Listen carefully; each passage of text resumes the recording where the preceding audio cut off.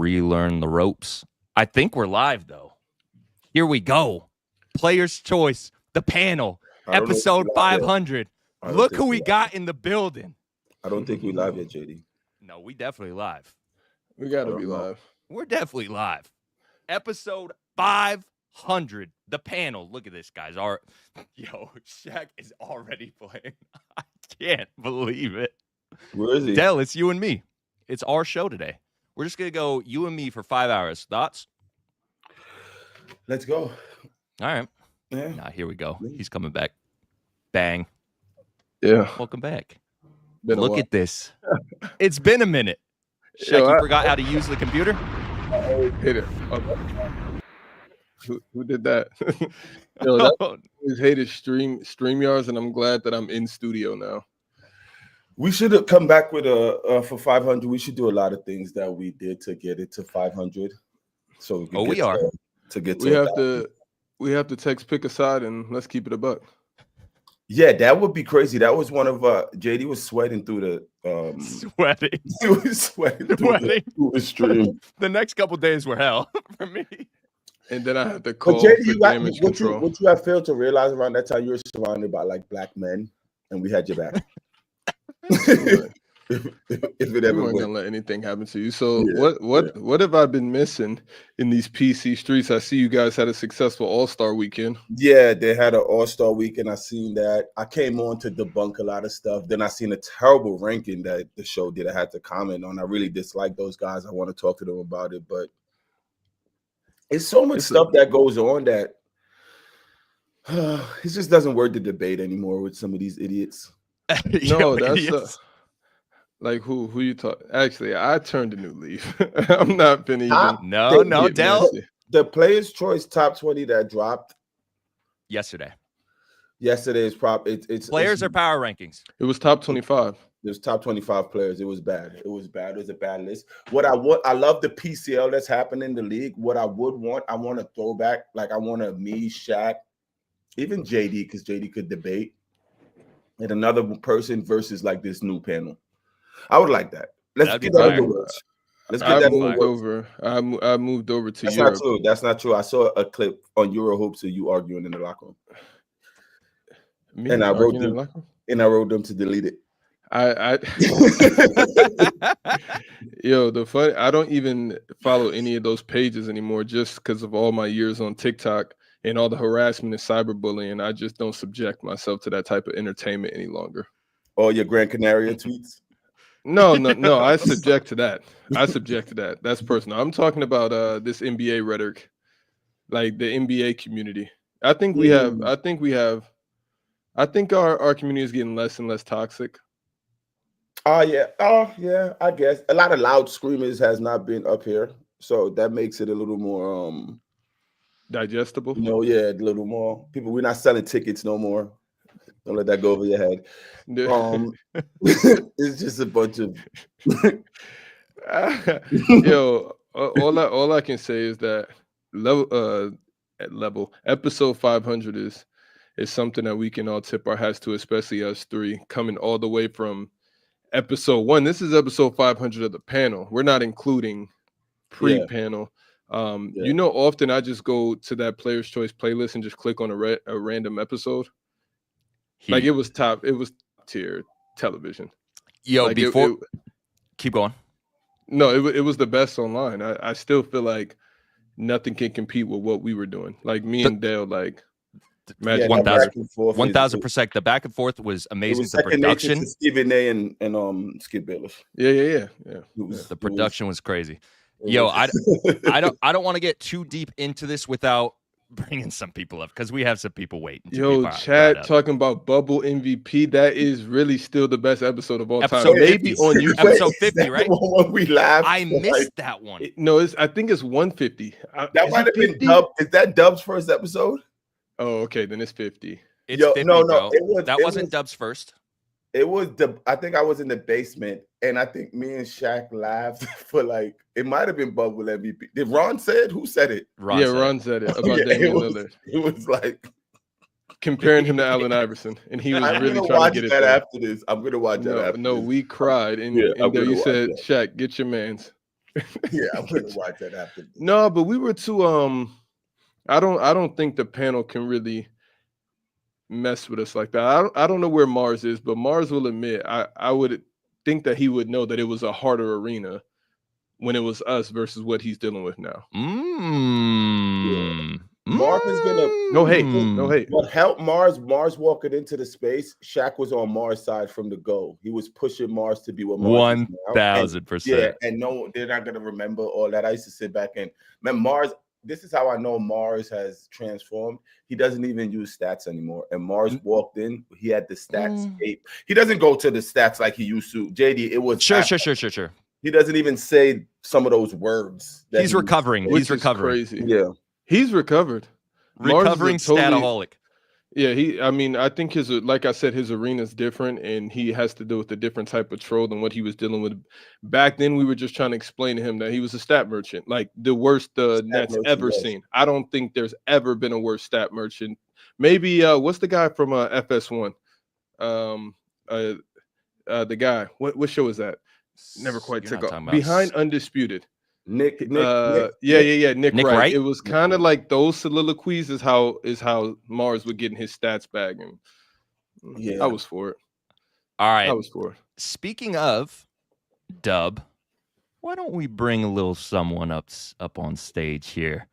Yo, is anybody watching Dubby? Yo, what's good, bro? Oh, how y'all doing, bro? Yo, you look like what's the name? The glasses, I love it. Thanks, man. I love it. Oh, change the whole style, man. Change the whole style. What up? I'm finna be. Yeah, I got glasses and everything, got braces and everything. Just a different person. Wait, you have braces? Yeah. My teeth was getting messed up again, so I had to, put them back on. They about to come back. They about to come off soon. Dub, I love you, and you look better with the braces. Pause. Yeah, why you care about how I look, man? You pause you, man. What? You trying to flirt with me already, man? What? Yeah, flirt with you already? Yeah, man. I remember Shaq tried to get a private room with me before, man. I had to tell him no. Nice try. I'll play it. Nice try. I'm sorry. Yeah. What up? Wow. Yo, what's good, little man? So good. You want to play games? Roblox. Okay, so good. You got to go to grandma. This is 500 episodes. Say bye. Okay, so good. What game you want to play? Okay. Roblox. Okay, Batman. Batman. I want to play Batman. Batman's awesome. Okay, Batman. Yeah. Somebody says that damn he got old. That's facts. Nah, he is dag. Yo, Dub, why you look? That is true, actually. Dub, you want me to chill this episode? Because I'm not about to get you in your bag. Put y'all on mute. Go ahead. I don't have a bag. I don't have the bag anymore to get into, man. I'm just chilling. Dub, I don't want to do this. Like I'm trying to respect everybody's growth, but you want me to chill? I'm gonna chill. What you watching on Netflix these days? I don't watch Netflix. Damn, I'm about to unmute. I don't know. I'm a fan of. I'm waiting until like the last 10 minutes to see Dub tell us where this is going. Everybody's making changes. I'm going to church now. I'm Okay. getting baptized in 2 weeks. I actually am. How do you know that, Dale? You just stalking me? No, I said I'm getting baptized March 1st. Oh, I'm getting baptized March 2nd. That's crazy. Hello, look. Wow. Aren't y'all kind of close? Man. Yeah, you're in PA, right? I'm in Delaware. No, Facts. Delaware. Yeah. Yeah, I'm getting baptized in PA. Yeah. Yeah, I'm getting baptized it's in a lot of changes. So Dub not wanting to watch Netflix, I can understand it. You know what I'm saying? Well, yeah, shows in general. It's just been a letdown. But I'm not too much into TV anymore. What is the Writers Guild? How are they letting you down? Is it what happened? Like the shows aren't the same as before COVID? That you don't like the writing? What do you mean? What do you mean? What as writing? Far as you said, shows are letting you down. I mean, my thing is with shows is like there's some good shows out there. My thing is I know I'm a big binge watcher. Mm-hmm. So if I get a show that I like, I know I'm gonna waste all my time to just watch it immediately, and I don't feel like getting into that bag, you know. No, but Dub, how old are you now? I just turned 26, man. I remember this bag. Like the bag that you're in right now. I remember this bag, and it's important for growth. Extremely important for growth. Players' choices, it does not exist without that bag. So, hats off to you. That bag is funny. Appreciate Yo. you. Yeah, that's the bag. Like I can't sit down and watch a show because I'm not gonna get any work done. Yeah, I mean, I had that when I was working with you guys a lot. I took that step with gaming. You know, I stopped playing video games a lot in like 21. I think 2021 or 2022. I just stopped playing video games because it wasted a lot of time. And then, you know, I started grinding with you guys. So a lot of my time was put into, you know, putting growth into this community. And do you feel like you've been compensated for the growth that you put into it? Yo, Shaq. I'm not. I'm the visionary. I don't know what's going on in these back alleys anymore. A little bit. What a crazy question, bro. You're just trying. Do you feel like you've been compensated for everything you've done for Players' Choice? Oh man, Shaq. Whichever side you're on, I'm with you. I'm not. But like personally. Listen. Personally, I just did an audit.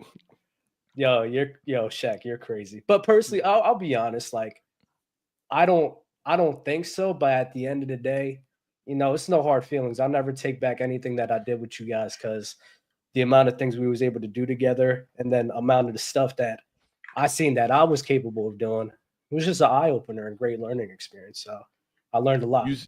I feel like you would. I feel like the staged missed you at All-Star Weekend. Yeah, Dave and them was telling me that for when you guys when they went to Indiana, Claire definitely mentioned that too for me to go out there. I mean, maybe if they would have invited me to All-Star Weekend, maybe I would have went, but. Really? I know for Indiana, yeah, that was a maybe. I wasn't sure because, you know, I had like my birthday and then work and everything. But especially for Indiana, I definitely said no because it just wasn't the right time and place for me to be. I actually talked to Indiana too. They told me you were going. That's before I went. So I told Dave I was, and then I kind of changed my mind. You know, I just kind of had. We're gonna get into that. Streets Made Me a King says, "Where's the actual crew at?" Yo, I hate that. I hate that TikTok. It's like the stuff that was buried from years ago will never resurface. I hate that. Like my face is no longer a meme. You're pinned. Yeah, I see the pin every time.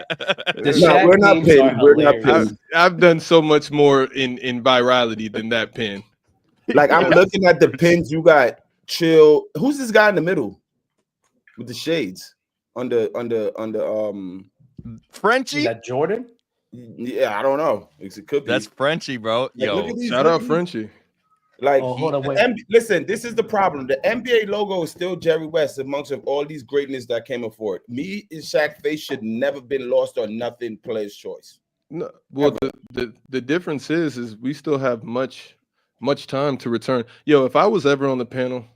It's not even about the return though. It's like it should be a backdrop of, you know, just like us doing the peace sign or like holding the NBA trophy. Just anything. But no, you have Chill, Cool, Marz, this guy with the red hat. Y'all remember this, bro? Yo, Shaq, remember when you made what is this called? That art, that NFT, John?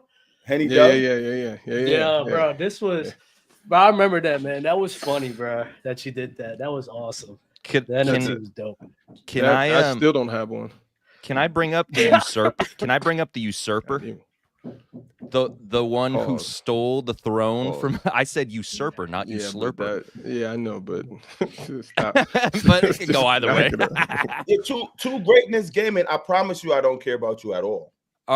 Today, I'm gonna read the chat and respond to everything on thing for the next. What do you mean today? This is what we always do. The panel doesn't do that anymore.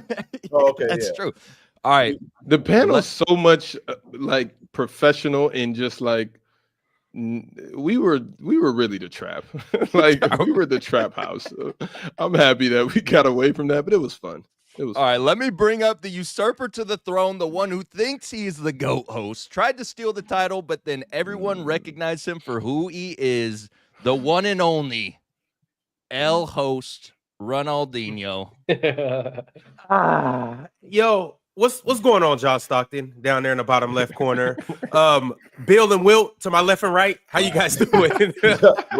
Welcome to the new Ron, school. Ron, We you play with should've 3-point lines now, okay? You should have got the dreads back for today. Somehow, someway, you should have found a Bob Marley hat with the dreads leaning out, so your cute little haircut wasn't showing. Shaq, I mean, Ron, I couldn't believe you cut it off, bro. That was crazy. I had to let it go, you know. Like I said, believe in this new era, the commissioner won't let us do things like that. So. Yo, JD, who is buddy that just got traded from Dallas? Not that was crazy. Hey, I didn't mean before. I know that hit a soft spot. My bad. My fault. I didn't mean to bring up Luka in that way. I'm talking about buddy before that. That was from Boston. That was talking too much to Luka, and Luka got him traded. Who? Grant Williams? Ron is Grant Williams talking about Will and Bill and sorry. That's crazy. That was you're Grant Williams. Yo, I'm showing mad love. Yeah, I know. You talk about the numbers you put up on TikTok. Those are real numbers.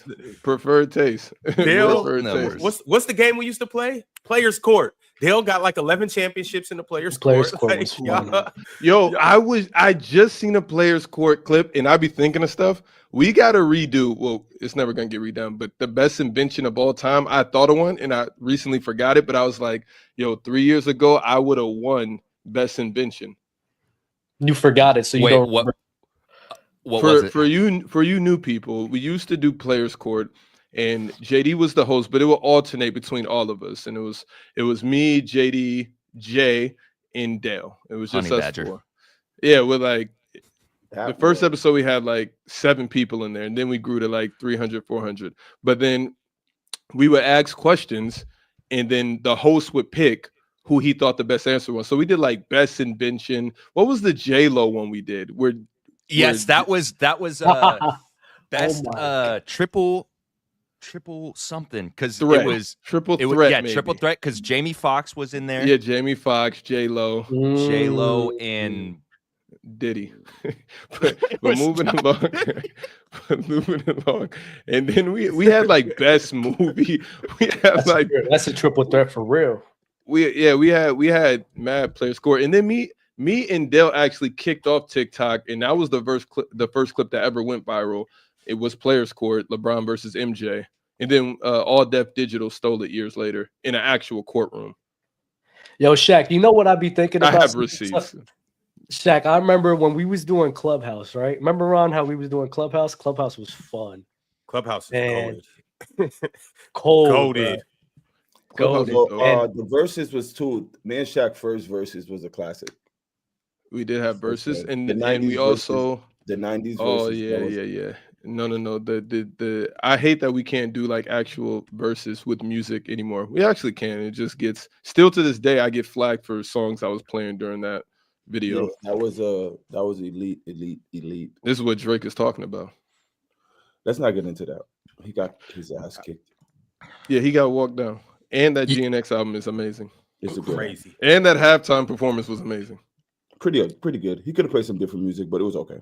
Hey, Ron, you want me to show you how to do your job? We had a super chat come in before the show even started from my boy Cowboy Bob. He said 500. Congratulations, best afternoon b-ball talk show. Just the afternoon. But Brunson get no love for doubling his assist from last year. Cat get no calls. 9 for 11 field goals in the third quarter. Marz was right. Brunson showing another level. Chilltown and Ox Bob salute. Yo, I can't wait until Milwaukee's forced. Let's debate, Cheese. I can't wait until Milwaukee's forced to trade Giannis for Cat. I can't wait for that. Giannis a free agent next year. No, you said what? He's a free agent next year, isn't he? That's what I've been wondering. Is he a free agent? After not he's this year. gearing up to sign. No? Yeah, I think it's one more. It's one more. He got next. I think it's one more. Yeah, but he's about to walk them down nicely.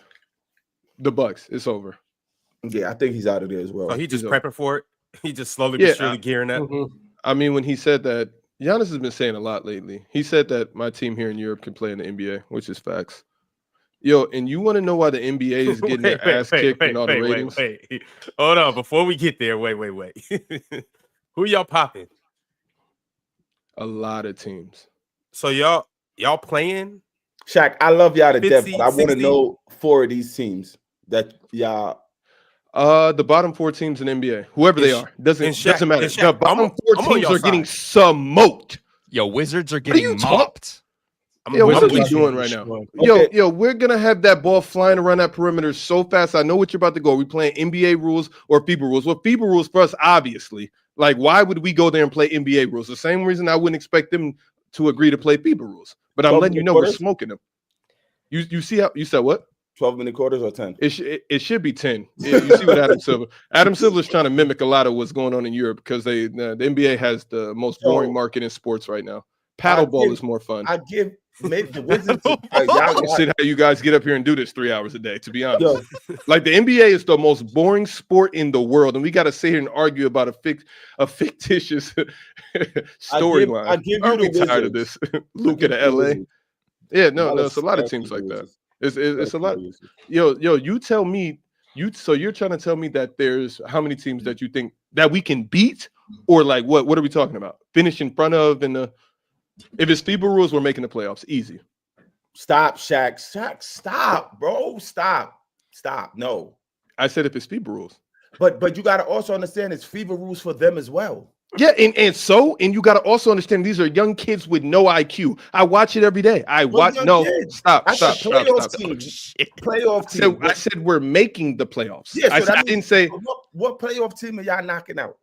I don't beating the Phoenix Suns? Yeah, let me go. They can knock out the Heat. Are we beating the Phoenix?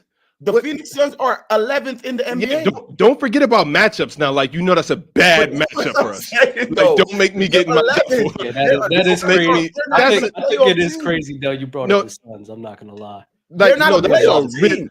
No. We know that you did that. There's a lot of you did that, but we'll overlook. Dale's being disgusting right now. Miami, you got Atlanta. Miami is a playoff team. That's crazy. Listen, the Phoenix Suns. I have more No. faith in them beating them than the Suns. They'll pop Miami though. Only a pop Miami. I brought up a team that they think they can't beat. That's not a playoff team to compare to the structure. Yeah, no. That's against the rest of the league. But you act like we don't have favorable matchups across the NBA because we do, and we're deeper. We're much deeper than any NBA team in the league. Playoff team is a you name one NBA team that is deeper than my Olympiacos team over here in Europe, pound for pound. I'm talking about the entire roster from top to bottom. You name one NBA team that's deeper than us. Pause. No Diddy. And you have Greek Kobe still, Larry Zakic. Hey, he's coming out about that. I trust him more than others. But what I'm trying to say, I know guys. I love y'all. I was tight when y'all lost last week in the Cup. That's fine. That's fine. But this is FIBA rules. It gets tricky. Okay. I'll go. And why'd you go to the Suns? Me and Kevin Durant in Greece, in Athens, at Nalu. Yeah. We buried the hatchet, and I on my first episode of the Mick, I kind of. Oh wait. If you haven't heard of the Mick, it's my new basketball show. It's in studio. It's at the bottom of the YouTube page, but you can type in the Mick Show. It's in studio, so it's a little different flavor than online with what I'm used to. It's like a streamer going into the real world. What? That's what it's like. When them streamers get out there and you be like, whoa. When they start doing the IRL content for the first time, you're like, oh, it's hitting a little different. Yeah. No, but it was fun. It was fun. But it's linked down at the bottom of the YouTube. You see, I had to swallow pause. Joe, Bama, what's the word? Dale, what's good? I had to come in here and buy the bottom left. I'm a PC janitor, so I had to come in real quick. Hold on, quick facts. Wait, Bama, are you sitting on a stool? Diddle, Are you on a stool? Dale and Dub, can you guys mute your audio so I can tell the chat why I'm afraid of Bama right now? I don't want you guys to backslide, but me and Bama have been gambling a lot on NCAA, and he's been teaching me some things. Yeah, Bama's been teaching me a lot. I walked Bama down a couple of days ago. I just been grabbing Bama versus Bama, and who did you have? Vanderbilt. And then I was talking crazy in the chat. So we got, how can we get people? Because I need some more guppies to come so I can take their money from them. How to get them in the group chat if they betting on NCAA football 25. But yeah, me and Bama be. Oh yeah, right there. Join the Telegram community. Go to the NFL or NCAA tab, and call out me or Bama so you can come get in this WhatsApp group. It's like 4 or 5. It's like 4 of us, and we paying for small money, big money. It depends on the day. Whatever. The rules under 80. But yeah, that's why when Bama popped up, I got a little nervous because I felt like it was Uncle Sam trying to come and collect. Come to collect. Yeah. Come and collect. Yeah, thank you, Shaq. That made me feel good. So now I ain't even gotta terrorize you how I was. What I was thinking. You know what I'm saying? That's respect, man. You know what I'm saying? And y'all would beat the Sun, Shaq. Just for that, y'all would. Yo, Del. But yeah, back to you. I didn't mean to take the spotlight off of that conversation. I swear on my soul, we're like, come on, Dale. If there's anyone out here that know the landscape of what y'all been doing these last 3 to 4 years, it's me. So knowing both games, I get the Wizards won. Y'all would have a fight with the Brooklyn Nets, but y'all probably could get the Brooklyn Nets as well. Right? Those are not playoff teams. To say FIBA rules, 82 games. FIBA rules. 82 games. FIBA million. rules, it doesn't matter. Games. Because here's what you're failing to realize. Sorry, Shaq. Y'all not this is what you're failing to realize. This is what you're failing to realize. The NBA now has a lot of young, athletic bigs that aren't used to physicality. We have 2 7-footers that can sit in the lane on defense because there's no 3 in the key. So why do you think there's no 3 in the key? I understand what you're saying, but to play those slow big fellas that you have in NBA, it will be impossible for them to sit in the lane because you have a 4-man like Lord Marketing that can shoot the 3. And we got a 4, and we also have a 4-man, and we also have a 4-man that can shoot the 3. Yeah, right. But I'm just playing off of what you said. I know the 4-man, the nice little lefty, love him. Still don't understand how you get off so crazy. It's crazy to me. 1, 2. The biggest thing you're missing in all this, you said FIBA rules, right? Yeah. That means the 3-point line moves in. Right. GG's, Shaq. What does that matter? 3-point line for all those players is 1 dribble pull-ups.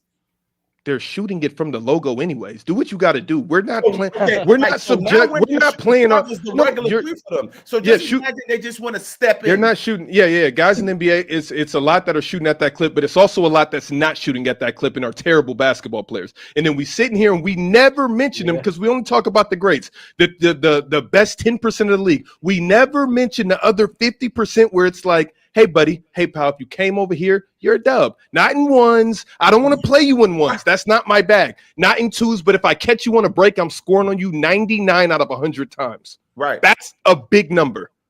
That's a huge number. Now, so let's not talk about 1s. You got me in 1s. But I got some guys in this league that got you in 1s. That's the problem. Not you, Dale. I'm talking about guys over there. All these great guys go YouTube Mike James. Go YouTube Kendrick Nunn. Go YouTube Carson Edwards while I'm watching these guys, and I'm like, wow, these are amazing basketball players. But those are the same guys that had to leave the association, though. Yeah, and how I know how good they are. You know what I'm saying? Yeah. Now let's talk about the guys that have came over to let's talk about the guys that have came over to Europe. And I was considered 10 times better than him. And I've never stepped foot inside of an NBA minute. Summer League, yes. But how much more of those do you have compared to the ones that leave the NBA and go to Europe? Way more. It's way more guys that have played in the NBA. First off, my entire team is ex-NBA players. I'm trying to think of one guy that didn't play a second in the NBA on my team. And outside of like Larry. The job will be Fournier. Right? Fournier, yeah. He's European anyway, so I don't even. Who was handsomely paid? Yes, for his time in the league. Yeah, but and a true vet too. Yeah, he's an amazing vet. Yeah, like I like his videos, and he. Wait, what is Z greatness? Z greatness game. He's talking about what about you? He walks into the locker room. Who, Evan? Yeah. No, he comes in playing R&B American music. He talks like it's the Negro League. But what I'm trying to say is, who is Z Greatness Gaming talking about? Sorry, JD. Z Greatness Gaming. I don't know what's going on here. Yeah, I don't know who Z Gaming. He wants attention, and I'm gonna always give it to him. Yeah, like I'm gonna give it to you. Today, where is he? Hold on. If he didn't play for them, he wouldn't be saying this S word. So what? If I didn't play for who? Why wouldn't he defend what he wants to defend, Z? If he didn't play for them, he wouldn't be saying. He's talking about the Reds, if you was to playing for the Reds. Yeah, well, I mean, I would be very ignorant. You're right. I would be very ignorant about basketball if I only knew basketball. If somebody DM me a picture of Instagram of Z Gaming. But Z Gaming, it's a shame. Z Gaming, you're defending the worst. All right, Kareem talking about Shaq, a 10th man in the NBA. I'm at 34 for sure. Thank you. Y'all just don't know. Hey, ignorance is bliss. Y'all just don't know. What y'all don't know is Shaq is spitting. I'm looking at the Eastern Conference. We'll leave the West out of this because the West is like they'll bring it up. The Suns is nasty because that's not what I was like doing. the Heat He and said the a Hawks playoff and team, and everything. they're not a playoff team. in the East, they damn near a 6th seed in the East. Exactly. Okay, they're better than the Pistons. They're better than the Pistons. Stop. Only is better than the Pistons. Niggas, they are putting. Look, Isaiah Thomas Walker is picking up Cade Cunningham. From 94 feet.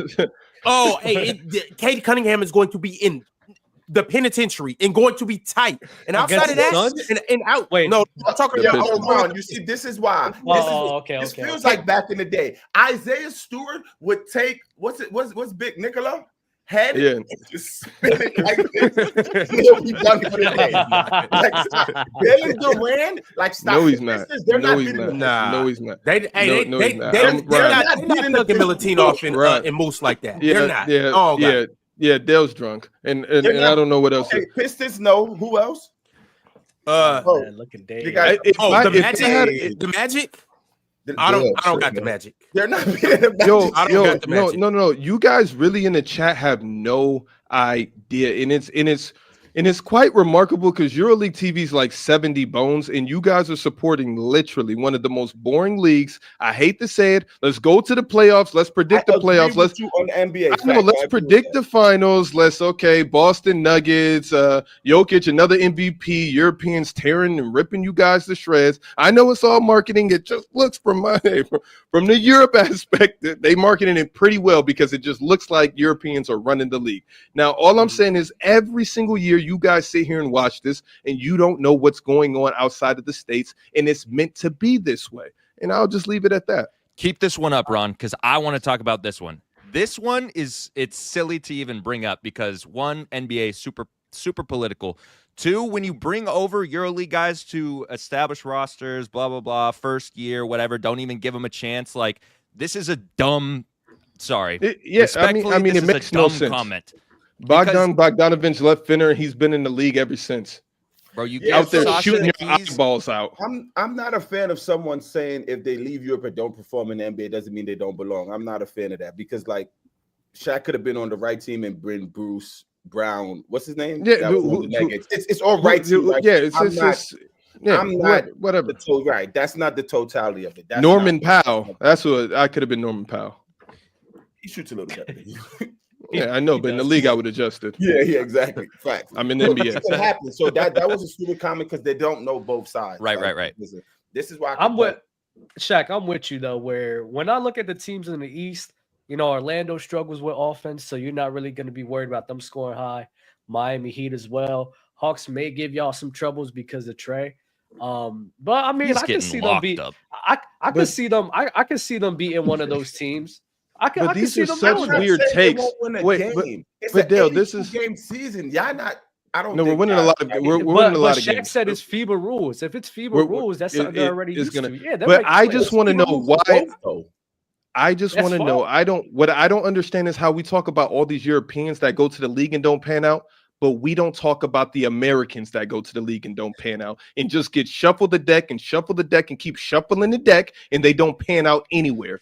We can go to every single team and you guys got about 3 or 4 guys that you can depend on to be like, they're going to show up. The entire rest of the roster is not panning out. And I'm talking about the mid playoff teams. If we shoot under that, it's 1 or 2 guys that are panning out and the rest of the team is doo-doo. And I'll say doo-doo because they can't play in that league and they'll come over to Europe and get cooked as well. And I'll stand on that. So why are we not talking about them? Oh, can't Europeans go over? If you knew EuroLeague basketball, how many Europeans do we have on our? It's about half and half on ours. It's about 7 Americans, 8 flip-flop. But it's a reason that Europeans don't trust going to the league because once they get in there, they get put in some type of box. And so it isn't like, oh, it wouldn't pan out. It's like, no, why would I do that to myself? In the same way that you guys can't leave your hood to go to a different state is the same way they don't want to leave Europe to go to America.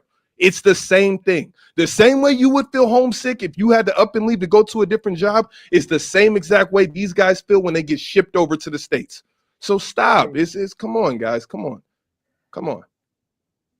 Dave, what's good? How you doing, brother? I'm good. Good to be here with you fellas.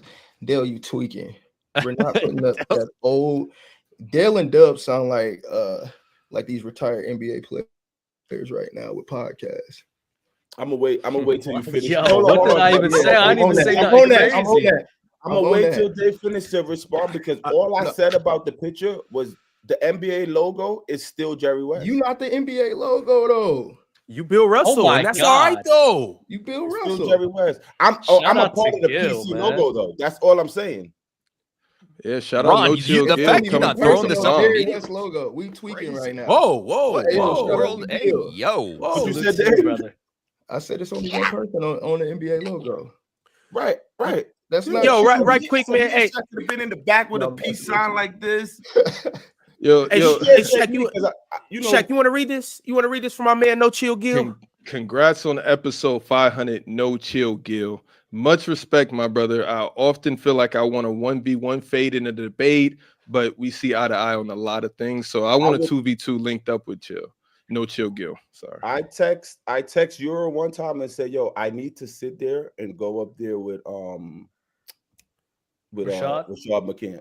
I definitely said that would definitely be fireworks, electric. I need to.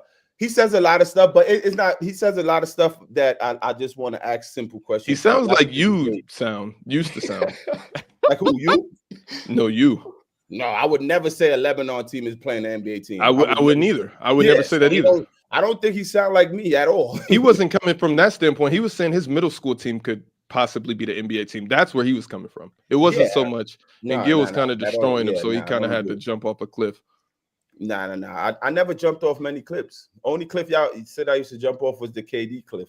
And we're not gonna talk. Yeah, we're not gonna put it. It's like no TBT on that. But that was on my first episode of my podcast, The Mix Show on YouTube. It's at the bottom of the Player's Choice page. But that's what I asked Mike James because he was on the first episode, and I said, "Yo, bro, if we put KD on like a middle of the pack EuroLeague team, would they make the Final Four?"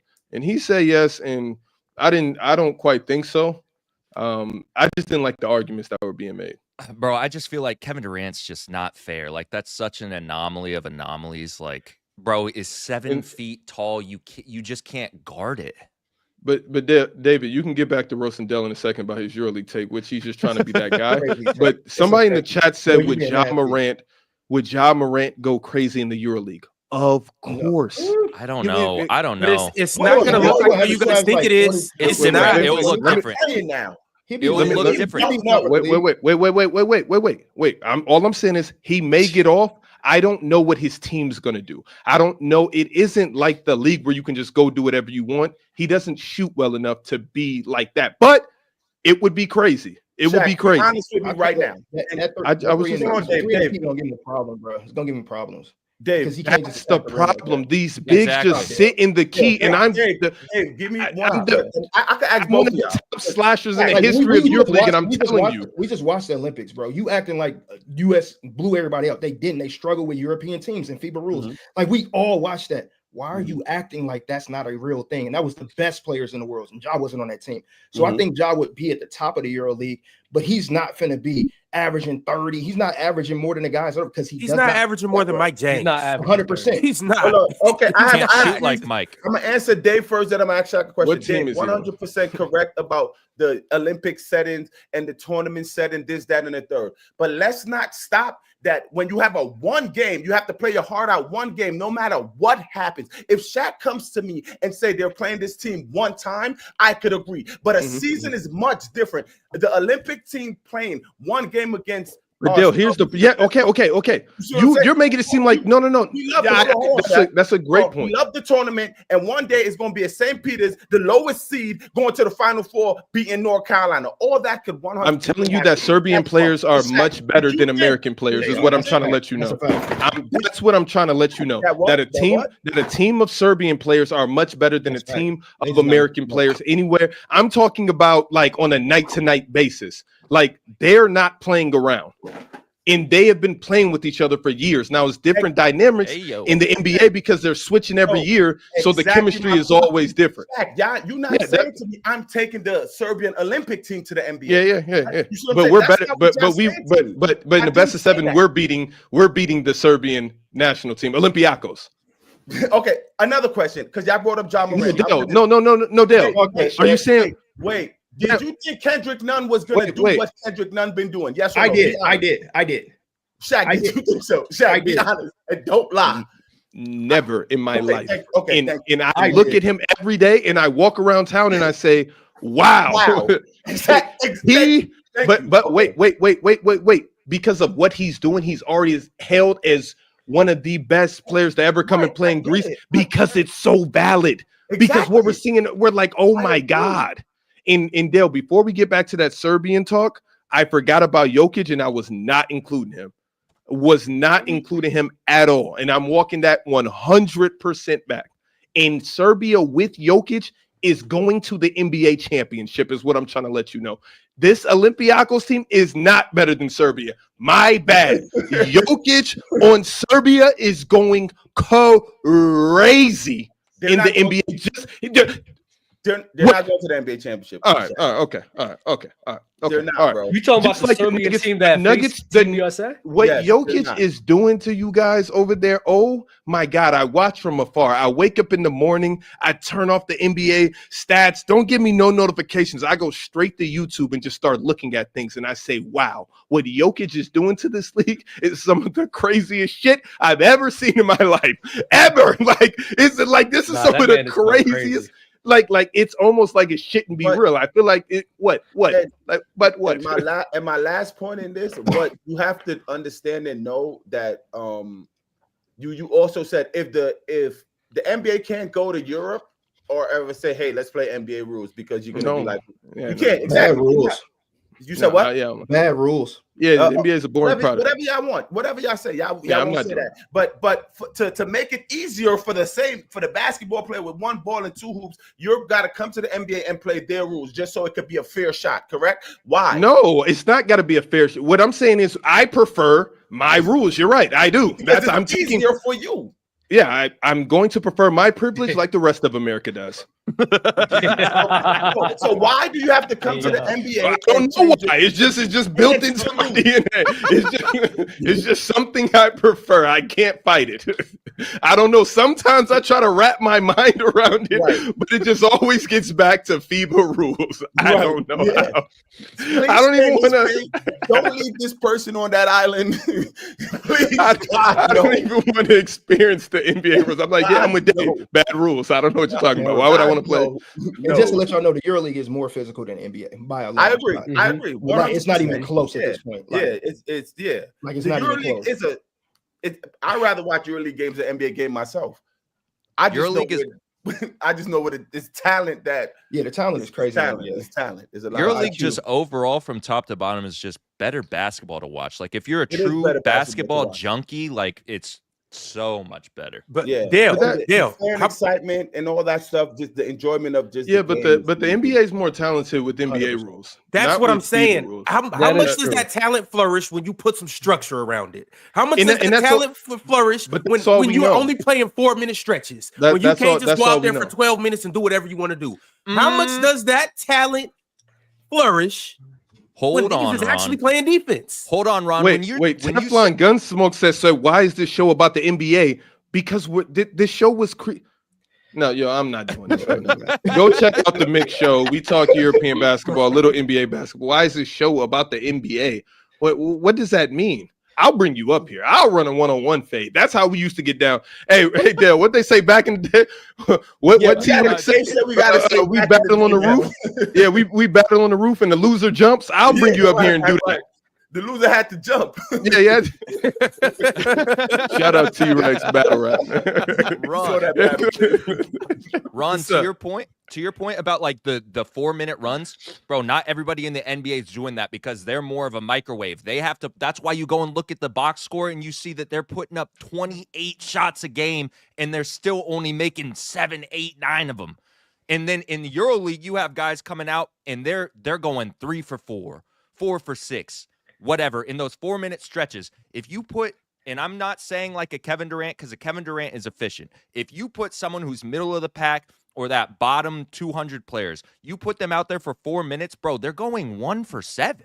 Yeah, no, you're missing the whole concept of what goes on in Europe. What makes the NBA better than EuroLeague? No, I'm telling you the whole concept. The entertainment power. It's the whole concept of what you just just but here though. Yeah, I mean, yeah, Shaq. Crazy. The whole star concept of what the you're saying, star James, power is led based by on the 12 culture. Europeans that are not from America. Let's take them out of the NBA and give them back. They're Yeah, not I in know. the EuroLeague, I know. I'm asking you, what makes the NBA better than the EuroLeague? Right now, it's just the the ratings star and power the for star sure. power The and talent. everything. Okay. The NBA has more talent than the EuroLeague. From The where? star power of the From NBA. where? Yeah, Money. where's their top talent from? Today or overall? What do you? Yeah, like their top of the cream of the crop. Where are those players from? Europe. Europe right now. Europe. Okay. You still got LeBron, Ant-Man, Jason Tatum. Okay, Shaq. Joel Embiid. Keep going. Keep going. Time out, Shaq. Joel Time out. Embiid, Take huh? the lefty on your team out. Joel Embiid, huh? Who is the top 7 players in your league? The Take top your 7? lefty out. Go ahead. Name the other 6. We got Mike James. We got American. Kendrick we got- Nunn. Oh, American. yeah, Americans We all got- over there. They run. Yeah, we'll trade. We'll trade. So what, you're right. So what are you saying? Why are you bringing that up? Why are you bringing that up? Shaq, don't do this to me. Do not do this to me. Hey, we running a friendly fade. Let's keep it that way. Do not do this to me, Shaq. I know some shit about Europe that'll make gonna want to look like a saint. Yo, fellas, right quick. It's a friendly fade. Let's keep it that way. Yo, I'm about to step in right quick. Yo, Dave, I'm I'm gonna with give you the you, floor Joe. for a second because I'm with you. we got to pay the bills here in a second. But before we do, Dave, you got anything that you want to tell the people? Anything you want to say to anybody up here? Anything you want to say to anybody that's not up here? Yeah, no, man. I'm Nah. I'm Adam Silver around here now. I'm just Adam Silver. I'm just trying to Oh, okay. do my thing. Oh, you're Adam Silver. I'm Adam This is Silver. the commissioner that we speak of. I'm just trying to make the league a better place. You know what I'm saying? Good commissioner. Good commissioner. Is there anything I like you want the to say? old one. Love the new one. The old one was so toxic, and it's trying to keep it suppressed. Actually, Yeah, don't come up. so Dub, here yeah, ruining stuff, bro. yeah, so Dub can make it to his situation. Yeah. Commissioner, Shout out the people want to know where the league is headed. Are we bringing more Europeans over? Are we more Hey, 3-pointers? What are we doing? you know, we just trying to figure it out. It's been a big year for us.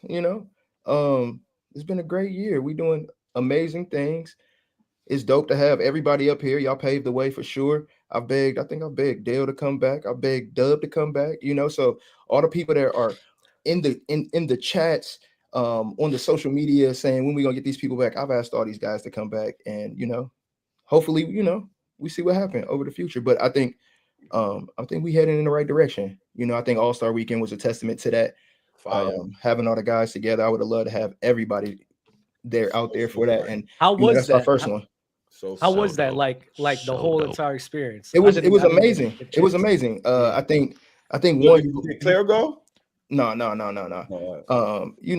I think it's dope because of the fact that the work that you guys have put in, into the work that you guys have put in over time, the work the guys are putting in now. I think being in that space and seeing that we are actually a part of that community, and people, it was a ton of love, a ton of respect from people that we didn't expect, people, our peers that, and so it was a huge moment for us and the connections that we made. People see us, people are checking for us. So one, thank you PC Nation for, rocking with us, rocking out, and so I think it's dope. And to Doug's point, I ain't being paid. I ain't being compensated properly. So I think everybody in that boat, you know what I'm saying? No, I'm messing with you. But no, Don't worry about it. Get your ticket ready. I wanted to ask you something. Dave, I want to ask you something. 'Cause I seen that guy Jordan take a jump shot and break it. Yeah.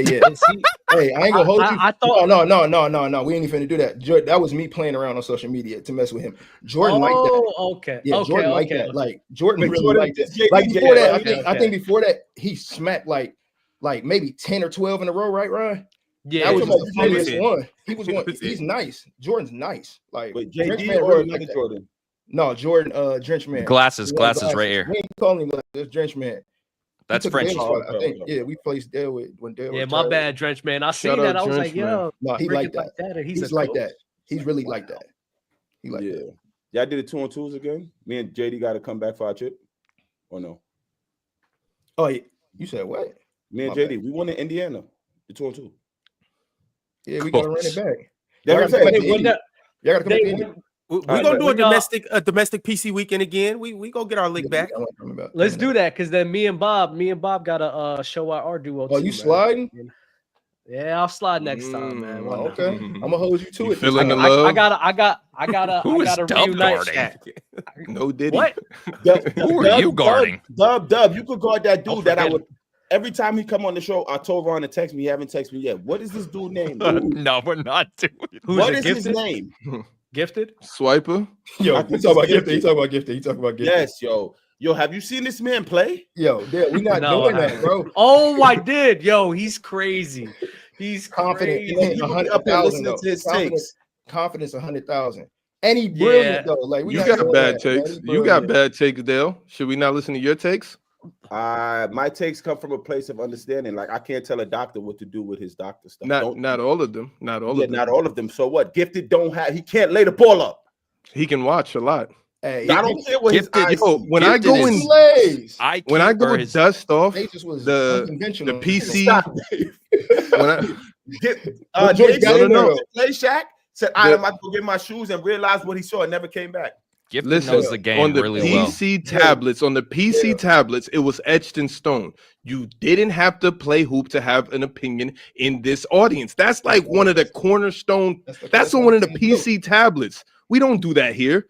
So shout out Shaq. I get you, Shaq. I get that, but it's on the tablets there. I mean, I'm not gonna lie though. Like, not making a wide open layup though. It's like that. Didn't he win? There's got to be some type of guideline. There's got to be some type of guideline. No, it doesn't. No, it doesn't. Like, that's crazy. Mr. Wide Open layup in the Staples Center. Wide open. No. Smoked it. It's what, bro. It's like you're consistently not making. Also made 10 threes from half court. So that doesn't make his words more valid. He could watch the game though. He just, and let him live. No, bro. He's like one of the. He's like one of the best debaters. You said, bro. I think Gifted is very smart. Gifted very smart. All right, let's go. Whenever you want, Dave. Prime time. We got PCL is coming up. We gonna. And I get Gil. Damn, you want that first round matchup? Because I don't want that for you. I would rather throw you a wild card off the street. Yes, you up, Dale. I would rather throw you a wild card off the street. I don't want to give you. No way. Yeah, I'm with Dale. I got 500 Gifted. Dale, because here's the thing. You're a top 4 seed. Okay. Gifted is a top 4 seed. Like I don't want North Carolina to play Duke in the first round. I don't want that to happen. Like 4 top 1 seed. Like what? How are we doing this? Because you're saying it's a top 4 seed, so that means he could be a 1, 2, 3, or 4. Yeah. 1. Oh, so he might be a 4. I mean, Dale? we know Marz is 1.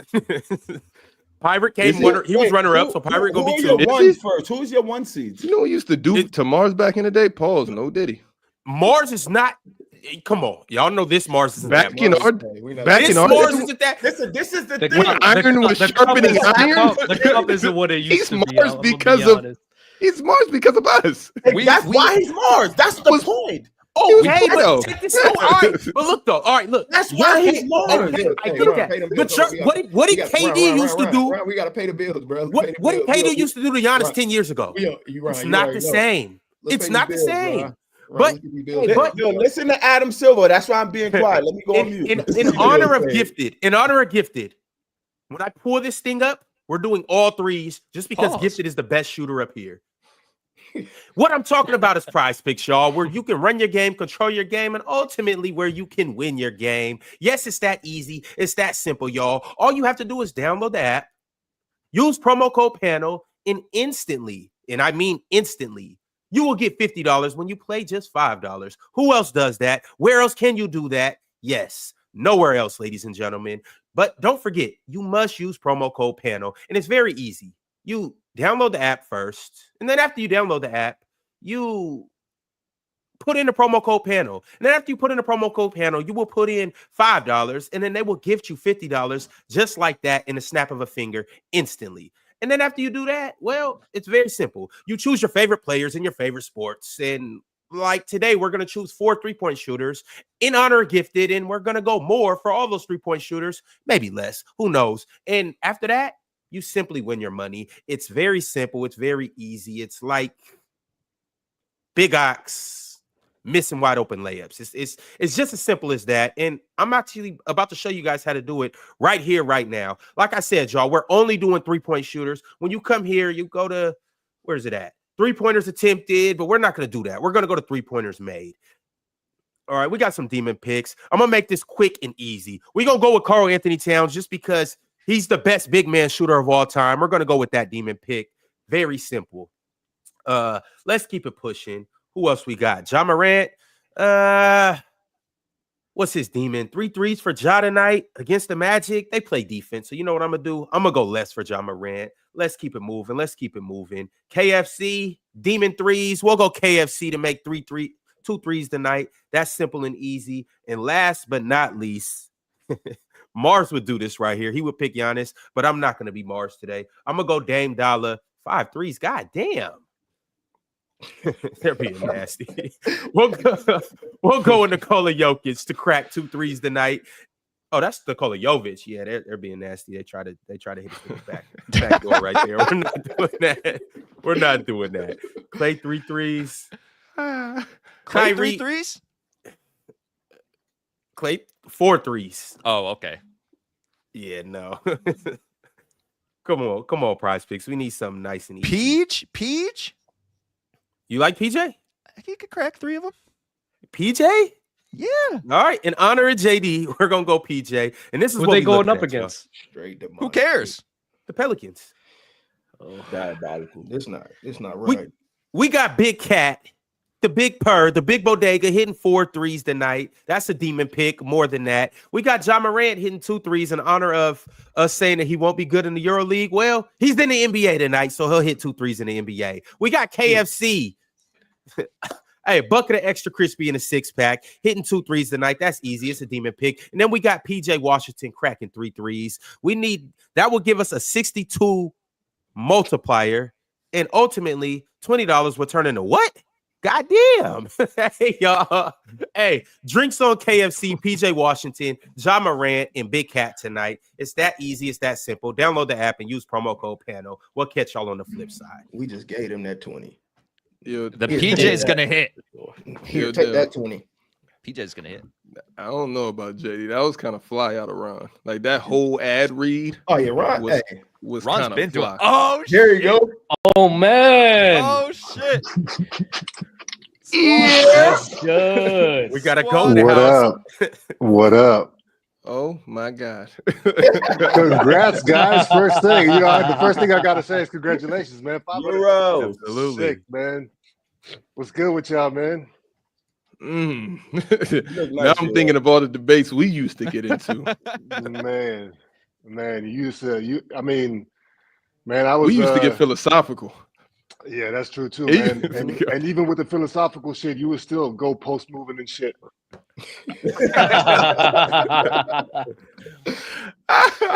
What's good with y'all though, man?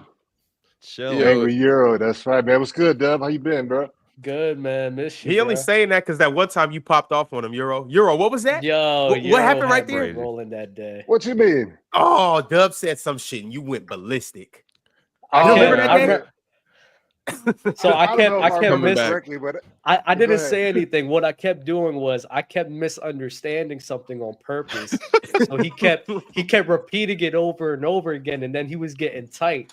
So that I see he was getting tight. So in my head, I'm like, oh, I'm gonna just keep this going, see how much I could get him mad. And like, you know, when you're all mad when his eyes start wadding up because he start going like this.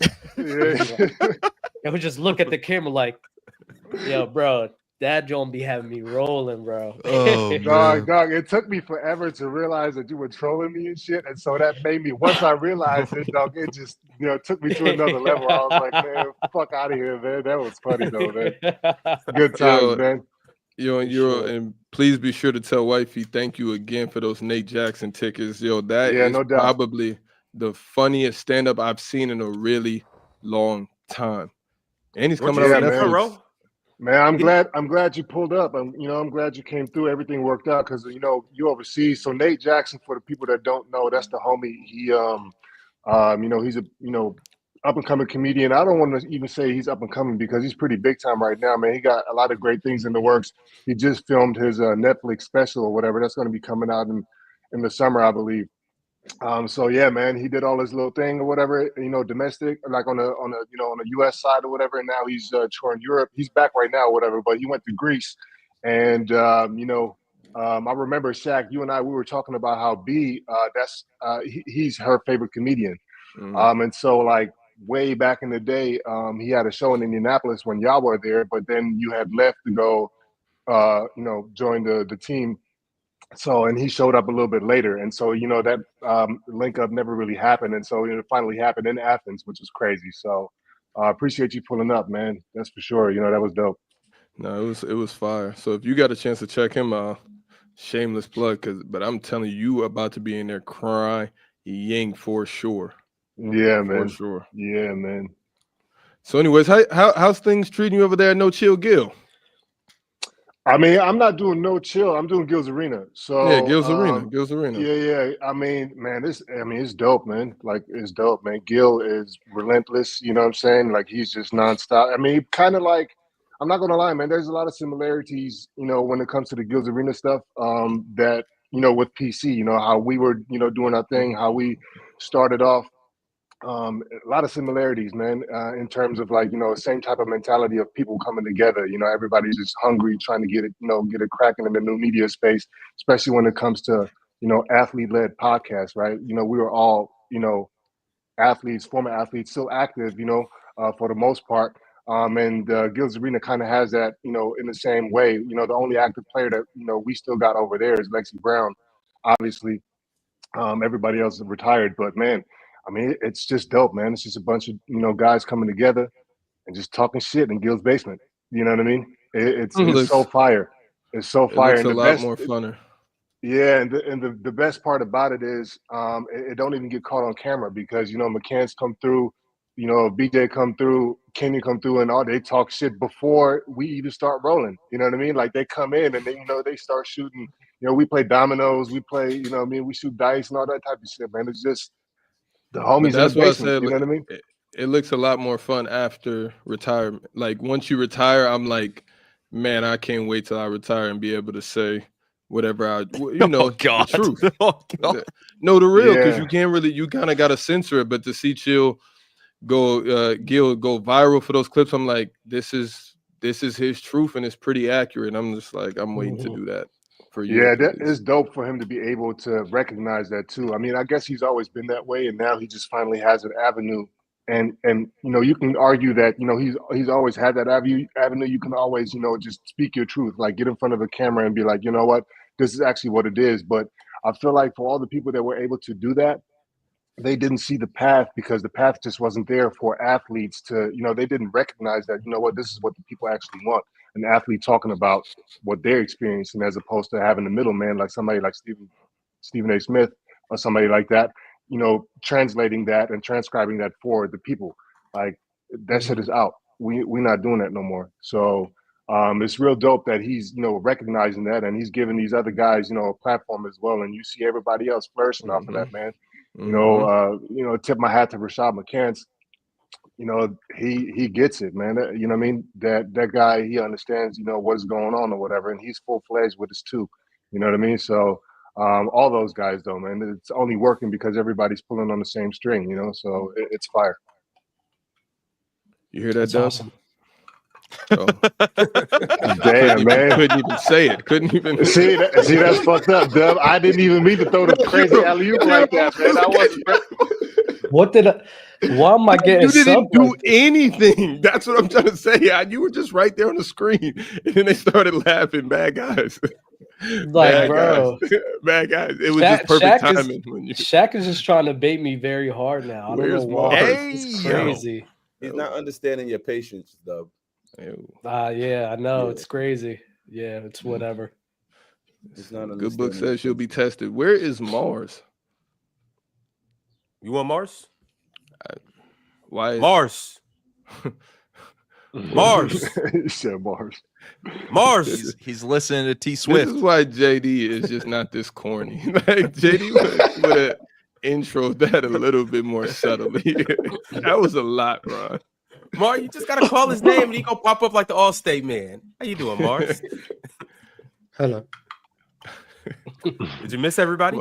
You feel at home? Do you feel at home is a great question. Sure. Well, I am at home, but sure. Yeah. It's nice to see you guys. Bro, plucking Marz from the chat and seeing him where he is today is crazy. Shaq, you want to tell that throwback story? Can I ask a serious? What is this tension that I feel through my laptop? Between Marz and No, it's a lot. Marz and Ron? Everybody's silent. Everybody looking at Marz hoodie. He pull his hoodie close to his eye like he's hiding. I don't know. I don't know what's going on. I swear to you, I don't. I'm just like, yo, Marz, I wanna personally congratulate you on your growth. It's been beautiful to watch coming from the Discord streets, very, very young and stat based, and now you're kind of like the jack of all trades. And I've seen you do a lot of things on this platform. You've helped carry this platform, and I'm extremely grateful that you made it through the whole ticket era, because it was days when I didn't know, but you even packed him up. So I'm happy for you. He was trying to bully you. For those who don't know, we used to stream back in the day on Twitch, maybe to 10 people, and we were running a poll to bring people up, and it was, you just had to type in whatever, and it would randomly generate people, and Marz got picked, and we pulled him up, and we were fascinated with his accent, and Shaq was like, we have to keep bringing this kid on. And his age. Till this day, I don't know Marz's age. But Marz, it wasn't just asking your age. You came up cooking from the jump. No, Dave, what is Marz's age? You know. What I don't. I mean, you see his passport picture. Could be 16, could be 36. Yeah, that's what it is. That's what they say. Was it like 14 to 55 or something like that? Yeah, it's a 30-year range. It's a 30-year range. Dub, is there anything you want to say to Marz? I know you guys had. You know how every great story has its backstory, and you guys were a chapter in that book, and it was beautiful when it was. I hated the ending of it, but I appreciate, when you guys were tag team partners. That was fun. No, it's cool. I mean, I know how annoying I could be, especially on purpose. So I know why Marz got frustrated a lot. So it's cool. So it's whatever. I mean, if he still wants to hold onto some old things, it's fine with me, but there's nothing on my side. Oh, this hasn't been resolved. Yeah, I mean, he hasn't said anything. I mean, what do you want me to say? I mean, I thought we tried everything. I can't really say it's just one-sided, You guys is tripping. You guys are tripping. Y'all like this is eternal enemies. I think it's a bit childish as well, but it's whatever. I mean, there's nothing I'm holding on my end, so. I see why you haven't been pulling up the All-Star weeks, PC weekends. I see now. You just got to squash the beef with Marz. You'll be a lot more comfortable. Marz, we could dust off the backboards, mop the courts, get all the dust. Hey, spiffy it up. Iron you guys' uniforms. Open Gym can put their uniforms back on, open the gym back up. It can still be a thing. You can throw oops the dub like how you used to back in the day. Yes, you could throw oops like back in the day. See, the thing is, Marz, you were Chris Paul and Dub was Blake Griffin. I need you to understand though, like Marz, and Marz, I'm pretty sure you can correct me if I'm wrong. Marz never really was like, Marz was cool with me, but it was never more like yeah, that's really my guy, So there was a moment in time where we were pretty cool, but it was never really at that point. So I mean, that's just Marz though. Like Marz is a guy where you gotta do a lot to really get to that side of him. So it's fine. Marz. Pause. Whoa, we not talking until you talk. What do you want me to say? I don't know. You Marz, think don't it's make me put you in the too big smart? screen. Jerry. Open Gym getting cancelled was like the best news of my life. Damn. It wasn't because of it was. I was doing open gym with Domo at that point, so it's not anything against anyone. It was now I only have to work for 3 hours instead of 5. That's what Marz way. It was about doing less. So yeah, it wasn't personal to Dub. Yeah, it wasn't about at all. That open gym ending was not about beef with anyone. That was just I don't have to do as much, and I'm lazy, so that's why it was good news. We know. Yeah, and Marz, there's no beef with you and Dub from your side. I don't know if beef is the word. I just don't like it.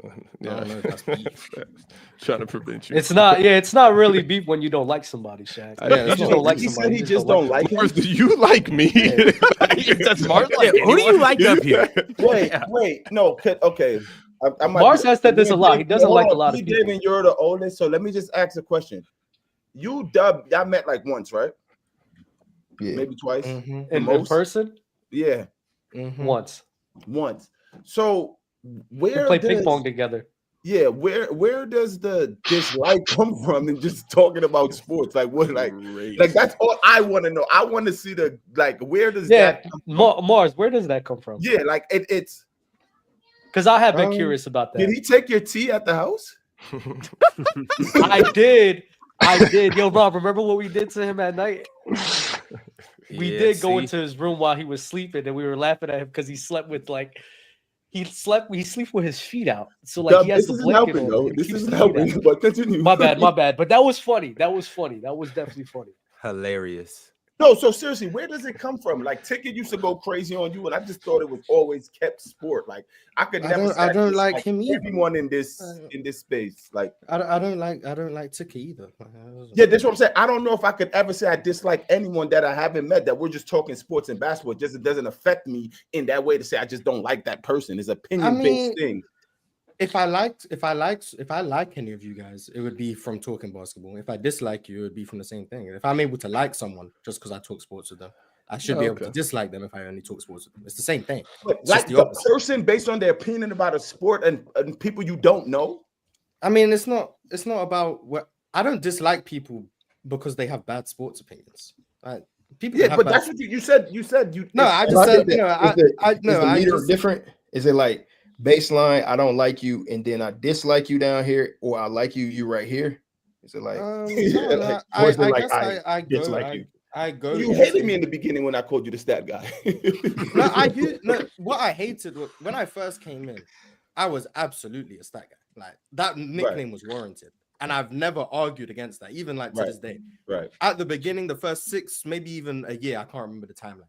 Like even then, I'll see old clips of videos of me or shows. I was 1000% a stat guy, and it was cringe. What bothered me was when I was no longer a stat guy. The narrative followed, and I was still being called. That's what it is, though. A long time after the fact, and I was like, "Well, this is just cap." Is the chat still calling you a stat guy now? Probably. At this point, no. I think I've got. You get it from time to time. I've got an overwhelming favor within the chat at this point. So most people are just on my side, but there's still people who are say my things are based on stats, and I say no stats in the whole argument. But I think that's because I never played. You should meet my friends. They hate your takes. That's right. I seen one of them the other day. Because I never played hate basketball, I think people think my takes have to come from a place of stats because it can't come from a place of experience. So if they hear my take, even if they won't listen to the rationale, they'll just hear the take, and they'll see me, someone who's never played basketball at any sort of level. How can I speak from anything beyond a statistical avenue if I don't? Could they not like you because of that? If someone come I don't like you because you use stats as a person. I mean, I'm sure there are people who dislike me because of that. I mean, and don't to you, he's yo, that's weird. Let's go bowling. Let's go chill. It might be weird. I don't care if people like or dislike me. There's a bunch of people who like me. I always say, because the thing that throws me off, right, is we're meant to be appreciative of the people who watch and stuff, and we are obviously. But it throws me off when we're meant to say when people criticize us, we don't care. It's it doesn't mean anything. Why would we listen to these people criticizing us and our takes? But then when people praise us or give us credit, we're meant to appreciate it. It doesn't. If I don't care when people discredit me, I shouldn't care when people credit me either. Right. But I just don't care. I don't think I can't value when people praise me But then say I don't think that's what we're saying though. Yeah, that's not what we're saying. I just don't care. That's not what we're saying though. I don't think. Well, not anyone up here because you don't like me, you don't like me, you like me, you like me. That's not what I'm saying. I'm saying for someone that you're literally just debating, not someone up here, someone you're on the show with. My natural state is not liking people. I don't like. If I don't know you, I don't like you. I have no reason to like you. If I don't know you, I have no reason to like you. And Marz has I don't go into things. Oh yeah, I like you until I don't. That's not what we're saying. I don't like you. I don't like you. What up, OG? I have no reason to like. All right, let's go to chill. Look at OG Chill in the building. Hey, Chill, how are you, buddy? Fellas, what's going on? What did I walk into? Sound like I walked into something wild right now. You definitely walked into a little therapy session here. Yeah, low-key therapy session for real. Of Marz's psyche. Yeah. Honestly, what it is, like Dub. when Marz finds someone that talks about sports in a way that he definitely doesn't enjoy, it creates a this taste that he has in his mouth for them. A disdain is what it's called. It's a legit disdain where he has no love for you whatsoever. Let me say something that Marz doesn't agree with. When he turns into Lawrence Taylor going after a quarterback, let me say something that Marz does not think that's legit. Marz is after me, but with that, not even that. It's like the way you're dissecting like the game and everything, or the way how you're having conversation. He just can't stand it. So then he'll stop talking, and then he'll do this. And then Marz, I've always recognized that about you, Marz. Your patience when it comes to if somebody doesn't think the way you do, you out. You're out. Out. If someone thinks stupid, I'm out. Which is subjective, but stupid it goes to something that he just doesn't like. Obviously, it's stupid to me. It's not like, oh, this is objectively stupid. But like, I'm not out if people disagree with me or have a different opinion to me, because some people can have a different opinion. Marz hasn't been Yo, hold on, Marz. Let me ask you this. Let me ask you this, because you said that you used to be Statman, you are no longer, and so all of your arguments and all of your takes, used to be based in stats. So now I don't like the old version of me. Like if I go back, okay. So let me. We're getting deep. We are getting deep. I don't like. Listen, reaching break. See what we did for the culture? My game. You see that? Marz, I don't like what they say. Fried fish ruins your game. You know what I'm saying? No, Marz, is there somebody that you dislike based on the version that you were back then that you now no longer dislike because you have evolved into a newer version? Like, damn, like the argument that I had against this person or the argument that this person made and I disliked it was based off of me having this opinion about the game and using stats and all of that. And now that you've moved past that, it's like, oh, I'm revisiting in hindsight 2020. And it's like, oh, this guy was actually not as dizzy as I thought he was. He's not as dumb as I think he is. Well, when I look back on the old debates and stuff, I still think I won the debates. I want to put that out there. I still like most of them. I still think I won. I just think. I go back and watch, and I look at it from just the perspective. I know what he's about to say, and it's gonna be cringe. It's gonna be so cringe when he said he thinks this new version could go back and debate that version. And that's not what I was. Wait, but you're talking about on the panel, or you're talking about me, you? Let him cook. Let him finish. I want to hear this, bro. The Wednesday Sunday show. I wasn't. You guys didn't let me on the panel when it first came about. That's a whole different conversation. But when I go back and see the old clips, I still think I won the debates. I just don't like the way I went about winning the debates. I just don't think the way I was talking about the game and the way I was approaching. What it sound to Marz before you go any further? I wouldn't approach it that way. I still think I won. I think I still made the better points, and I ultimately countered a lot of the points that were being thrown at me. I just don't think that's the way to talk about the game, which is why I don't like.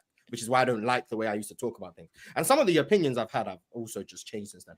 But the people who I used to disagree with the most or debate the most, I think what I do better now is seeing other people's perspectives. Even if I disagree, I can understand where they were coming from. Whereas back, I think it's nearly 3 years ago at this point. Back then, it was more just, I don't really care what you're saying. I'm just trying to prove you wrong. Whereas now I'm trying to understand where you're coming from and then give my opinion. And ideally, I'm still winning the debate. But it's less about winning and losing the debate and more just about not finding common ground, but understanding where someone's coming from. So I think that's how I've changed. But the people I used to disagree with the most were Del and Ox. And I think I come more to like I see where they're coming from. I don't ultimately always agree with their conclusions. Like I think their conclusions I disagree, but I understand where they come from when they explain. What like, did Marz, I listen now more to understand what people are saying more than I do to just argue. But you and Dale's disagreement was about what? I'm trying to remember the biggest. That's the panel days. You talking about the panel days. You're not talking about the PC show, right? You're not talking about Wednesday. Yeah, I'm talking Sunday. I remember one that will always sit with me. It was a Kobe and Shaq, and you said Shaq is a better scorer than Kobe, and all this stuff, and what you used was it was the points per possession, and I remember that debate. That debate's one that comes up a lot. Like not I would bring never up, but like I see it on my feed a lot. And I still think I won that debate, but like, but yeah, that one always. I still stand on what I said in terms of my explanation. If Shaq get fouled 1 for 2 times, he make 1 free throw. I remember this. I was like, yo, I remember this. I still everything I said. Oh my god, that was the craziest thing I've ever heard in my life. That was wild. I don't get like. Maybe I have to like ask for an explanation. I don't understand how what I said is wild. Like what I said was just objectively true. Whether or not you value it is not like that. All I said was, if Shaq got fouled, if the plan to stop Shaq was to foul him, the reality of the situation is, Shaq getting fouled and shooting 50% on free throws was still an efficient form of offense in the early 2000s. That's all I said.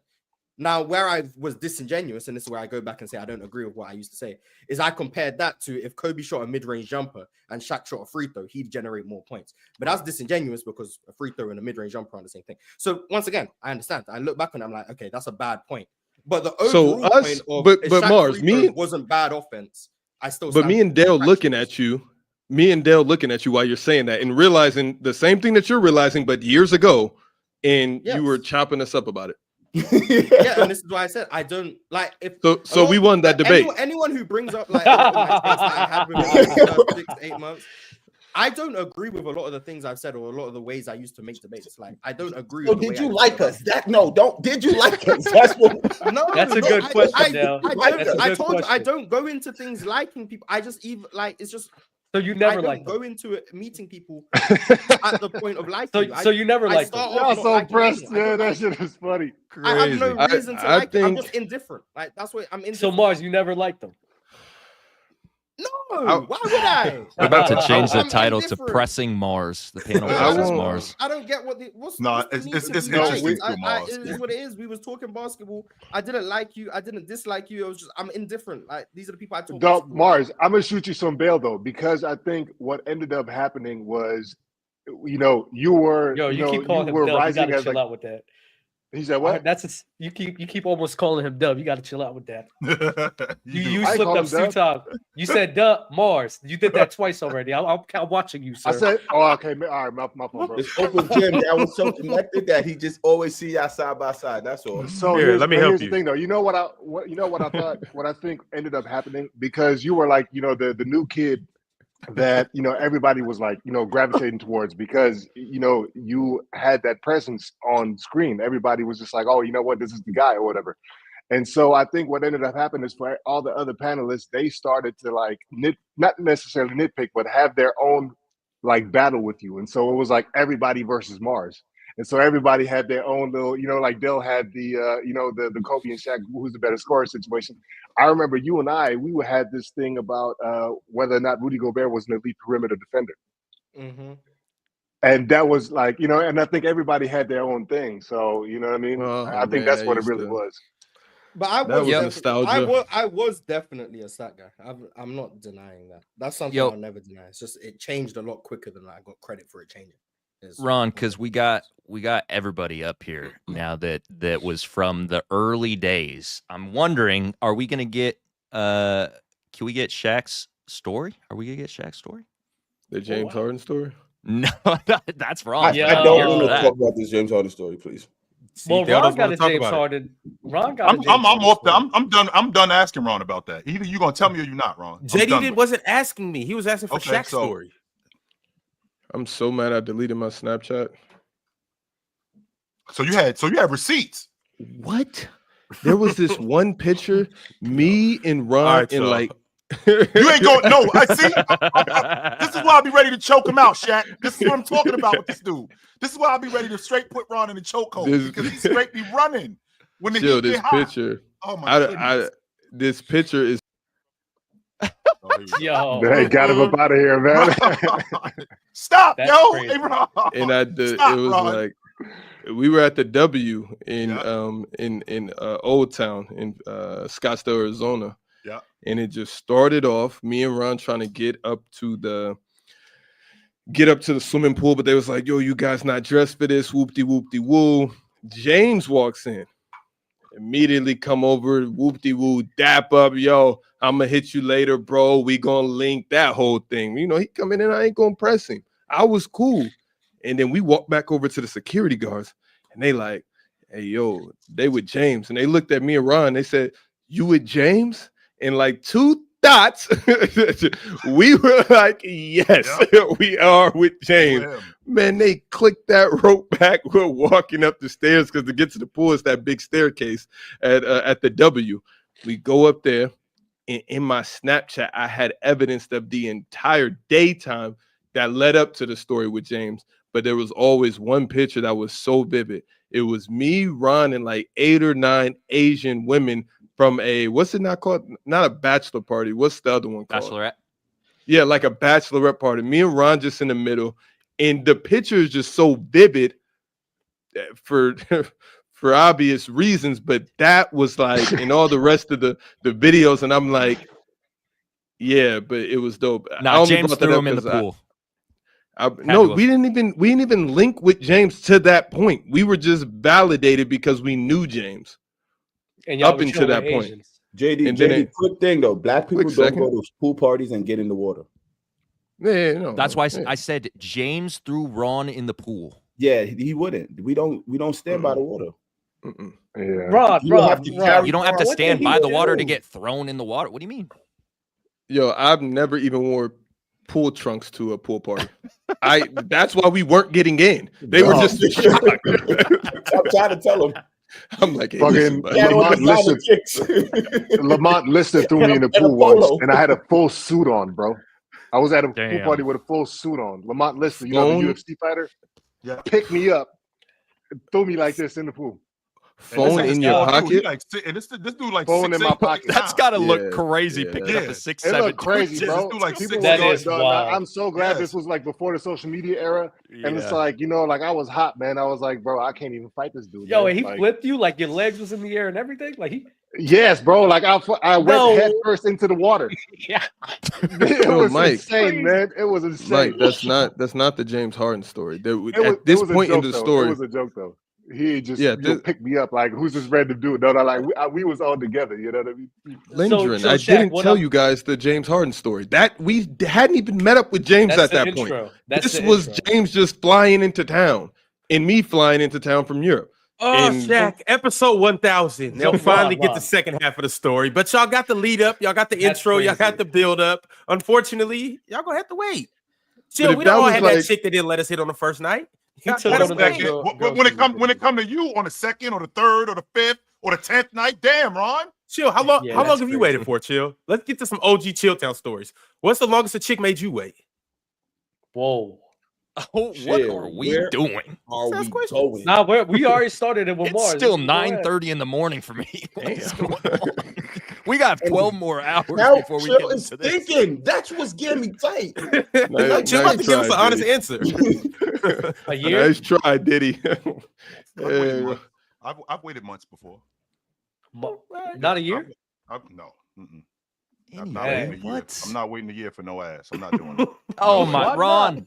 No, but it's not about that. Let's say if this is a woman you're trying to spend the rest of your life with, you know? Right. Yo, and just so you know, Dub, that's part of it. And only to find out after a year, you know, I got regular crackers. No, I ain't waiting no year to find that out. Hell no. I take offense to that. I'm not waiting a year to find that out. No. Crazy about all of this. Listen, I'm celibate, man. So no. But yeah, to Ron's point, yeah, we've been. It's been like 6 months, Ron. I mean, like, what's the story? Are we ever gonna hear it? I'm already out, Ron. I've already accepted the fact that I'm never going to. So that's the correlation between Ron asking that question and wanting to know the James Harden story. All Shaq did was just walk me to the front of the door to the party. He ain't letting me in. He just walked me to the front of the door to the party. Yeah. I can hear the music. I can see all the people, but I can't get in. So chill. I was really fixing to tell the story. No, you weren't. But I can't because we got bigger and better things to get into. Oh shit! Wow. Let me please save y'all from that crazy conversation. Yo, what are you holding? Yo! Oh, okay. That looked great. It's somebody. He said, "Oh, okay." That right there was a fucking crazy combo y'all about to get into. No, we're not doing that, low down. We not. No. Chad, what is going on, man? God, yo, I appreciate your hoodie. I appreciate your hoodie. I feel like I'm the only one who be wearing PC merch, man. I'm vintage and it's appreciated. Oh, shout out to Chill, man. You know. What we doing? Yeah, I even had mine on All-Star Weekend, man. But what's going on with y'all? How y'all feeling, man? Oh, 500 episodes. Is this your calm, smooth voice you doing? Nah, I'm just saying, like, bro, like. Oh, that's what you turned into? We're here, we here, man. You know what I'm saying? 500 deep, man. You know what I'm saying? It's been a lot. That's a mega Yeti. What is going on over there? You got the AO mic. Yeah, how you even get Yo, this is the same Ayo size podcast, mic. Ayo mic. It's the same size mic that I've always had. It's just no, I'm not even gonna say that. That was just crazy. Yo, man, what's up, man? I've been peeping 500 episodes deep. Shout out to the chat, man. Shout out to y'all, man. It's been amazing. Shout out to Low. Shout out to Legend, and thanks for being a part of this community and really showing up in big moments and not really trying to take from what we was doing. I really do appreciate that, bro. I swear to you, I do. Yo, I feel like you deserve everything that you worked for, and you know you one of the biggest and best in the game. So hats off to you, bro. Thank you. Yeah, shout out to you, Lo, man. I see you on there doing work with Gil on Playback, man. I'll be tapped in. Yeah, man. Yeah, man. It's a lot, man. I want to. Don't get me tight, Lo. Don't get me tight, bro. Do not get me tight. What? You know what? Chill, like, yeah, man. You know, stop playing with me, man. It's just been a lot. It's been a long journey, man. You know, we here though, man. We actually seen 500, man. You know, not too many people can say that. It's a lot, man. Just so you know, Dell is the new ad real quick. Why? Before we get too far, because I want to piggyback off of Shaq, Low. People probably don't know this. When we first had you on, like the first couple times of Player's Choice, like you actually kicked it with us afterwards for a little bit and just put us on game. Like we had questions and you were willing to answer, and like it was just I really appreciate that early on. You just being a resource. Like Low down. How did you end up getting on with PC? How did it come together? Kawhi Leonard not top 10. Yeah, Shaq said one of the worst takes I've heard in my life. And then I'm standing on it. Even when I look back, I was right. No, you were not. Jesus. And I had to set him straight. So I made a video about how Kawhi, without a doubt, is a top 10 player. And then from there, it kind of just took off. But basically, just reacting to y'all takes. That's basically it. Yo, and Lo, just in passing, just because I'm officially retired from beefs on Player's Choice and Euro, you appreciate that I am officially retired. One of my biggest regrets is never being able to take my shot at Omar like I wanted to. And that was out of respect for you, Lo. You could have. Hey, I would stop it.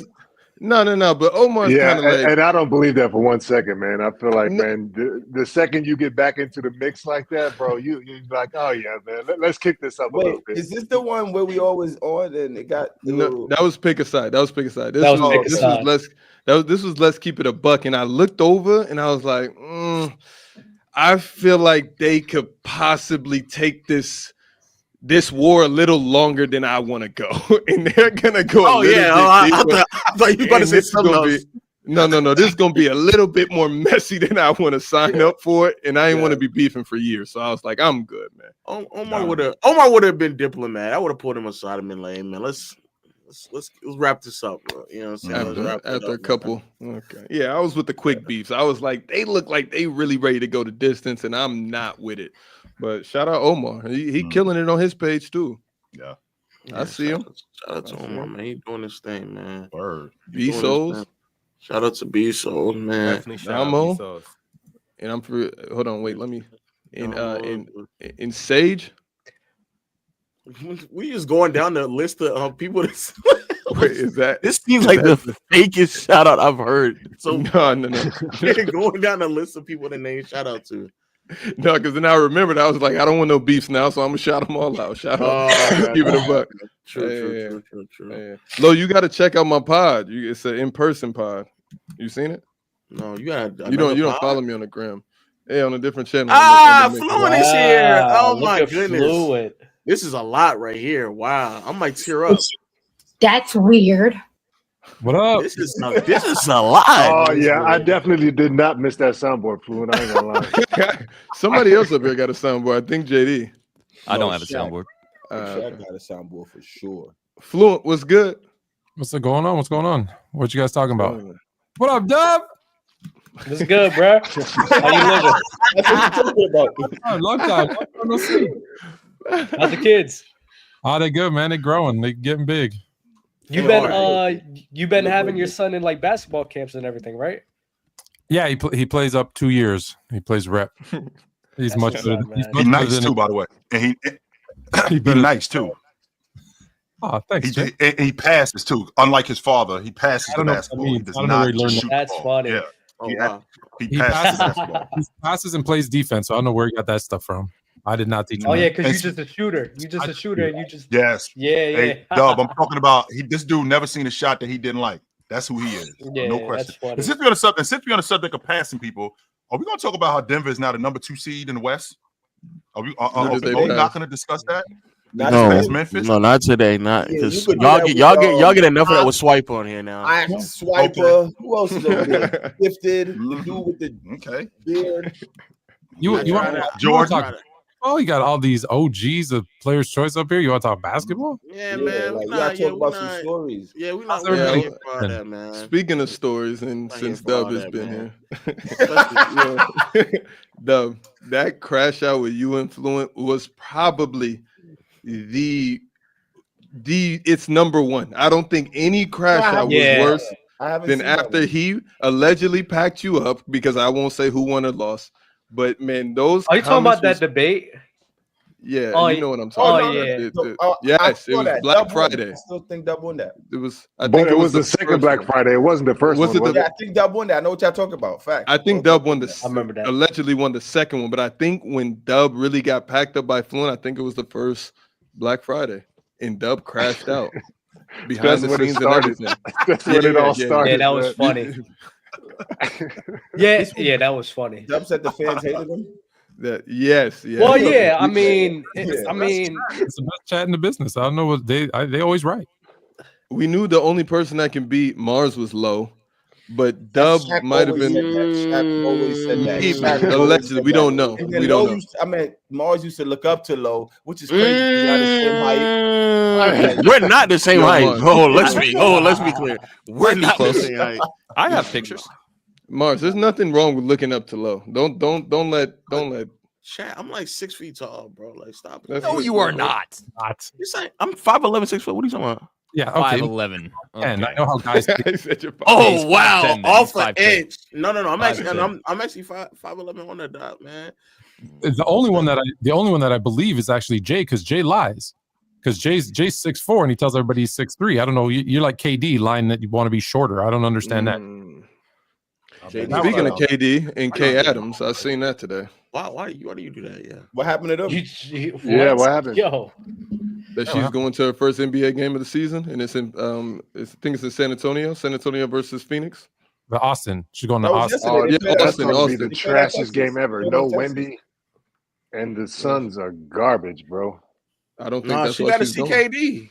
I mean, don't they have a show together? That's what you're insinuating. I thought you you're not with Shams. No. She's with Daniel. She's with Daniel Jones. Oh, she's not with Shams no more. I don't even know who y'all talking about. I don't think they were ever together. I think she just wanted to be with him. They were never together. You don't watch football, though. Okay, she's with Daniel Jones, and then she was flirting with KD. And then the line that Shaq is connecting here is, her first NBA games. She can't just go to the game. Yeah, she just. It's just a coincidence. It's just a weird coincidence. How is it her first NBA game ever? That's crazy. That is crazy too. Wait, so is Shams? Because I seen that. What's the other guy's name? The Woj bomb. Is Shams ever gonna catch Woj? No, never. I hated Shams' whole rollout this whole trade period. I hated it. Why? He's just reporting what's happening. Yes, this is real with Luka and stand on it. You reported it. Stand on it. Look like the man. It is a fact. Like the man. It is a fact. It is a fact. Woj different. Woj is different. No. Time out. Stop. It's not about that. It's not about who reported. If Woj reported that, people would have thought Woj was hacked too. No. That's the difference. Luka's getting traded, bro. That's what it was. And that minor. Woj would have reported that like a true professional and stood on it. No, this is obviously real. Well, let's not do that, because how Woj got packed up out of the space with the whole Laker coach thing, because that right there was garbage. He was sitting there talking about, oh man, they're really honing in on what's the coach from the college coach? Yeah, Dan Hurley. Like, oh man, they're really honing in on him, and that whole story was terrible. That was a terrible story. And now we've been with Dan Hurley at ASU, and no one believed Luka. It wasn't who reported it. It was like, nah, he got hacked. Dan Hurley from UConn. You talking about? Oh, y'all trying to say this would send him to retirement? Okay. Yeah. That was terrible. Why would that send him to retirement? No, well, that was the last big story he covered. Everybody pretending that they were actually interviewing him. Yeah. Nobody was actually interviewing. That was a joke. Good JJ Redick from the beginning. We all knew that. Yeah, everyone who was following should know. Woj, I sent him to retirement. I think Woj was more of a management guy, and I think Shams is more of a player guy. So, like, a lot of the stuff that we get from Shams, like, we get it right from the source. Like, if Joel Embiid has something to say, it's not secondhand information from the organization. He getting it from Joel Embiid. Woj was getting information from general managers. That's why the players didn't really dig him as much, because it was a lot of innuendos coming from that area. And we all know that there's always a player management issue. So chill. Why you always got people out there leaf blowing? I apologize. I got gardeners in the back. That's a drone. Also the sidebar that take that Marz said was right. Y'all do realize that the Shaq take, that's a right take. More importantly, all right. Your brother just texted me. We cool now, just so you know. Who? Shaq. Oh, a lot of people don't know that Dave, aka Adam Silver, was my brother. Yeah, people don't know. Can you explain that low before I depart and go? Yeah, I'm about to depart here too, but yeah. No, we basically all Marz is saying is that on a per possession basis, Shaq can produce 1 point. That's more than what a lot of teams were producing back then. That's it. That's all he's saying. Sure, I'm not even going to argue with it. I just thought you was going to go more in depth. Excuse me. That's it. Wow. I mean, I don't know what else to say. The offense back then was. You can't argue. It's like I was just saying the truth. It's a fact. It's not nothing to argue. Now, the conclusion I derived from it is where the debate starts, but that part is just objectively true. Now, does that make him a better scorer than Kobe? But come on, bro. I'm still right. Wait, no. That part. Yeah. That's why I'm waiting. That's why he said what he said. Lowe's just saying I was right about the efficiency of Shaq's free throws. That's what but that's why he said because he's doing this right here. That means he's a better scorer. No. I said it because you guys said Shaq had the weakness of the free throws, and then I just was trying to defend Shaq. He was trying to context even though he wasn't a good free throw shooter, the idea of fouling Shaq was still producing efficient offense. That's what I was. But wait, really quick though. That's still that part is true, but he's not a better scorer than him. Damn, Lois, what's somebody smashing on their keyboard? No, that's not me. I'm not smashing. Is that over here? Straight to low. Nobody reacting to that is crazy. It's like Morgan Freeman's in the building. I don't know. Chill. I think it's your mic. And I don't mic check. Is my mic too loud? Or? You're talking about the leaf blowers in the back. That is. No, that's that somebody's renovating an apartment next door. That's what that is. Damn. Real quick, Lo, what you before we get out of here, I wanted to know what everybody was watching on Netflix, not documentaries, like an actual drama or something, some type of show. I don't watch. I need some recommendations. I don't watch enough. Brother. I just work.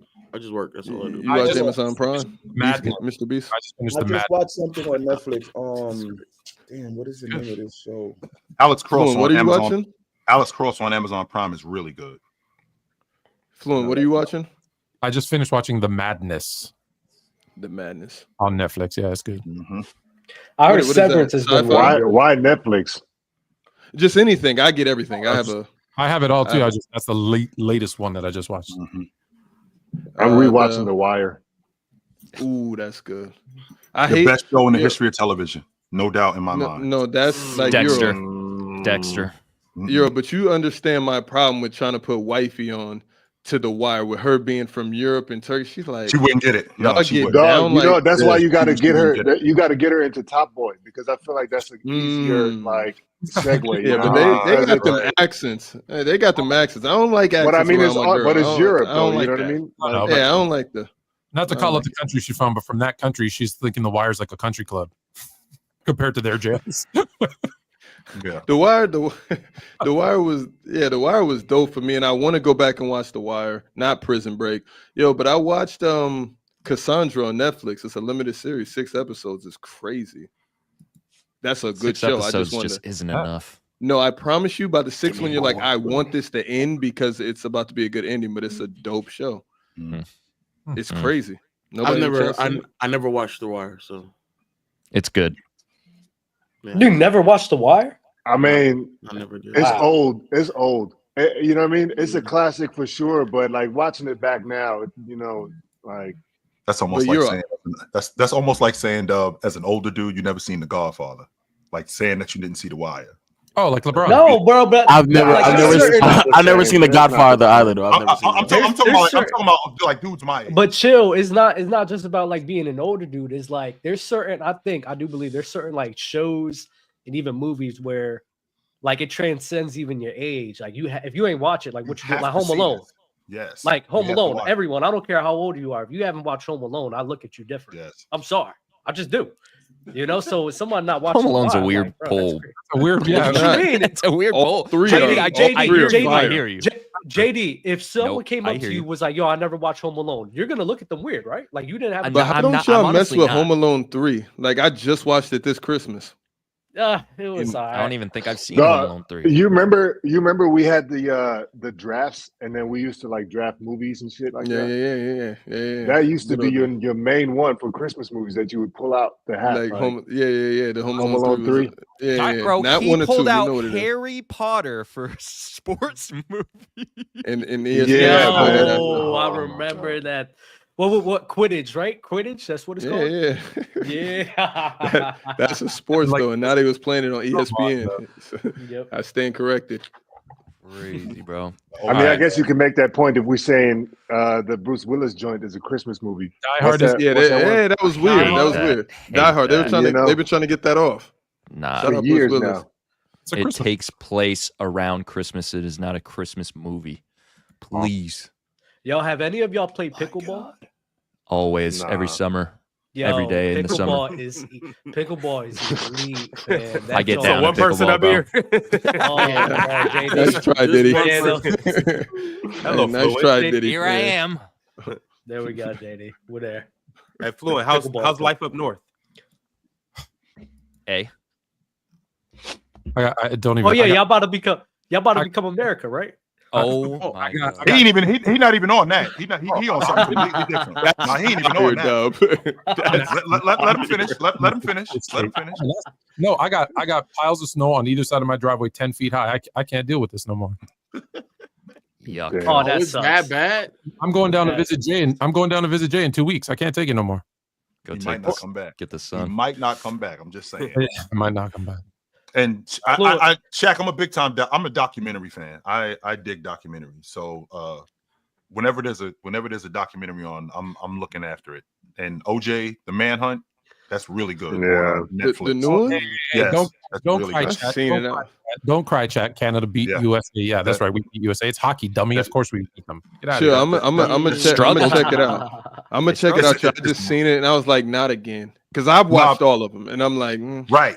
But this one, it's a different. It's the same people, And the stuff that you hear about evidence, about Which how the one, trial went, it's called OJ the Manhunt. Oh, okay, yeah. No, I watched Yeah, that. it's on Netflix. Great. It was a great. And I love documentary. docs too, Chill. But I'm just like every doc that I see, I'm more than likely to put it on. So I wanted to know about regular shows. But I'm gonna check that out then. Yes, it's a good show. Check that out. Really good show. I think any show with like OJ in it is just wild. The OJ Like one is any good. type of One. Who's the dude that was eating people? Jeffrey Dahmer. Jeffrey Dahmer. Talking about Jeffrey Dahmer. Dahmer. I did watch that one though. I did watch. I that. couldn't get through it. I think How I can watched y'all that. watch that? I can't. Yeah, I watch couldn't stuff get like through that. it. I stopped watching it after that the makes me first sick, episode. man. Mrs. Yeah, that was a little weird. It was weird that he had such a fandom behind that shit. You know, like women was loving that shit for whatever reason. Yeah, I don't get that, bro. Are you talking about in real life? Like the Yeah, story, exactly. But even when the doc came out, there was, it was kind of like a revival of that shit. I was just like, bro, this is weird. Wow. So, whatever. Yeah, I'm not a fan of giving like a platform of people like that. I think you just gotta let that die. Dub, did you reset your algorithm on Instagram? You know that's the thing. You can completely reset it and start Well, over. I had to stop going on Instagram. Did not know that. I did not know that. Yeah, I did not know that. Yo, Shaq, I'm not gonna lie. Help me out. Yes. Help me out with that because I stopped going on Instagram. Yes. It's too much. Yeah, you can completely reset phone. your whole thing. Yeah, but you can completely reset it and you start off a new man. It's like a second chance at life, but you know about that algorithm. It knows. Yeah, oh, bro. Yeah. Bro, I had to stop using it, man. I'm over here. I'll go on Instagram and church, bro, and out of nowhere, you just, they got that one of them popular songs going. Then they turn around. I'm like, yo, bro, I can't. Then they turn around. Oh my god! I feel better now. I'm scrolling through and it's all basketball, so we good. Yeah, I need that, man. Mm-hmm. Yeah, I'm about to say my algorithm is number basketball, man. What's up with yours, man? Yo, Not mine, line, bro.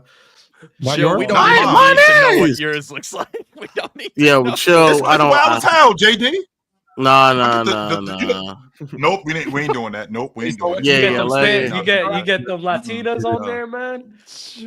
Wild West. When you scroll through, it's wild as hell. I'm like, what the hell is this? Oh, and why do I have this on? Why do I have this on my algorithm? Why is this? So what the hell is going this? On? Tap. Yes.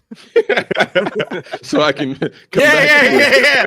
What is this? Man, what is this, man? Block it later. I don't got the time now. Now, low down. I will tell you that there have been things that have popped up on my feed, and I was like, what is this? Yo, but it's crazy. IG lets you do not interested, but then has a section of all you're not interested, so you can just backslide. That's crazy. It's a nasty place on didn't social know that. media. Yeah, it's a whole not interested playlist of things that you're not interested in. It's sick. It's still not more cooked than Twitter right now. This nigga is this nigga's in there. It's so disgusting that I can go back to my not interested. But because you peek at it, you peek at that he knows that he can do that. Yeah, I want to say the fact that I ain't never even heard of that. But because I was trying to reset my algorithm and I stumbled across. He said, "What you know?" Algorithm fine-tune the algorithm is what you need. He snitched on himself. He cleaned the algorithm out. This must have something in here. Snitching on yourself is crazy. I didn't even know you can do that. That's news to me, man. And then Dub, I feel the same way about X because it's just like on X. I don't even know how they allowed to get that off y'all know what I'm talking about. Every 4-5 tweets and they just throw something random out there with a weird saying. You're like, whoa.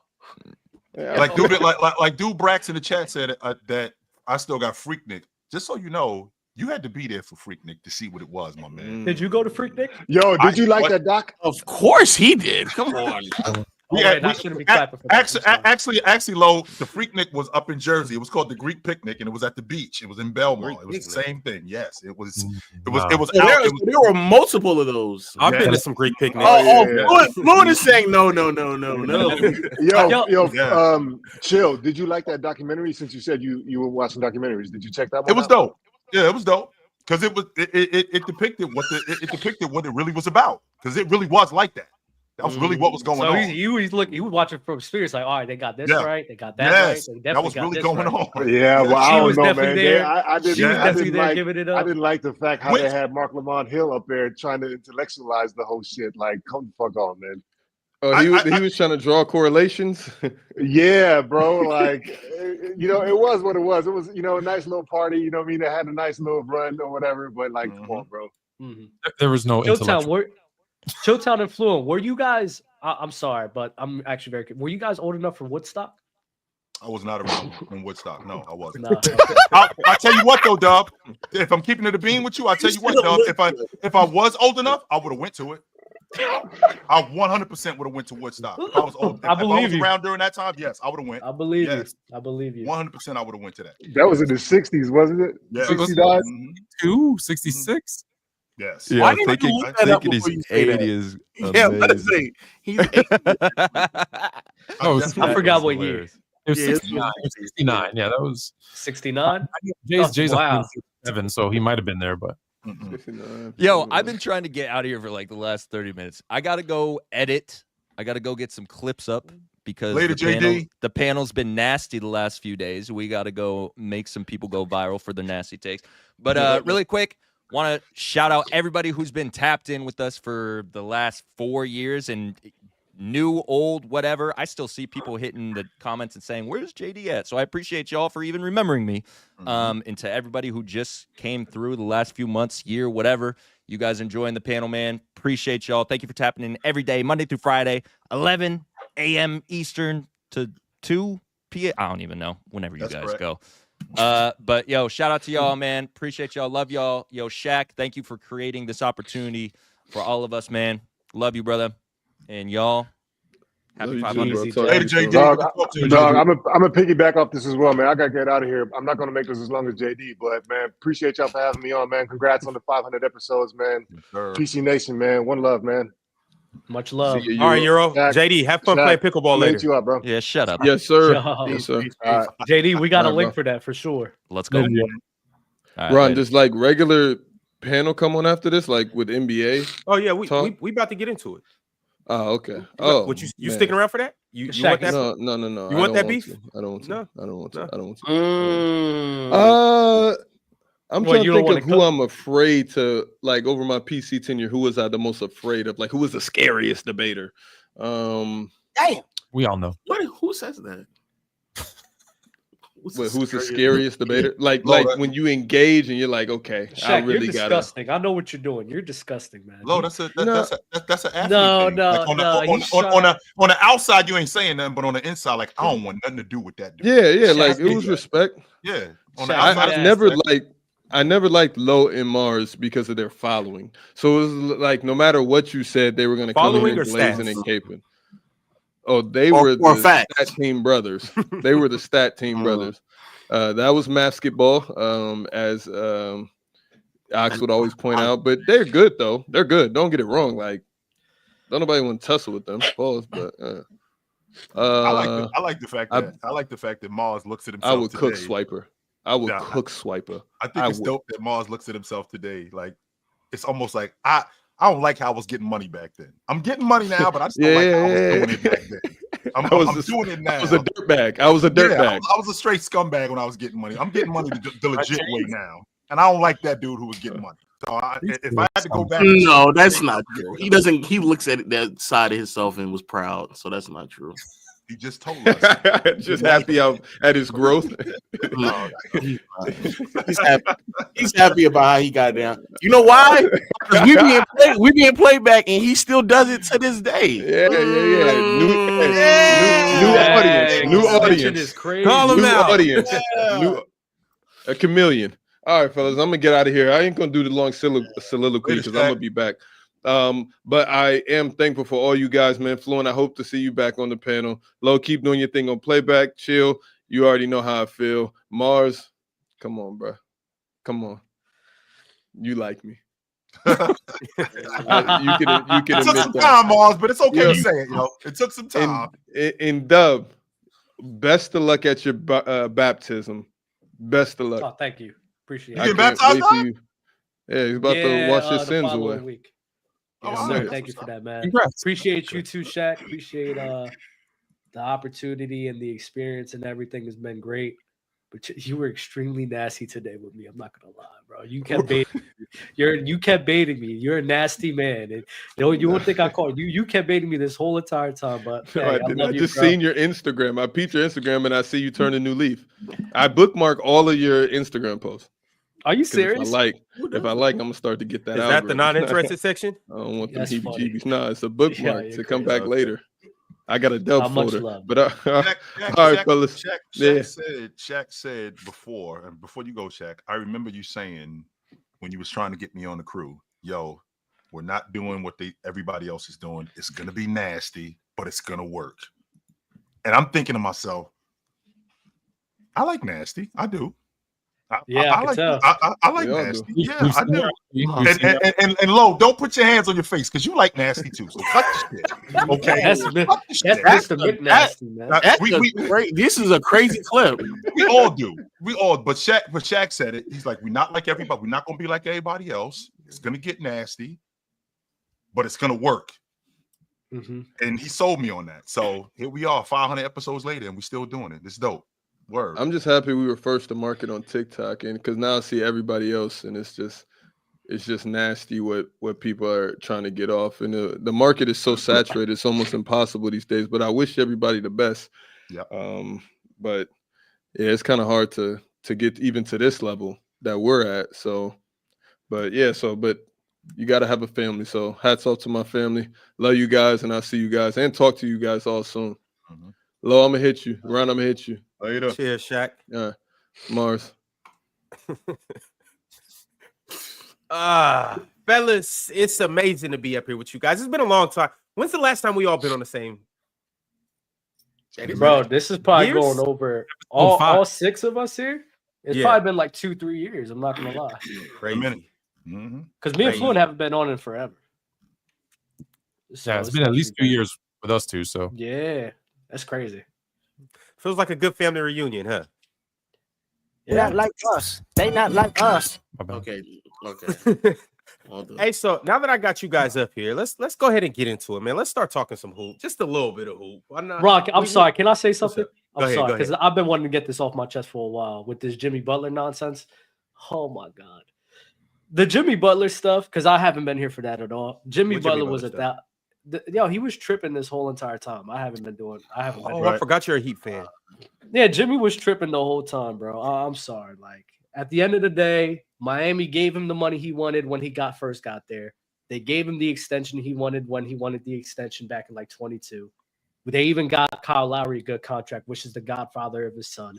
So now the one time when Miami's like, yeah, we really can't just give you what you want right now because you get hurt and you're injured. I'm just gonna over here make a big deal out of it. That's just crazy to me. I'm not gonna lie. That's it's crazy and no type of what's the word called? No type of appreciation towards what they did for you, bro. I'm sorry. Like it was called he wanted thank you money. That's what he wanted more than anything. Yeah. But they always gave him. They did thank you every time when they gave him the money he wanted. So I don't understand. When he first got on with them, he was 29. They signed him to a big deal. Then he signed an extension, and he got paid. Pat Riley couldn't see himself paying this dude 37, 38 years old. He's getting $60 million for 2 years, bro. Yeah, Pat Riley couldn't see himself doing that. But on the flip side to that, I mean, you still have a deal, and Riles is looking at you to honor that deal because we honored the deal when you signed and you produced. We extended you. You haven't been producing like that as of late. So because of that, and you're getting older, and the team is going the other way.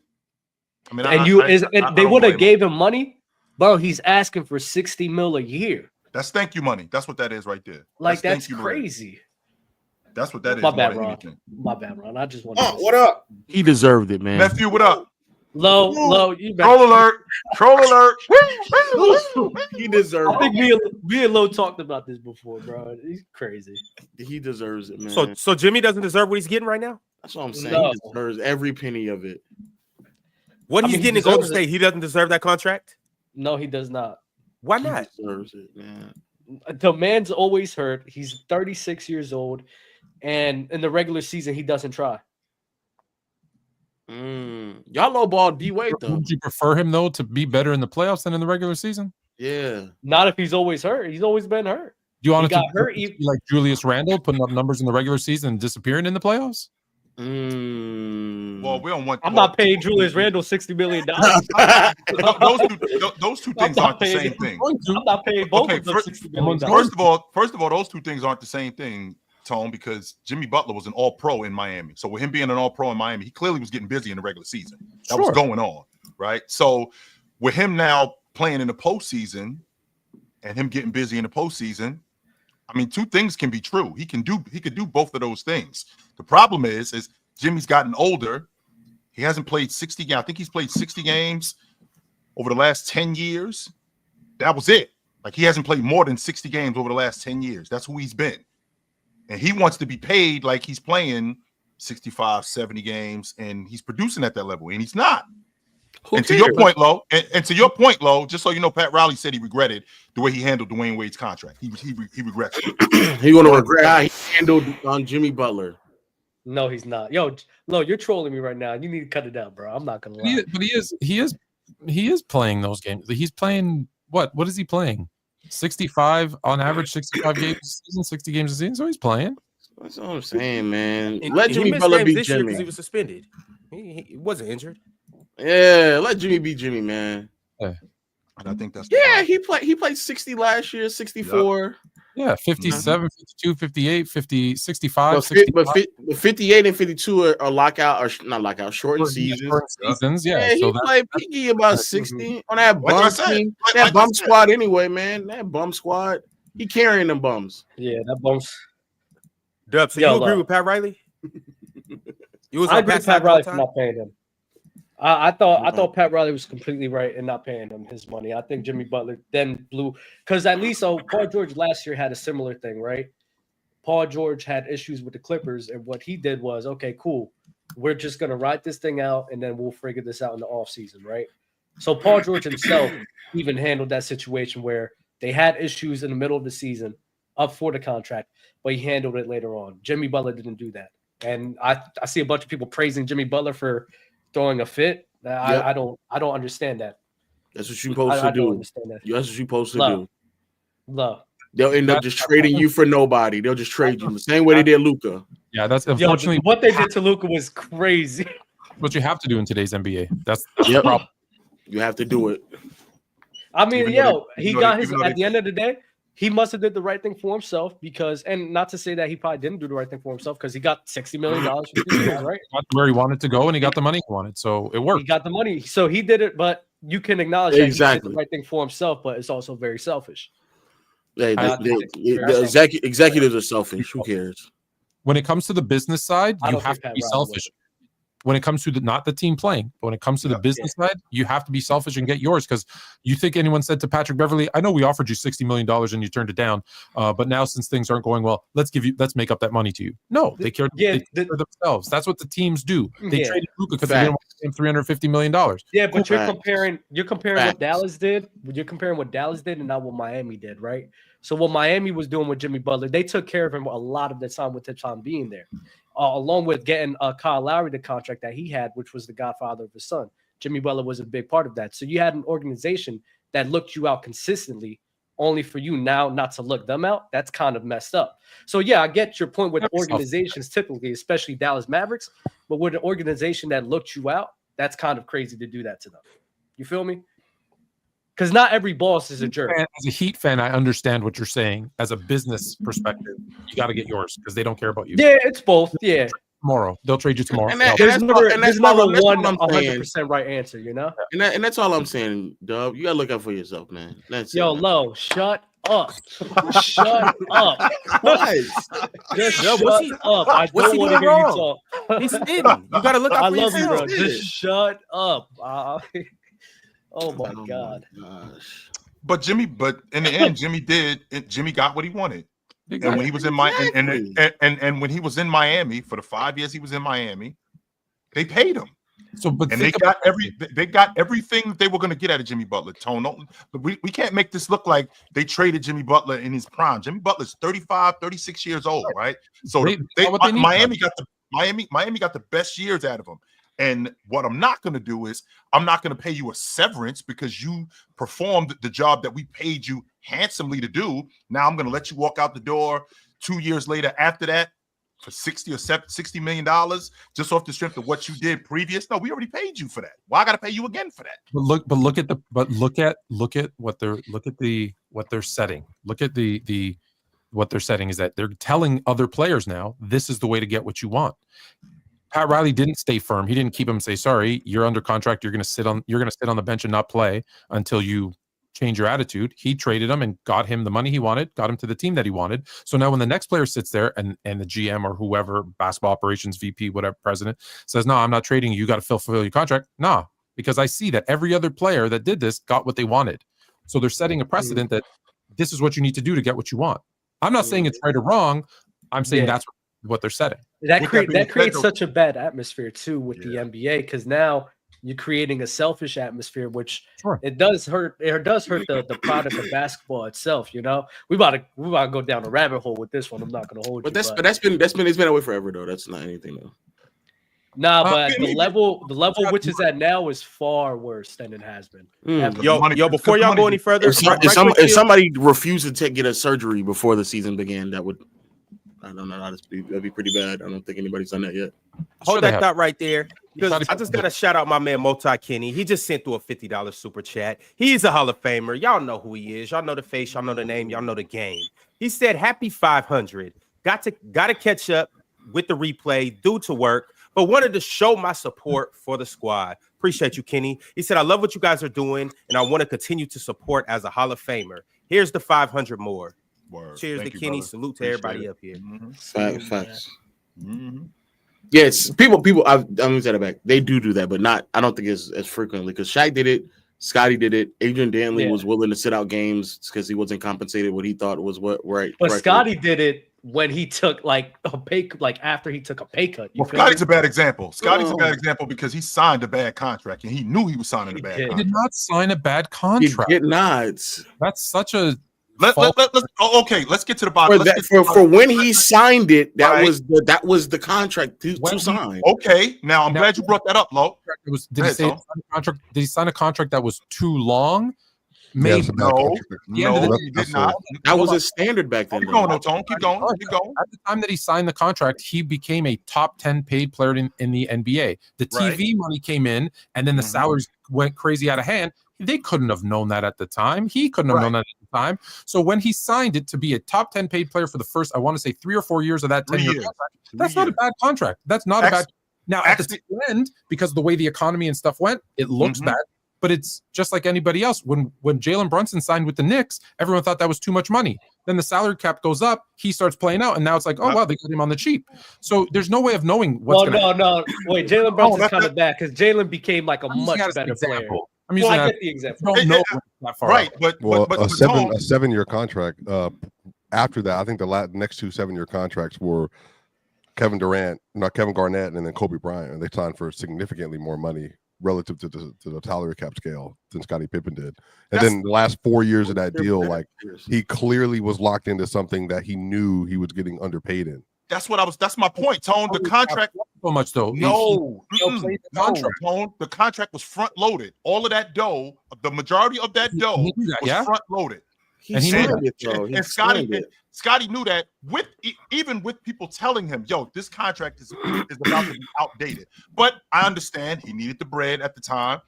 But when you look back on it, the last bit of that deal, he's now underpaid. One because the salary caps went up and the TV money went up because the NBA ended up blowing up. But Scottie knew that when he signed this deal. And I ain't talking about the salary cap. I'm talking about Scottie knew that contract was front loaded, and the money that he was getting, the majority of it was going to be up front. The reason why it looks bad is because everybody started getting paid more as time went on. Right. That's why it looks bad. But that's not the reason why it was bad. It was bad even if the salary cap doesn't go up. He still was getting paid front loaded a lot of that dough. If you take that 10-year contract based on what people were getting paid at that time when he signed it, and divided equally up over 10 years, he was getting paid well. Yeah, he was getting paid. Yeah, the salary cap went up, and then people started getting crazy money, right? Like when Magic signed whatever the 10-year, $1 million per year, that was thought to be insane at the time. But what superstar is signing a deal and they get less dough on the back end? When it's your contract, that's a bad contract. well, guaranteed. You don't Kirk Cousins just did that. Drop off. Is he going to drop off at 35? Is he going to get injured? All those things come into play. Superstar is football player. Superstar is a bit. Stop it, Low. He was a top 5 player at one point in the league. Stop it, Low. Knock it off. Me and you do this all the time. Scottie Pippen did. Scottie Pippen was a superstar, Low. Knock it off. Yes, he was. Low, why wasn't he a superstar? He's not a superstar. He's a really good role player. When he signed the contract, he was not a superstar. He wasn't. Yeah. Hold on. What year was this? This was what year did he sign? 91. It was at the end. So he's not a superstar? He wasn't a superstar. He only made an all-star. He never made an all-NBA at that time. He was not a superstar. Yeah, he started emerging around that time, like 89. Okay, but it's a lot of people that get paid based on their emergence and what we think they're going to be. No, that's fine. But it wasn't a superstar though. He just not yet. He wasn't there yet. Never became one either. That is true. I don't think he ever became one either. I don't think he became a superstar. And I don't think the year Jordan left, he was a superstar. How many superstars were there in the 90s? Well, it depends on who you ask. That's another question right there. Now we get down that path, we might get real nasty now. Chill. Let's go down that path. Low. Jordan was a superstar. Hakeem, David Robinson, Olajuwon was a superstar. Shaq was a superstar. Dave Robinson was a superstar. Ewing was a superstar. Let's see. Scottie Pippen was a superstar. No. Lost me after those first three. And we talking about the 90s. Grant Hill was a superstar. Let's see. Charles Barkley. We never got a chance to see Grant Hill be the full version of himself though. So Grant Hill. We didn't see Grant Hill after 2000. From 1994, from 1994 to 2000. We talking about an All-Pro and an All-Star. Yeah.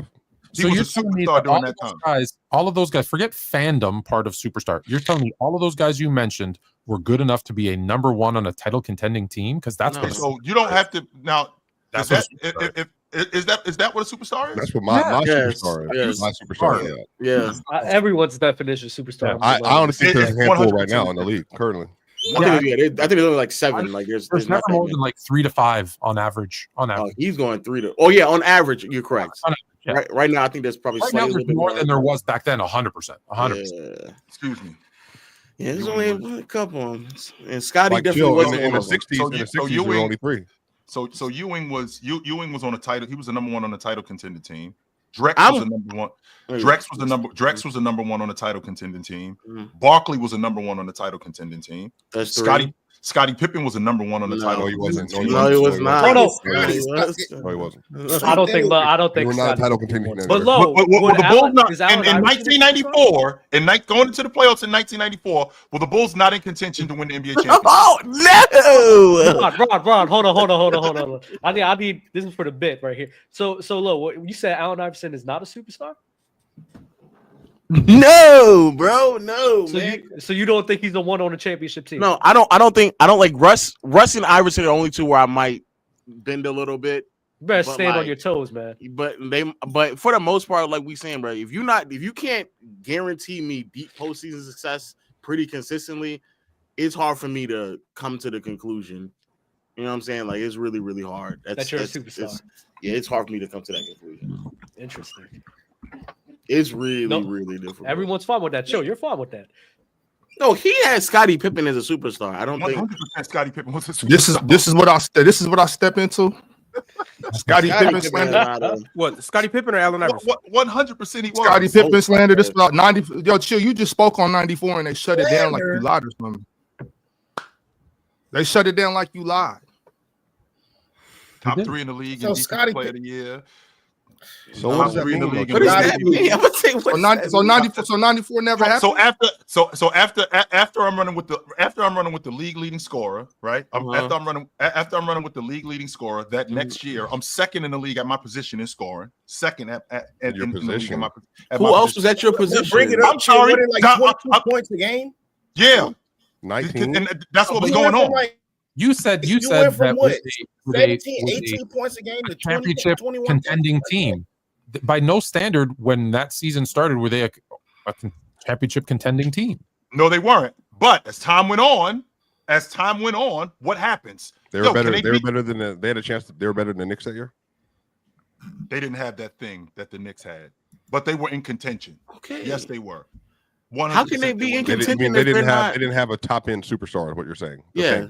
That thing. I can still be in contention just because I'm not the heavyweight champion of the world. I'm the number 6 contender. I'm still a contender. How many teams can be number contenders? 6? How many teams can be contenders? A lot of teams could be contenders. It depends on what year it is. You can have like 4 or 5 teams. We're talking 94. We're talking 94. So 94, Indiana, the Jazz. Knicks. So Reggie Miller was a superstar to you? Was Reggie Miller a superstar? Was Reggie Miller a superstar? A number 1 on the championship contender? Yes. In what year? Our bar is low. You just said to me. You literally just said to me, if you can't take teams deep into the playoffs as a number 1, deep into not necessarily win it, but take teams deep into the playoffs as a number 1. Low, I don't know if you noticed, but from 1990 to 1998, 1999, the Indiana Pacers was in the Eastern Conference Championship 5 times, Low. Wow. And Reggie Miller was the number 1 on that crew. That's going deep into the playoffs. I'm not gonna lie. And Reggie Miller was the guy on that crew. That's a superstar from your definition. But being the best player on a deep running team doesn't automatic. There's other things too. You have to have all of them. I'm going off what Low said. Low said you got to consistently make deep runs. That is what Low said. That's what Reggie Miller. How many times again? So they went to the East Finals. Let's see. They went to the East Finals. Most of these times are in the late 90s when the standard to get deep postseason runs had changed at that point. Hey, Dub. Let me tell you. I just want to be clear. If you want to say that, fine. But in '94, when Jordan, especially when Jordan was at ground, outside of the Knicks, there was nobody else really pushing Jordan to any true uncomfortable zone of like trying to make deep postseason runs. It was only the Knicks. So now if you want to say Shaq and him, Shaq fine, Ewing fine, Jordan, that was it, bro. The 2-time, he got to the conference finals like once or twice before we got to the late 90s. By the time Shaq was gone, Ewing no longer, he was a shell of himself, and Jordan had retired. Okay, so in 1990, if I'm not mistaken, they went to the conference finals in 1994. Is that correct? 94, yes. Okay, Jordan, they went 7 games. The Pacers.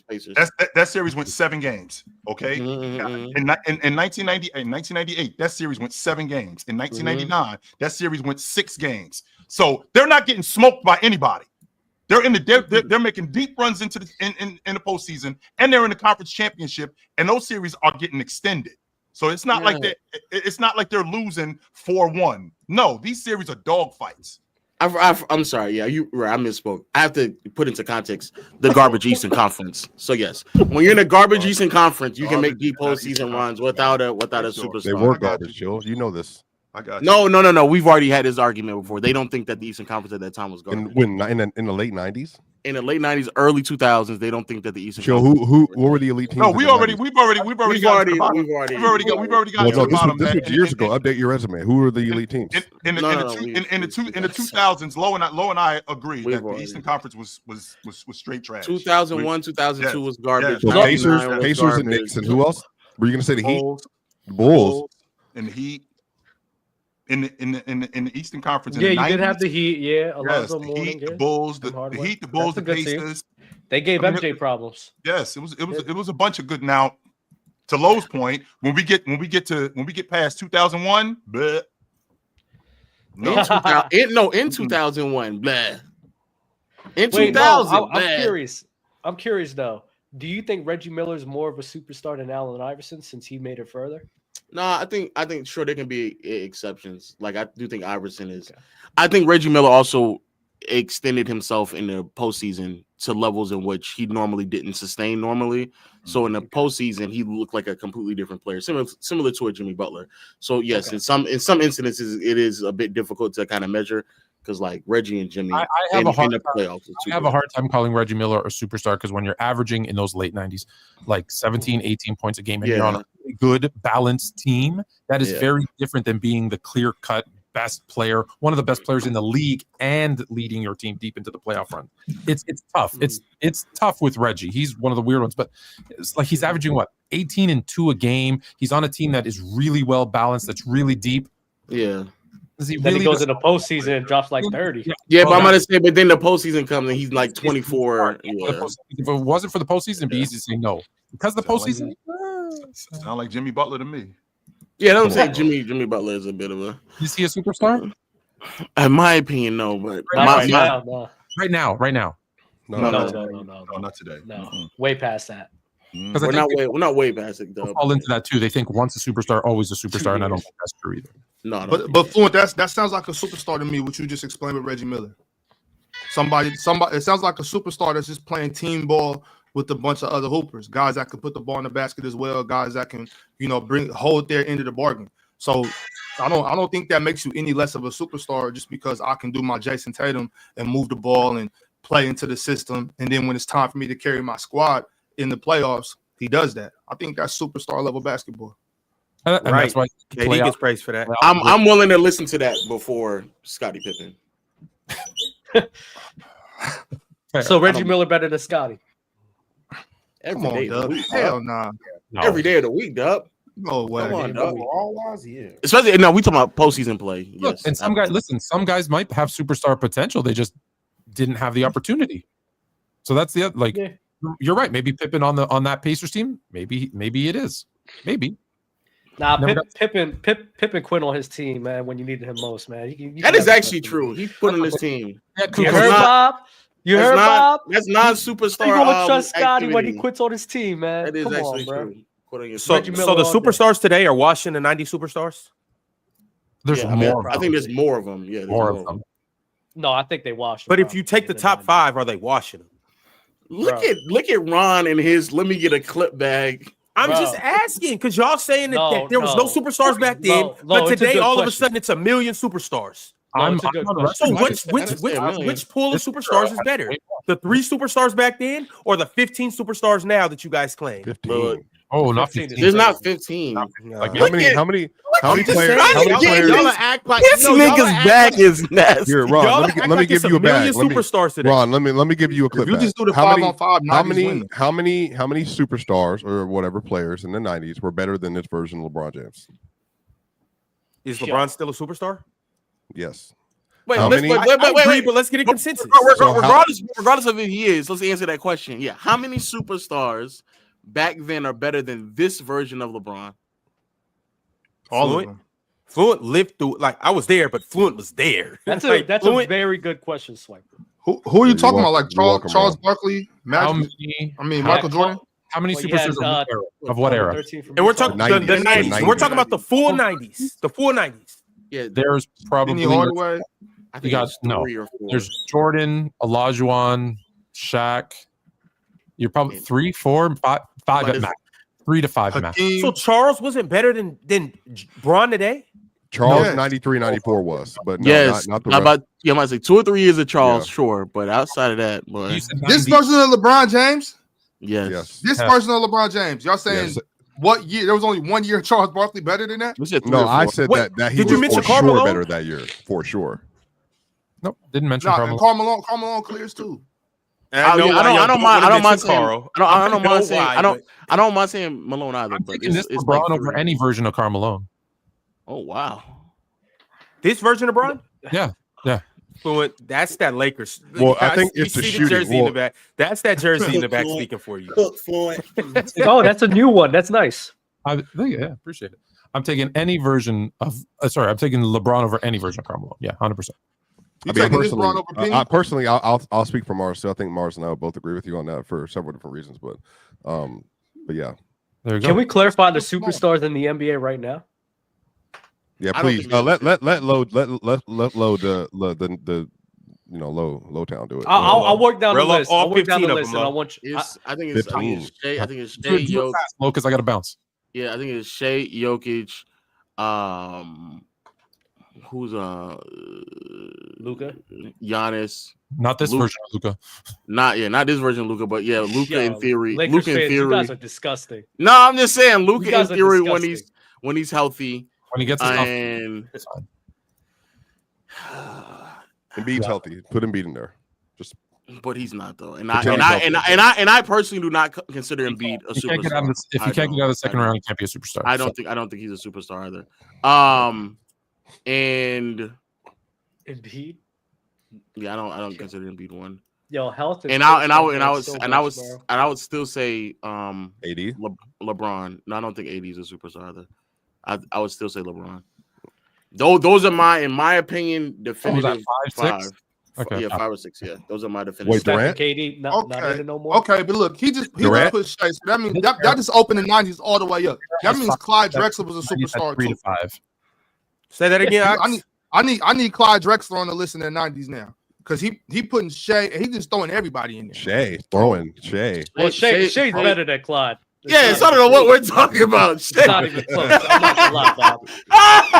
Hey, Shai is leading the league in scoring right now, about to make an all-defensive team. Hey, Shai can't get with Clyde Drexler, bro. He's leading the league in scoring, about to make an all-defensive team. Leading. I don't care about what he's leading and all that. He's not even a top 5. He's not even a top 5 defender on this team. Making the all-defensive team. Neither was Clyde Drexler.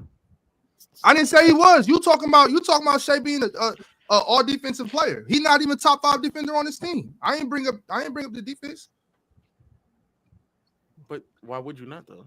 Well, I think he's going to make it a 65 Well, game. still, just because you're not an All NBA or top 5 defender, don't mean you're not like a very good defender on your crew. I didn't say, but look, what I'm saying, Dub, is that I'm not saying he doesn't play defense. I'm saying he's not going to make all. If he makes all defensive team, it's not that he deserves to be on the all defensive team. Yeah, but Lo said that's agenda driven. So regardless of why Lo said that as a point because Clyde was never that defender. Yeah, he's a better defender. He's a better defender, looking like he's a better. So Shai's a better defender than Clyde since when? Oh my God. You guys appreciate you all. Look, I'm saying. I just didn't know it was that obvious. Good to meet you, Fluent. Nice seeing you. All right, Fluent. I didn't know he was. I didn't know it was that obvious. The way y'all saying it, I just didn't know it was like, oh, he's Listen, a better defender than Clyde. The only thing Clyde do better than up. the only thing Clyde do better than him is glide in the air. That's it. No, that's the only thing he does better is glide. What you're saying is you've never heard of Clyde's defense being brought up. Yeah, I've never. I'm just saying I've never heard it yeah. historically. Like no, that's cool. That's cool. But what I'm trying to say is why are we hearing the Shai's defense being brought up? His defense really ain't all that. And that's a fact. Y'all, why are we standing on the defensive point from Shai like he's some lockdown defender? Well, you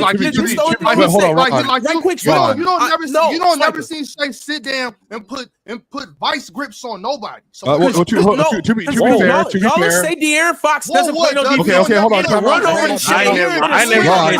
I've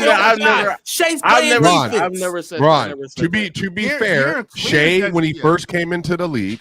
I think there's 3 periods of Shai. Shai first came into the league. The first couple years was a very good. I think he was a very good defender, and then I think he started watering down as a defender. And then since he got such an elite cast around him, he's actually been very good defensively. But he's not. I don't think he's obviously not. Is he a better defender than De'Aaron? Swiper? Yeah, he is. Yeah, see, that's what I'm talking about. Y'all just hyping shit. But he's on the perfect team. He's also on the perfect team. Vice grips on niggas. I've never seen Shai do it. He did it to Tatum. Literally just a few weeks ago. He literally just did Tatum a few weeks ago. Tatum might have missed a couple shots, but Shai no, he ripped him. He literally just had him in front of him and y'all talking about that block he got? Come on, bro. He said rip. He said rip. Yeah, but I'm saying you asked for an example. I'm saying you can take a ball from somebody once or twice. But you asked. He said he never did it. That's not no. I'm saying that's not. So you ripping the ball from somebody now? You gripping them up and just. If I can stay in front of you and take the ball from you, I'm not talking about for one play though, Dub. I'm talking about when have I seen you sit down? If I lock down one play and get a steal.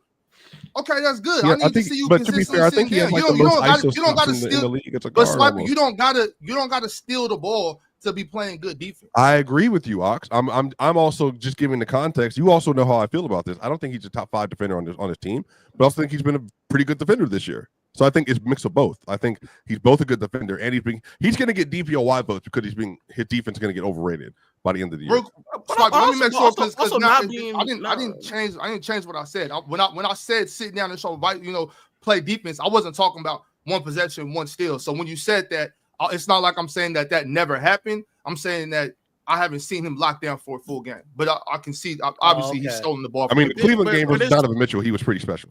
He was pretty special. But that's like saying that Rip Hamilton on the Pistons back in the day is the worst defender in the starting 5. Like, yeah, I guess. But I mean, what is that? That doesn't mean that he's a bad defender though. At that point, it just means that you're on a team that you're surrounded with a bunch of all-time great defensive players. Right now, they're on a team with a bunch of great defenders with an all-time great defense. So like that's a fact. That's a fact. And I'm not saying that. No, not even close, Swipa. Not even close. But that's what I'm saying. Like, I understand what you're saying, Lo. That's a fact. Sure. Just because you're the 5th best defender doesn't mean you're a bad defender. And I'm not saying Shai is a bad defender. I'm saying his defense ain't like that to where we're talking about it to make him I know it's nasty. They're going to. Well, no one's making more time. No one's making more time. His defense is mediocre, bro. His defense is not mediocre. It's not mediocre, especially when we compare it to Clyde. We don't even have to talk about the defense. I would say we got to talk about defense. Offensively, somebody is leading the league in scoring, having historically great mid-range shooting season. Off of the dribble, the things that he's doing this season is crazy. While recording six assists, having he's a better driver than Clyde too, just to be clear. We're ball handler, passer, playmaker. He's just everything better. Like I don't know, I don't even know what we're even discussing right now. He's a better scorer than him. All those things. I mean, Clyde was putting up numbers too, though. What do you average, like 23? Yo, somebody's averaging 32 right now. I don't know if I trust either of y'all's opinion. Like 30 today. I gotta bring somebody up here who knows what they're talking about. And this person will get down to the bottom of who's really better out of these two. Nah. Better than Pitt. Come on. I do have to bounce soon, but I bet you now you gotta leave, huh? Cheers! No, I've been for an hour, so. Cheers, everybody! Congratulations on 500 episodes. It's quite an accomplishment. What's up, Pirate? I'm just glad you're not in your car, Pirate. I am in my car. I got a big ass car. Yo, this is the guest room in my car. Okay. Cheers! Y'all not celebrating the way we do in my neck of the woods, but you know what? I got you, Pirate. I got you. I don't got no champagne or something, but I got a little something with me. I got you. I'll crack something. I'll drink some water with you. Hey, Pirate. SGA or Clyde Drexler? You got to get down to the bottom of some things. I mean, I'm an old head. I love the old guys, but I don't know, man. SGA has really hit a level last year too. I feel like at this, you're just talking like peak for peak. Yeah. I think I might gotta go with SGA. I mean, I love Drexler. I think Drexler is definitely an underrated player. Drexler is fantastic. It's close. It really is close. But yeah, I mean the combination of defense, he's such an efficient scorer at guard. It's close, but yeah, I don't know. I think and he's a better defender than Clyde? I think he's probably a better defender than Clyde. Okay. I think he probably is. So SGA or Scottie Pippen? Scottie. I love Scottie. Okay. Yeah, I think Scottie is definitely an underrated player. Hopefully he doesn't quit on his teammates like Scottie did, but sure. Yeah, well, I mean, we're just talking about basketball ability. I think quitting on your teammates should be considered. But I feel like if anybody quit on their teammates in today's game, y'all would have a connection. But hey, it happens in the 90s. I'm not gonna lie. I mean, you taking yourself out the game is a pretty damning ability. Yes, that's a real damning ability. Okay, but if we're talking peak for peak, then the moment that you quit, that's probably not your peak, right? Well, mental. He did it. He did it in the middle of his peak, though. He did it. Hey, low. Sports is mainly mental. above everything. So that's a weak mentality right there. So y'all know this. He's got Don't make me start cooking now. Don't make me start cooking now. That is a weak mentality. Yeah, and SGA got that ore. You feel me? Okay. All right. Anyway, I know SGA recently too, but these last 25 games from that brother, bro, he's on the tear. I highly doubt that Clyde has ever touched these heights. I don't know. Yo, Lo. So who you got making it out the East and who you got making it out the West? West, I got OKC. That team that's a special team, though. You don't got nobody beating them? I mean, depending on what they can kind of get together, what they make up with Chet and Hardenstein, but the stuff they're doing right now, especially defensively, bro, that's a very, very, very, very, very special ball club. But what makes you think they're not regular season merchants? Because last year they looked really solid in the postseason for the first playoff appearance. So you don't see them getting popped in the second round again? No, I think they're three. I mean, if their 3-point shooting kind of wavers a little bit, like it has been all season long, and they're kind of like overly relying on Shai to kind of create for them, I can see how that kind of falls apart. But who they've been defensively, like they have a very legitimate argument, relatively speaking, to be the best defense that we've seen since Bill Russell. Like that's very difficult. That's very difficult. It's very difficult to kind of like bet against. Really, they're on par with that. Yeah, bro. They're crazy. They're 8.5 below league average defensively. Does it feel like that though? Does it feel like we're in an era of historical defense? Yes. Oh no. When you watch them, yeah. But are they giving off that ore? All right. So the Bad Boys Pistons, they had an ore. They had a facade. They had, it was something different in the air. Yes. They different type of defense. Yeah. I guarantee you, if they started punching people like Detroit, they'll get that. Bro, they're forcing like 20 turnovers a game. Teams are shooting like below like 33% against them from behind the yard. Like, yeah, bro. They were on a stretch where they were holding teams to like under 100 points for a good portion of the season, especially when Chet was there. It feels that way. I ain't gonna hold you, brother. It feels that way. I don't know what to tell you. Them being able to do this in such an offensive driven era is like, it is crazy. Wild to me. I'm not gonna lie. Like, this is probably the best defense we've ever seen. Well, I mean, they to be fair though, they have like I because of the rules, because of the CBA, because of the good swings they've made, the drafts, they have an arsenal of defensive talent that is relatively like unparalleled from like 1 through 9. Like Chet, Hart, Caruso, and Dort, and by themselves would be like,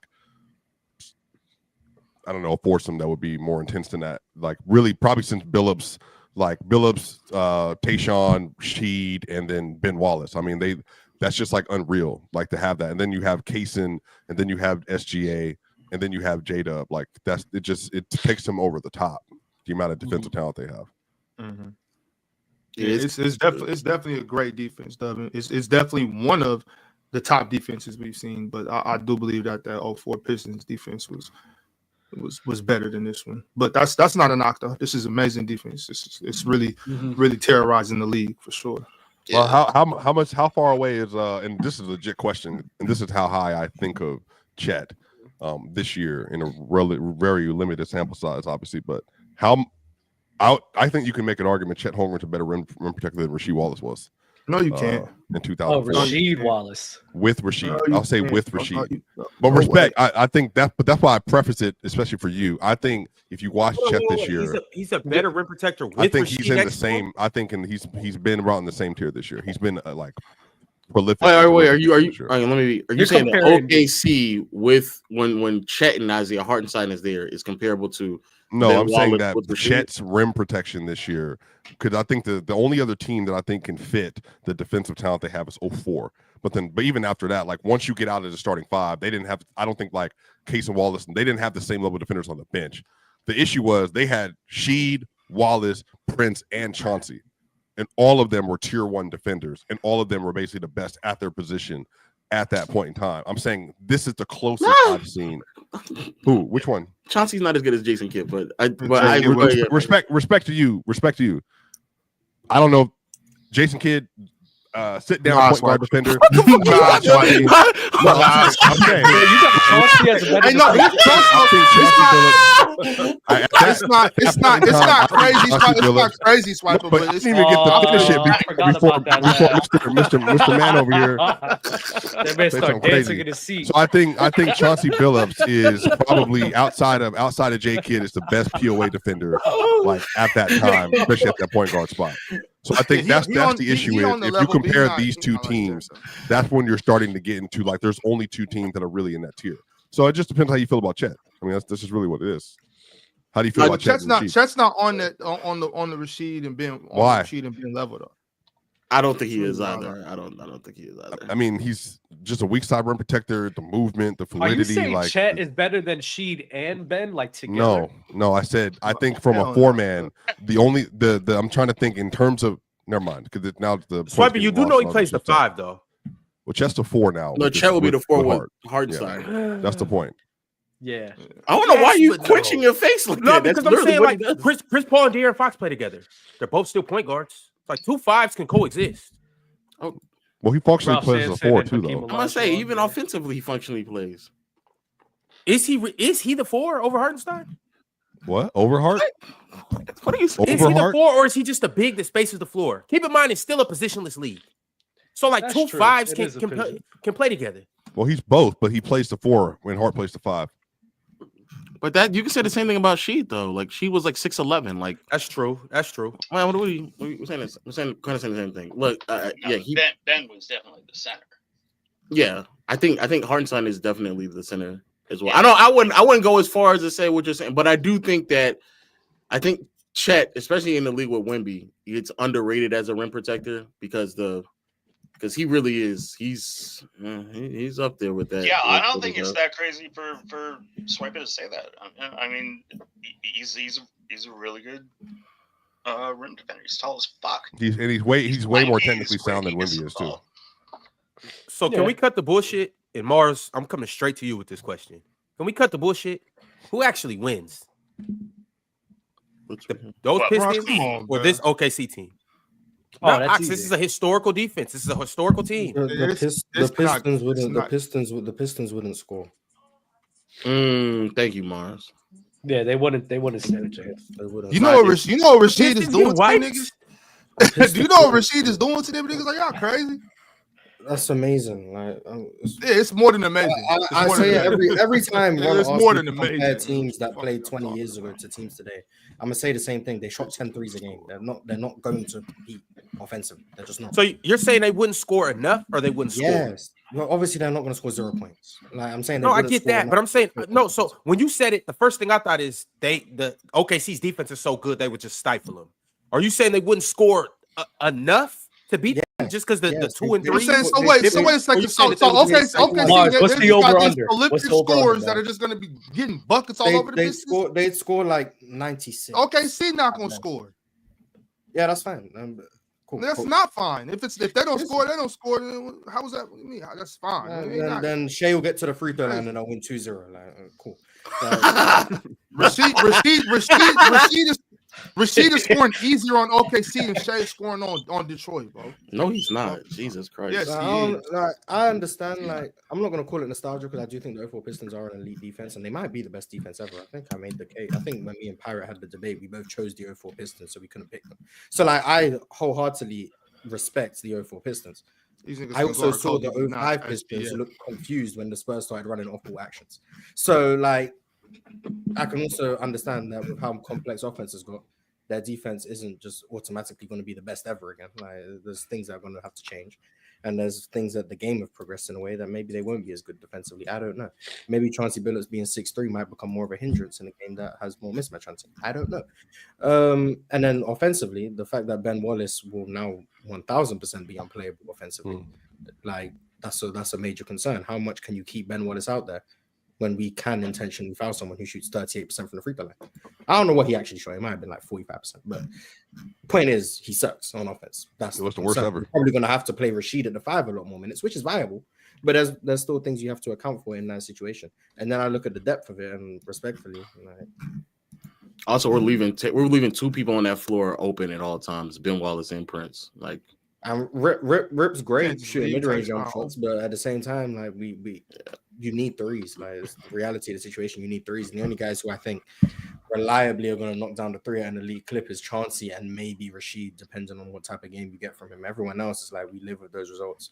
So it's just mathematically, I just don't think they have a shot, which is why I don't like doing how would this team fare against that team when they play different time periods. I think the 04 Pistons, relative to their time, all-time great defense. We put them against a team that shoots 53s. Mathematically, I think they just have no chance. It's just, You can't just leave Tyson Prince open. What you talk about? Teams used to do that. Tayshaun, off the fact that he's Tayshaun Prince, like you leave him open, he's not even going to shoot most of them. Yeah, I'm gonna say a lot of teams did that. Like, most of the time, he's just not going to shoot it. We leave him wide open, he'll shoot like 5. If he makes 2 of them, that's cool. That's 6 points. But more often than not, we're leaving him open every possession, and he's only going to shoot like 5 threes. We still win just off that mathematics alone. Not whether or not he can knock them down. He's not going to shoot them. So, cool. I live with those results. Chauncey Billups a major threat out of pick and roll, especially as a pull-up shooter. But that's why we start throwing them blitzes. We double off Ben Wallace. We see what Ben Wallace can do in the short roll. Like, there's just too many resources and too much complexity. I think that I don't like these comparisons. I think the 04 Pistons are still the best defense relative to that era, or arguably. But you start asking them to defend 2025 actions, or you start asking them to play 2025 offense, I just think they're going to lose every time. It is what it is. Well, you have complained about the 3-point era now because of what it changes about the game. Like it levels the playing field. I think if a team's taking 45 threes a game, that is something they have to contest with. And then on top of that, Ben Wallace can't score. He'd be worse than Vandal offensively. So like, what do you do with that? Like Vandal's barely playable in certain series. Interesting. Vando is not Ben Wallace defensively. Well, obviously. Yeah, you have Ben Wallace out there because I think Ben Wallace might be like a top 5. All them little left hand little push shot shit that iHeart be living off of, all that shit is dead. They don't have to rely on. Yeah, it is dead. It's dead. They don't got to rely on it. I'm saying, but all the shit y'all seeing OKC doing, all the shit y'all think they're gonna do is dead against the Pistons.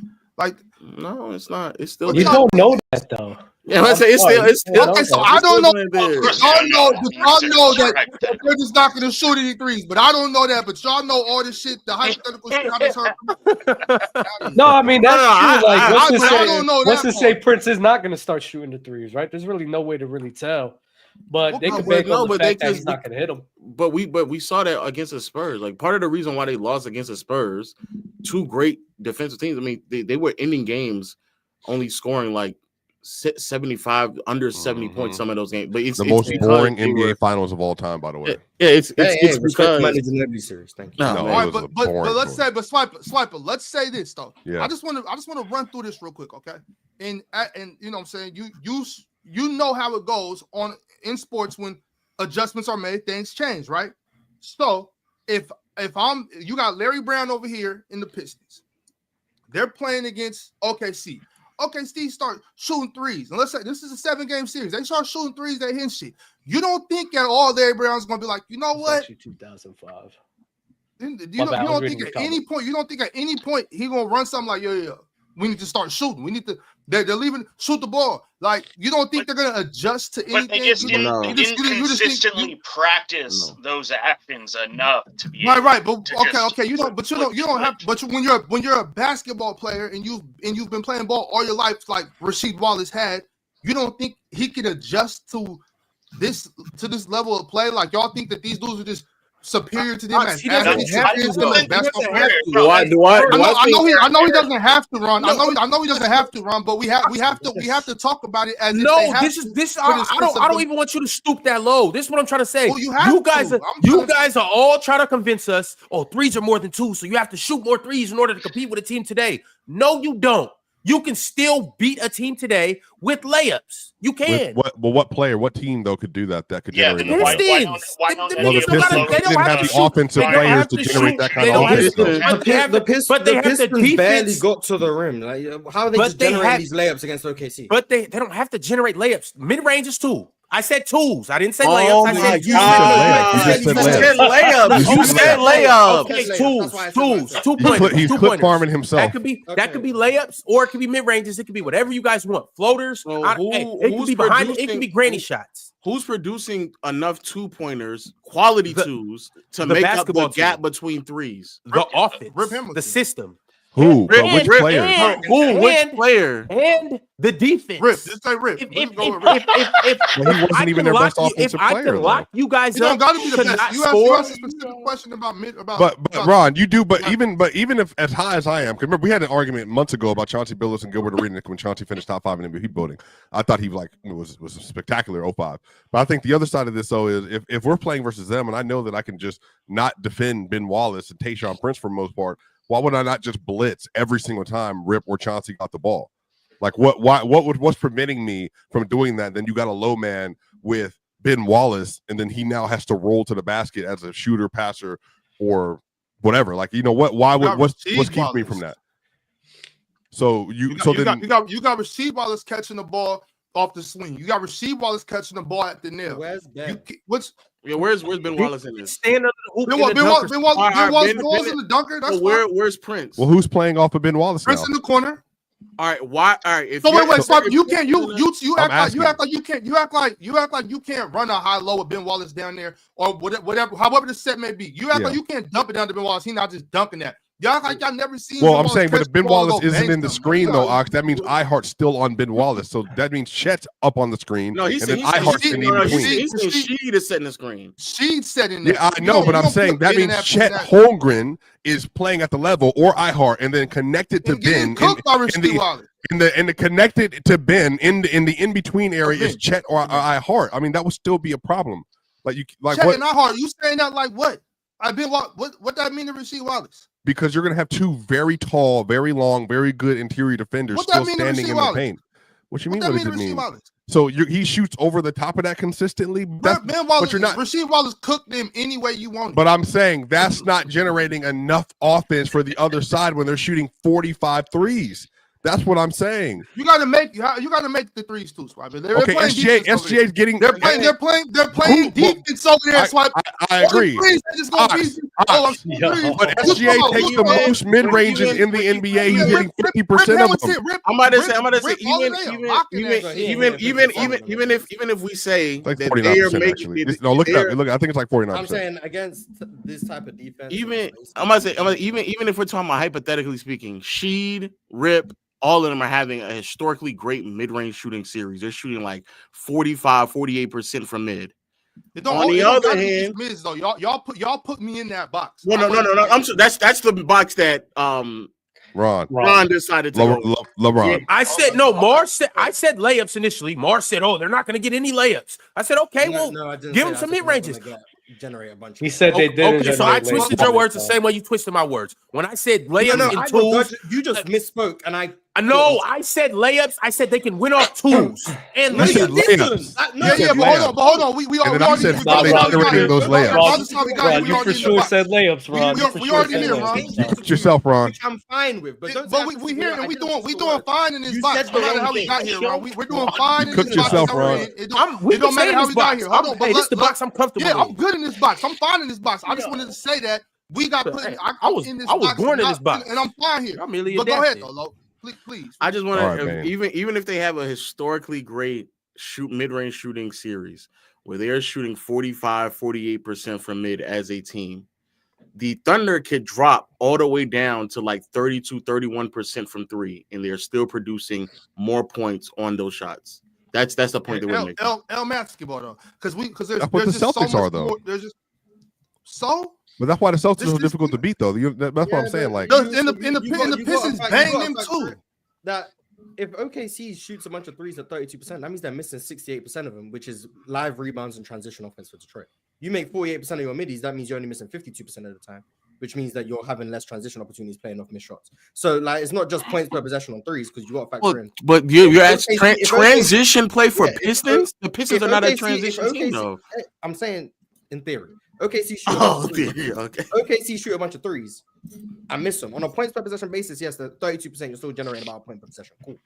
But you still have to factor in that you're now playing off missed shots more time than you are when you miss mid-range shots. Even if you're generating more points per possession, 2/3 of the time you're gonna have to get back in transition, defend, because you're definitely not getting offensive rebounds. You got Rasheed, Ben, like they're down there. But they're not a transition team. They were the slowest paced team at this time. Back then. But they were a slow paced team because at the time more teams were shooting twos. So you're not having those outlets. They don't have the personnel to be a transit. Who's running in transition, Marz? Who's running in transition? Who's running in transition? Who's running in transition? Rip was running. If you look at offenses in 04 and say, well, they weren't running in transition. That's fine. That's they don't have the personnel. They don't have the personnel to be a great shooter. Need I say Darvin Ham coming off the bench running and dunking? Because of how shots were generated. OKC don't generate shots the same way that teams in 04 did. So obviously there's more transition opportunities today in general than there was in 04. So cool. But you have to factor in that they're playing against each other. They're not playing against 04 competition. If the Pistons are playing against a 2025 team, by virtue of the shots that are being taken and the way the game is played, they will have more transition opportunities. You can't just be like, well, in 04 they didn't, so they wouldn't against a 2025 team. That's disingenuous. Yeah, but we're saying, but also we're saying that they're going to dominate the game in transition. I'm just saying. Sure, but I think adding context to that, we're also saying they're playing versus the Thunder, and the Thunder are one of the best transition defenses in the league as well. So, like, you know, we're kind of running. I think that's an additional point to Lowe's additional point, and then I'm adding an additional point that yes, but because the Thunder are situated the way they are, they don't have to take a bunch of threes to beat the Pistons either. That's what I'm saying. Like, I think they can beat them a multiplicity of ways, not just shooting three balls. And also the Pistons back then struggled against teams that space out the floor, especially at the 4 position. They struggled to guard Wade because of that in both 05 and 06. Part of the reason why they lost against the Spurs is because they didn't have the personnel to consistently guard Robert Horry when he was stepping out from 3 as well. They just decided not to step out there. So if you're telling me that when Robert Horry was getting loose and they spaced out the floor with what's his name, that all of a sudden that Chet Holmgren steps out on the floor. Oh, they conceded. They lost because they conceded. They lost because they conceded. What I'm saying is they were forced to do that to pack it in on Timmy. The OKC don't got that. OKC don't got Tim Duncan. There's nobody to pack nothing in. No, but also the Pistons were not a very deep team. Shai's better. They were really only 6-7 players. Yeah, but you don't got to drop down. It's not the same type of offense though, Marz. So it's not like I got the ability to have someone. The help comes from somewhere else now. The help doesn't come from the help came from the top. Where does the help come from over Shai? It's from a person. I'm not talking about the place as much as the person who's helping. You know what I mean? Like Rashid isn't helping as much like for them. It's more so like Tayshaun and Rip. You know what I'm saying? That's helping in on SGA as opposed to okay, I get what you're saying. So the size thing. Okay. Yeah, it's not where the help's coming from. It's who's helping. But Sheed is going to be away from the rim anyway, just because he has to guard Child. So yeah. The help, he's not gonna have to leave Chet out there. Well, but so if Chet doesn't hit his shots again, if Chet's out there shooting, he'll be up as opposed to with Rob Horry. I'm watching how Robert Horry. Yeah, but I'm just saying that generates space for Shai. I'm watching how Robert Horry got loose. They were helping off of Tony Parker because they couldn't contain Tony Parker driving by them. But Tony Parker's an elite driver, to be fair. Yes, and it's Shai. It's going to be Shai this time. I also have the. Well, Tony faster than Shai. Shai, Tony Parker. See what I'm saying? That's all right. Okay, I'll catch y'all later. I'll catch y'all. On that note, I gotta go. That's a fact, bro. That's a fact. Thank you for speaking, bro. I gotta go, brother. Yo, you talking about Shai not being Tony Parker? All right. Disregard that. Disregard that. What did he say? Disregard that. He's not Tony Parker. What did you say that was wrong? You spitting. The defenders are having a hard time staying in front of Tony Parker and even Bruce Bowen. Oh my God, Robert Horry just baptized him, man. Holy fuck, yo, they're having a hard time containing dribble kick penetration. They are literally what they struggle with that even against the Miami Heat with D Wade. They've always did that. The reason why Robert Horry got open for that Game 5 game winner is because of he shift over to Rasheed Wallace shift over to Manu Ginobili, not Tim Duncan. So yes, they had a hard time containing. No. No.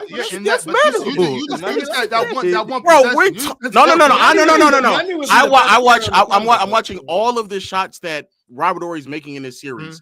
Majority of them, they're shifting off of players off of dribble penetration, not because Tim Duncan's in the post and they have to help out on Tim. It's based off of dribble penetration. They had a hard time containing spaced out offense because they struggled against this team and the Heat and dribble, kick, drive type of offense, which is what a lot of teams run today, especially the Thunder. So but you do understand that's an elite offense that we're talking about. OKC's offense is not San Antonio's offense. What? No, what? Not at that time. Not at that time. Not in 05. That's 2005. The Spurs. We're talking about Manu Ginobili. We're talking about Manu Ginobili. That is not the Spurs offense. You think the 05 was an elite offense? You have Tony Parker. You have Manu Ginobili. You have Tim Duncan. You have Robert Horry, who you're singing his praises. You have Greg Popovich, who's orchestrating this offense. Yes, that's an elite offense. If that's an elite offense, then what are the Thunder then? That offense, they're not that. The Thunder. The Thunder, I promise you, the Thunder have a harder time with that offense than the Spurs have. The Spurs were the 8th best offense in that league. I knew you was going to do that. Ron, since you listed down the personnel, you said Tim Duncan, Tony Parker, Manu Ginobili, and Robert Horry.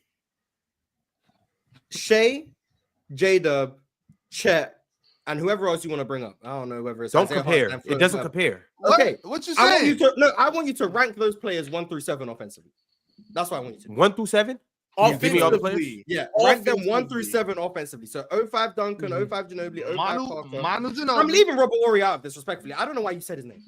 I said his name because he was in the conversation. And Lou was saying you got to help off of him, and he went and dunked on somebody, so I put him in there. Parker, Tim Duncan, Manu Ginobili. And I'm leaving. But Shai, J-Dub, and Chet, offensively. Okay, offensively. J-Dub and Chet are at the bottom. So Chet's at the bottom. J-Dub is next. Chet is at the bottom. Yes. Okay. So where's Chet supposed to be? Chet's at the bottom. J-Dub is next. Okay. Yes.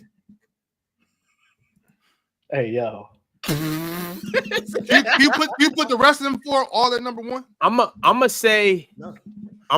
go with Tony Parker. Okay. Next. Tony Parker 4. At what number? 4. At 4. So who the top 3? You know, he went. We're trying to get Chet bottom, J-Dub 5th, Tony Parker 4. So I'm gonna go Tony Parker 4. Laughable.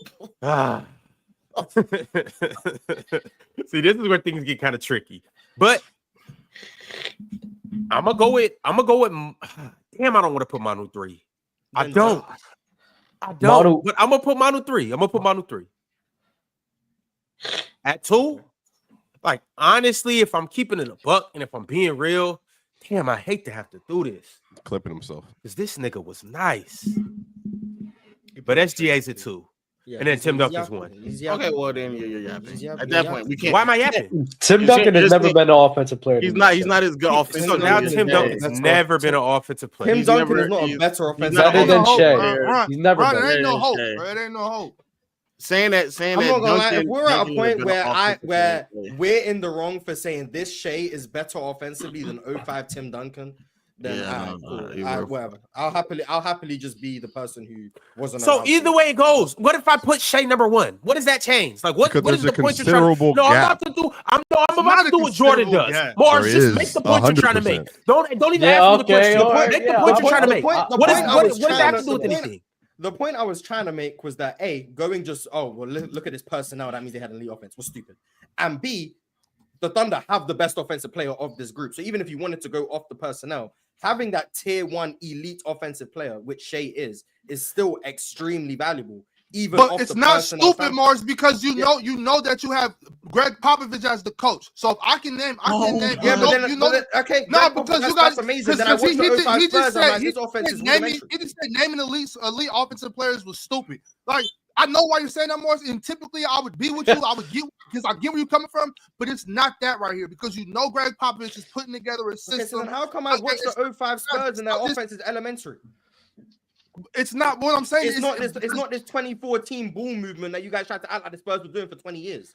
It was the 05 it doesn't have to be great ball movement. This was the 05 Spurs offense. Timmy in the post, if a double comes, kick. That was it. That's good offense. Simple offense. That's basketball. I got Tim Duncan. That's good offense. You niggas want basketball to be trigonometry and it's not. That's good. That's your offense. Y'all want basketball to be trigonometry and it's not that.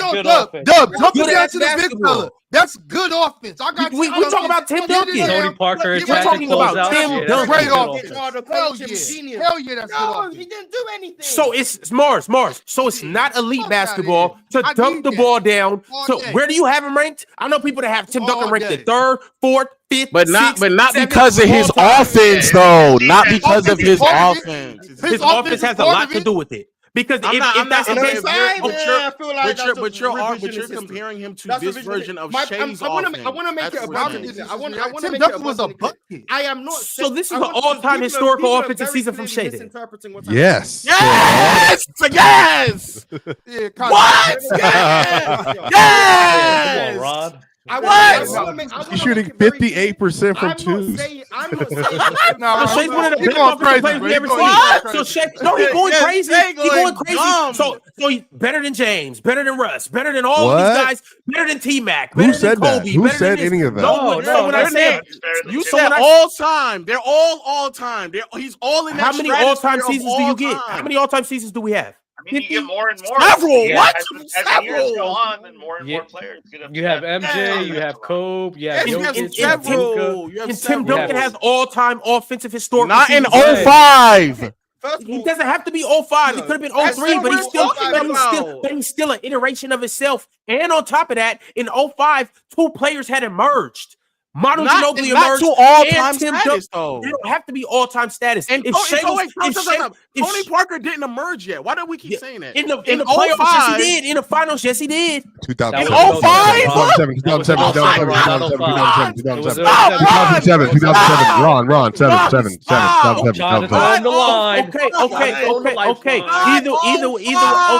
Either way it goes.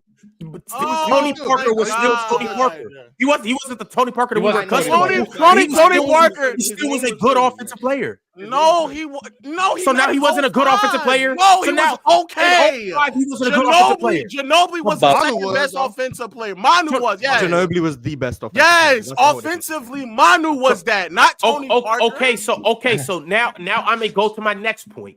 Shai's not playing with extraordinary offensive players. If he was, his production Chet is better than Tony Parker offensively. J-Dub is better than that version of Tony Parker. No, he's not. Well, no, he's not. You don't even know what this nigga is doing. J-Dub. Maybe J-Dub.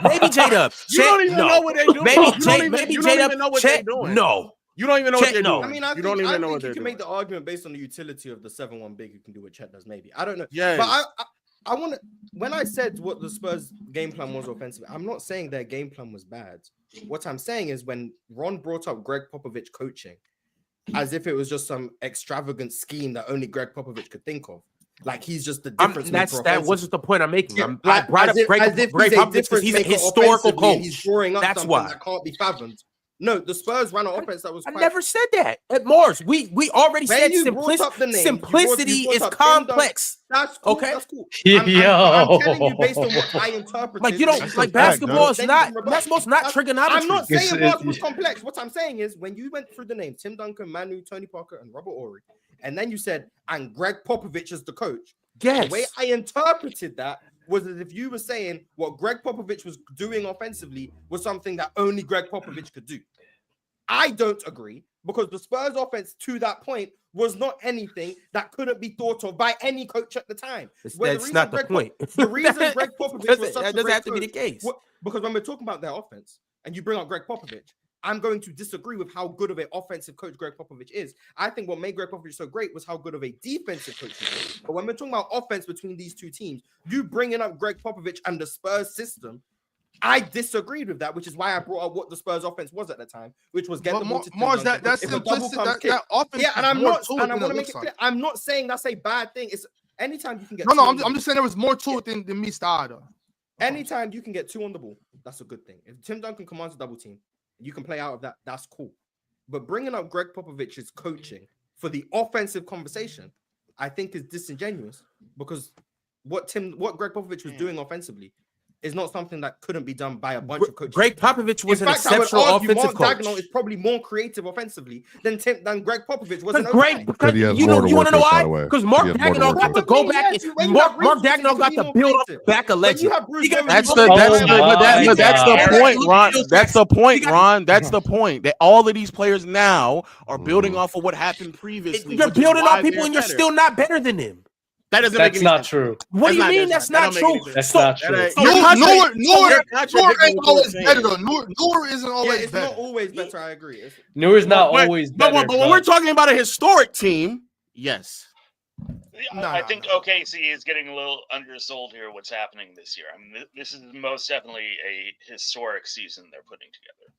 Bro, that's far. Right now, they have the highest. Look, Tony Parker was SRS getting in busy the that history year. of NBA. No, he wasn't.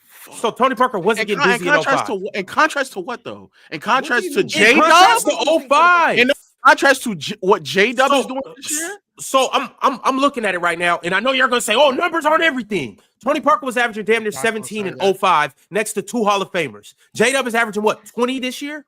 In this wide open era where he could shoot anything, and they're scoring what, 120, 130? How's that not comparable? He was their second best scorer that year. He was their second best scorer that year. What are the shooting? Who? No, he was not. Yes, he was. I'm looking at the numbers right now. He's their second best Daniel scorer. was a better scorer than him. I'm not saying he was the better scorer. I'm saying that year he averaged the second most points for him. So he was the second most points and being the second best scorer on the same team. Okay, so that even speaks more volumes to their offense. No, what was Tony Parker doing in the postseason? There was a 0.6 difference, and one of them was significantly more efficient. than Okay, and you know what's funny? All of their numbers went up in the playoffs. All of their numbers went up. What was the shooting splits, Ron? At what? At the 3-point line?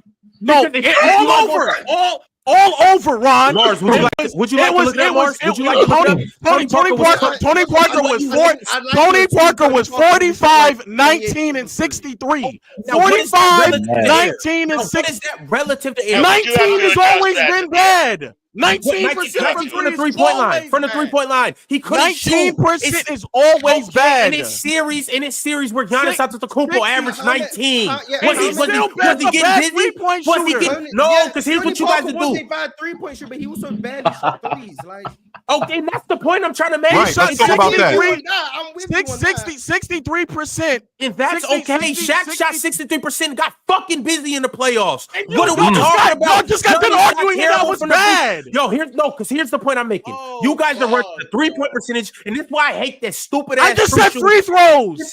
He's a guard. I'm about to get to that. Okay, that's cool. This is why I hate that stupid ass true shooting shit that you guys have run through. You can shoot bad. You can shoot bad from the 3-point line. Cool. It doesn't matter. You shot bad from the 3-point. You can shoot bad from the 3-point from the free throw line. Cool. That's cool. If I'm killing you, getting to the rim, and if I'm killing you from the mid range, I'm getting busy. I'm getting busy. I just want to put this out there because, like, Ron, I don't know if you'd appreciate. In the 05 regular season, Tony Parker only shot 2 threes for everyone's information. Tony Parker, relative to his time, was more efficient than J-Dub's been this season. Like, J-Dub's more raw efficient, like true shooting is better. But relative to error, Tony Parker was like neutral efficiency. J-Dub's like -3. I'd have never guessed that. I never would have guessed that. And guess what? He's still a better offensive player. That's fine. But like, this is why, like, I think Tony Parker was a flawed offensive player, which is why I'm not as high on him. But J-Dub, Shaq was a flawed offensive player. Please stop making that parallel. No. It's the same thing. It's the same thing. He's able to make it up in other ways. Yeah, so was Tony Parker. Tony Parker was not good enough to make up. He wasn't good enough. Why Parker wasn't good enough? Oh, to make up. You hear what I'm saying? Because you're just nowhere. He's not good. He's not good enough. He's not good enough to make up the lack of 3-point shooting and free throw shooting, especially in 05. Young Tony, not 2014, not 07 Tony, not 2009 Tony. 05 Tony Parker is not good enough to make up. So why was he out there? Because he wasn't a good defender. Why was he out there? Hey, yo, Ron. Whoa. Why was he out there? No, why was he out there? Ball handling. handling, pass, playmaking. There's other value he was providing. So he made up for it in other ways. But we're talking about scoring right now. But if you're no, because Shaq made up for his lack of other areas in other ways too. Rebounding, defense, blocking shots. I'm specifically talking about in a scoring capacity. Even though Shaq shot bad from the free throw line, in a scoring capacity, still made it up in other ways through scoring. That's what I'm saying. However, if you want to say, however, if you want to argue about why wasn't he on the floor, yeah, as time progressed, he started to get on the bench because they did find other players to put him out there for. Matter of fact, in 2013. No, nigga, in the 2 years before, he was so bad that they was putting out Speedy. They were putting out Speedy Claxton. The 2 years before when he was a rookie? He's 2 years removed from that, Ron. What are you talking about? 2 years before? 2003? This is a young Tony Parker. He was 19? 2003? This is a young Tony Parker. We're not talking about peak Tony. Tony was heavily flawed at that point. In 05, he was in year 4. But couldn't nobody stop Tony from getting to the rim? That's not true. And that's what his value was. Why is that not true? Hold on. Why is that not true? In 05, why is that not true? In 05, why is that not true? We're not talking about 07 when he led the league in points. So where was he getting his points from? Just so you know, he led the league in points in the paint. Years later, he didn't just wake up and all of a sudden where lead the league in scoring. He was able to do that the year before, the year before. He just got better. Majority of his shots got better. Majority of his shots came from mid-range shooting. That's what happened. He was settling with mids. He was. That was Tony Parker in 05. In 05. So Tony Parker didn't get to the rim in 05. I'll repeat what I just said. I'll repeat what I just said. I heard him too. Majority of his shots. Okay, so when the question was, where did he get most of his shots? Majority of them were mid-range jump shots. Okay, but I still got to the rim. I still collapsed the defense. I still brought value. I still brought value to the offense based on me driving, rotating the defense, and making the defense collapse. I still brought value that way. I want everybody to understand. The argument is he going to be good enough offensively, especially against a team that has the personnel? Because he's going to have to try to get by Caruso. He's going to have to try to get by Caruso. Caruso's not fucking with Tony Parker. Tony Parker getting by Caruso. Caruso's not fucking with Tony Parker. Yo. I don't care what y'all say. Y'all can hate Caruso the way y'all want to. Hey, Caruso's not fucking with Tony Parker. The score on Holmgren and Isaiah. This is very disrespectful. That's where the conversation came from. It's not disrespectful. We're talking about Tony Parker. Tony Parker. Yo, this is blasphemy. No. I'm saying when he got to the basket, I'm not debating that. What I'm saying is that Tony Parker shot 64% around the rim on 472 shots that year. By the way, I'm not saying that's fucking amazing, Swipa. That's amazing. No one's not saying that. What we're saying is the idea that he was unstoppable to get to the rim when most of his shots were not at the rim at that point in his career. That they weren't. He was settling for jump shots because he did not have the strong enough handle and blow by ability like he did in 07. Okay. In 05, he was not at that point in his I'm not arguing him relative to 07. Yeah, Ron, you brought up relative the wrong to his year. peak. It doesn't matter. We're not talking about his peak, though. We're talking about 05. I'm talking about 05. That's what I'm talking about. I ain't gonna lie. 05. That's what I'm talking about. Tony Parker was a blur in 05. He was a blur. If that's the case, then why is it that in 05 in the postseason, when he went up against mid to bad defensive teams in Seattle and Phoenix, he still wasn't doing the things y'all are talking about? 41% from mid-range and 62% from the rim. Okay, so this whole because we're comparing this to OKC and all of this. Talk to me about these niggas in the playoff last year. Why didn't they live up to who they were? Well, I agree. They have flaws. First of all, who do y'all think Caruso is on defense, though? He's one of the best defenders in the modern era. Okay, but he's an all-time. He's an all-time great guard defender. Yeah, 100%. Yes, yeah. No, 100%. That's not even a question. Caruso fucking retired. They would not say that shit about. Not even a question. But he doesn't have to stop 05 Tony Parker because why couldn't he do that against the Seattle Supersonics and the Phoenix Suns? He was struggling to be efficient against those teams in the playoffs. Why? Low. Answer the question, Ron. Low. Why? Low. What is why? So why was J-Dub struggling to be efficient last year in the playoffs too? Because he's an extremely fluid. Okay, so hold up. Okay, so Tony Parker was young, just like J-Dub, flawed in certain areas, just like J-Dub, and learning the ropes, just like J-Dub. But J-Dub got busy at certain moments in time. He did. Yeah, they At also certain lost moments in because he time, wasn't he good got enough. busy. Of course, when you're young and you're flawed, somebody, Caruso is going to give him problems in the playoffs. But Tony Parker's still going to get his money. Now look, in a 7-game series, game 1, he might struggle. Game 2, he might struggle. Game 3, Tony Parker's going to have a 20-plus point game. Game 4, he's going to come back and have a Tony Parker's game. Game 5, he might struggle. Game 6, he might come back and give him 30. I'm saying, like, obviously, you're going to have bad games and good games. That's a part of being a basketball player and a young flawed player. In a 10-game stretch against Seattle and Phoenix. Yo, stop saying Seattle like that. We was nice in 05. The defense was not nice. The defense was not nice. You don't remember. They had the fourth worst defense. I remember Ruben Patterson. They had the fourth worst defense. Yeah, but Ruben Patterson was guarding. They had the fourth worst defense. And now all of a sudden, if I say Caruso, then oh man. And if you had in a 7-game in a 10-game sample size against Seattle and Phoenix, some of the worst defensive teams in the playoffs on either conference, he was shooting below 45%, barely getting to the rim because he was settling for mids, long twos. How you know he was barely getting to the rim? Because you can look at how he got his shots. You look at the shot chart. But you keep saying yes. Hold on. So time out. What numbers was he putting up? Damn. Hold on, Robert. Damn. He keeps saying struggling to be efficient and all that. Right. What numbers was he putting up? What type of numbers was he getting? You're saying he was struggling to be efficient. 16, 17 points. 17 a game. 16, 17? What? 17 or what? Can you run me down some numbers just real quick? Hold on. I had to refresh He shot 62% from the restricted area. That's I'm not struggling to be efficient. So I want to know what numbers was he putting up.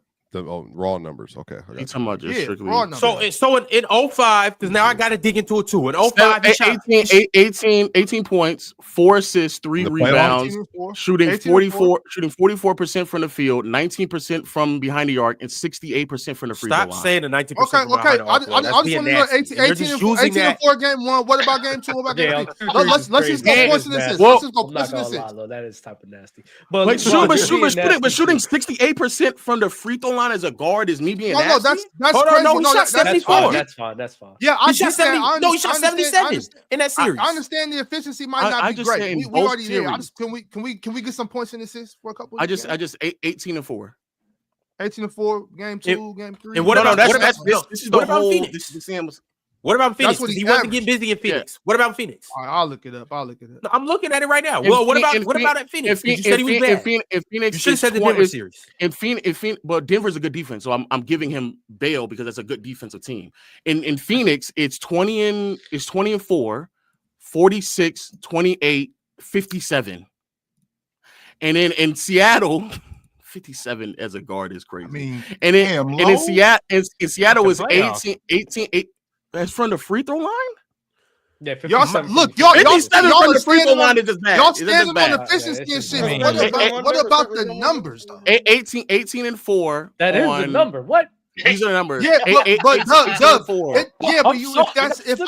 Dub, if I give you 28 points and I win, you can't be like, oh well, you shot 33% from free throw line and 14%. I don't give a damn. How many points did I give you? What did I leave you with? We're comparing with who's trying. We're trying to figure out who's a better offensive player. You, Dub. I don't need to know. We're trying to figure out who's better offensively. So all these numbers would matter. And if the argument is who Tony Parker was in 05, not 07, not 09, not 2014, in 05, if he is producing at this level effectively as a third option. This is what he's doing as the third option because Manu was putting up better numbers than this. So as a third option, this is what he's doing. He still can't be over 45 consistently from the field if he's still 50-some% from relative the to error. Don't do that. Relative to error. Yeah, as the third option. 45's not that bad. I said below 45. I said below 45. He wasn't below 45. Okay, let me repeat what I said again. Cumulatively, he probably wasn't. In the Seattle series, he probably wasn't. I don't know. He was in a 10-game stretch between the Seattle game and Phoenix. It is 44, 19, and 67, 68, and I'm rounding up for him. Those are his splits. As the third option. 46, game one against Seattle, he gave these niggas 29 and 3. Oh, the next game was weak though. You had to be there to watch. it might actually have been weak. The next game he had 22-7. The next game, 18. Oh, this might be a week. This might be a week 22 because they blew him out by 22 points in that game. I don't know. Week 22. Oh my god! I don't know. Hold on, Jordan. This first game. First game against Phoenix. Yes, the first game against Phoenix, he had 29-7. Game 2 against Phoenix, he had 24-3. Frying him. Why'd you stop?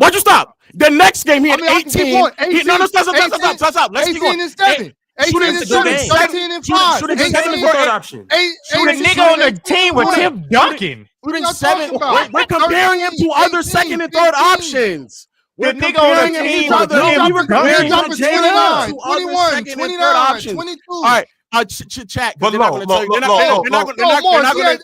He put up 18 points. He put up 18 points on 18 shots. He put up 13 points on 17 shots. He put up 18 points on 21 shots. Like I hope he does get to 18. He had to get to it. Congratulations to They needed it. Y'all are tripping with my nigga Tony Parker was cooking. And you talking about he was struggling with efficiency. He gave them niggas 29-8. One game. There's one game. Yes, one game. OKC is a better offensive team. I don't know how we even got here. That's just a fact. They're a better offensive team than the Spurs. Yes, in 05. Yes.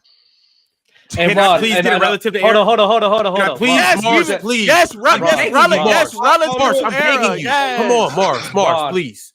Ron, relative, they got him. But Ron, you were being very disgusting, bringing up how OKC lost and was struggling last year because you failed to mention that they went up against a Luka Doncic and Kyrie Irving, who was generating a lot of shots for their crew members. No. That's something that the Spurs do not have. No, because when I brought up the Seattle Sonics in Phoenix, and then I said, "Lo, you should have mentioned the Denver series." He said, "No, because Denver was good on defense." So but Tony Parker was inefficient in that series too. But he was. Like I don't know what it. I'm saying the Mavericks aren't a good defense like that. Were they last year? Yes. Oh my God! Yes. So last year in the playoffs, the Mavericks were like that on defense. They had a solid. In the playoffs, I think they were a top 5 defense. I want to say they had a solid defense, and along with two great offensive players generating. Okay, no, I'm just talking about OKC on offense. I'm not comparing the whole teams. I'm just talking about Dallas' defense and OKC on offense. So wait, and J-Dub wasn't that good against Dallas. And that's the point I'm making.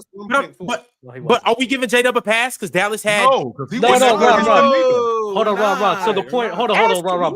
Before you go, the point I'm making is they lost a series where yes, they struggled in, and if your point is they could struggle against the Spurs, cool, but in order for them to lose that series, it needed the combination of Luka and Kyrie's offense to propel them. That's something the Spurs don't have. What you mean? Well, PJ Washington was getting those looks in 05. In 05, the Spurs don't have that kind of offense to propel them. Hell no. Luka. Stop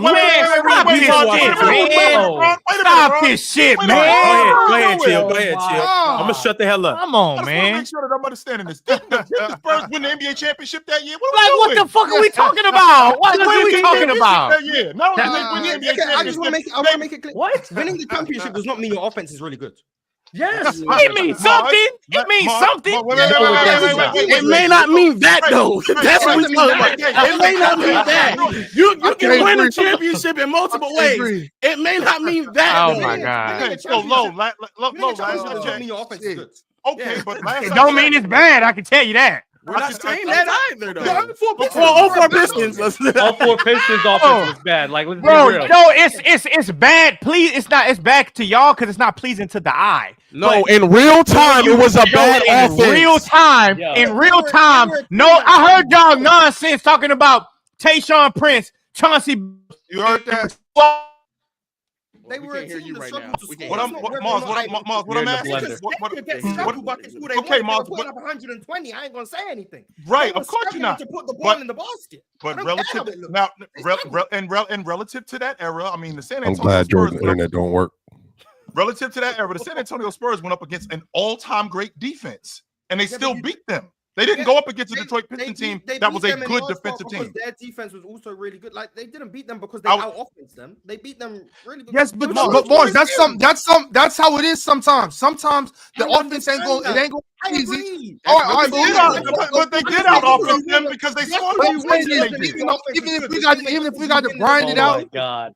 Yes, but I'm saying though, sometimes your offense just got to grind it out. It's not going to be nice. It's not. We're not going to score a lot. Sometimes it's going to be a lid on the rim. Sometimes we can't create great offense, but your offense is still good enough to.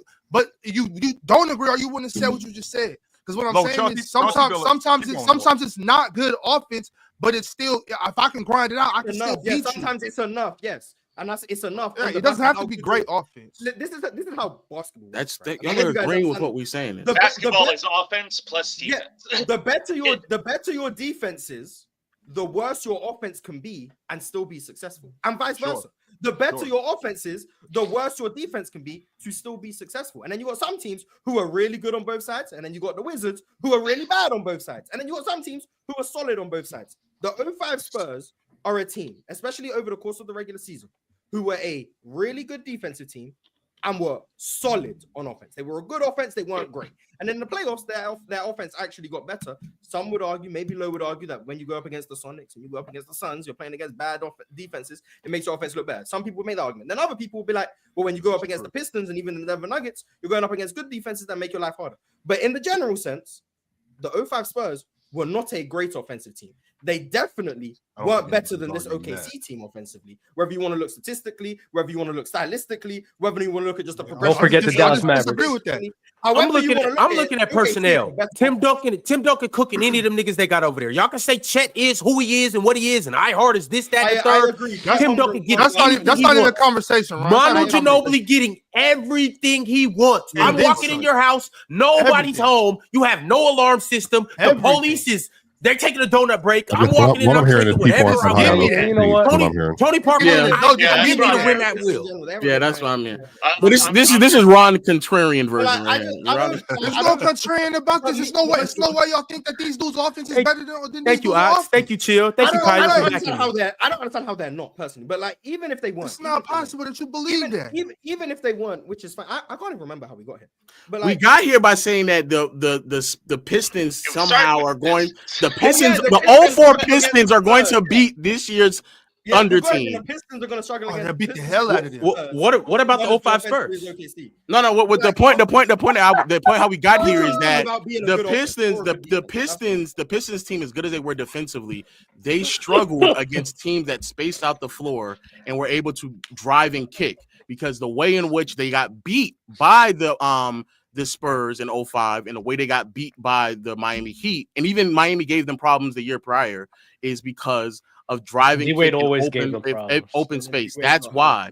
And so if you're saying now, if there's going to be 4 on the perimeter with only 1, and they have to rotate and try to contain driving kick, then they're also going to struggle against a team that thrives off of that anyway right now, with more kicking opportunities because they're shooting threes. The point I was making with OKC versus that, because you went back and you were looking at clips at the 05 Spurs, right? At that series. I was just trying to figure out how did Robert Horry get open, because the OKC has one guy, and I mean they have other guys too. I don't want to diminish them, but they don't have no Manu Ginobili, they don't have no Tony Parker, and they don't have no Tim Duncan. And I know you're gonna say, well, they have SGA. All right, so who do you want to take off the board, Manu? Okay, so they still don't have a Tim Duncan, or they still don't have a Tony Parker. You still missed what I said, but okay, you got yeah. No, I get what you're saying. You're talking about them being spread out. You're talking about them being spread out and having to guard the drives. Okay, I'm talking about 3 historical players that they have to guard. You guys. Tony Parker was not a historic player at that point in his carear, Ron. Okay, that is true, Ron. We can't. We get caught up on words. My bad. Let me take the historical player out. The words you use. Okay, all right. Let me readjust my words. But you can misspeak. You can do that. Okay, and I definitely misspoke. I'm sorry. Enunciated and everything. 2 historical drivers. He wasn't a historic driver. But wait, because the whole point is this though. The whole point about it is that it's a good point that they struggled with the teams that were spreading it out, right? This team spreads it out as well. But my point is that basketball, you're supposed to score, right? You're supposed to score. It's supposed to be harder for the defense. They could have ran something else and in turn still struggled with that as well. The name of the game is to win. I'm gonna struggle with what you put out there because you got good schemes, you got all the talent, right? So who's to say that's an issue? Like they still won whether or not they were struggling with these things. What is Oklahoma City doing to slow down? You're gonna be able. You're gonna struggle. It's not. The argument is about slowing down. It wasn't. Yeah. I want to make sure that I just want to make sure I want to get how we got here is that the theory was that how Robert Horry was able to help space out the floor is because they threw the ball into Tim Duncan and then they helped off of Tim Duncan. I then went to go watch how Robert Horry scored, and that's not what happened at all. All it took was driving kick from one player, swing over another driving kick penetration, and then they threw it off to Robert Horry for an open look. Right. Robert Horry got open not because of they rotated off of Tim Duncan, but because they rotated off of driving kick. That's the point I'm making. And so what I'm now saying is that you don't have to have a hub interior like a Tim Duncan to get quality looks against the Pistons because that's not what they did anyway. They were rotating off of perimeter play. And so what I'm saying is if you're telling me that you don't believe that between Shai and J-Dub that they're not going to be able to shift the defense more than Tony 05. You Tony made that Parker. assessment in 2 minutes. You made Yeah, that in 2 minutes. You fair, watched the couple clips. You watched the couple clips. No. I'm not watching one clip. I'm watching every shot he's attempted. Right. But still, there's a whole series of basketball. I'm watching every shot that he attempted. Well, hold on real quick. And also when I said I didn't say that they were just doubling off when you're having the ball. I said they're helping off on Tim Duncan. Meaning I can dig on Tim Duncan before he has the ball. There is space due to Tim Duncan being on the court. It's not just drive and kick.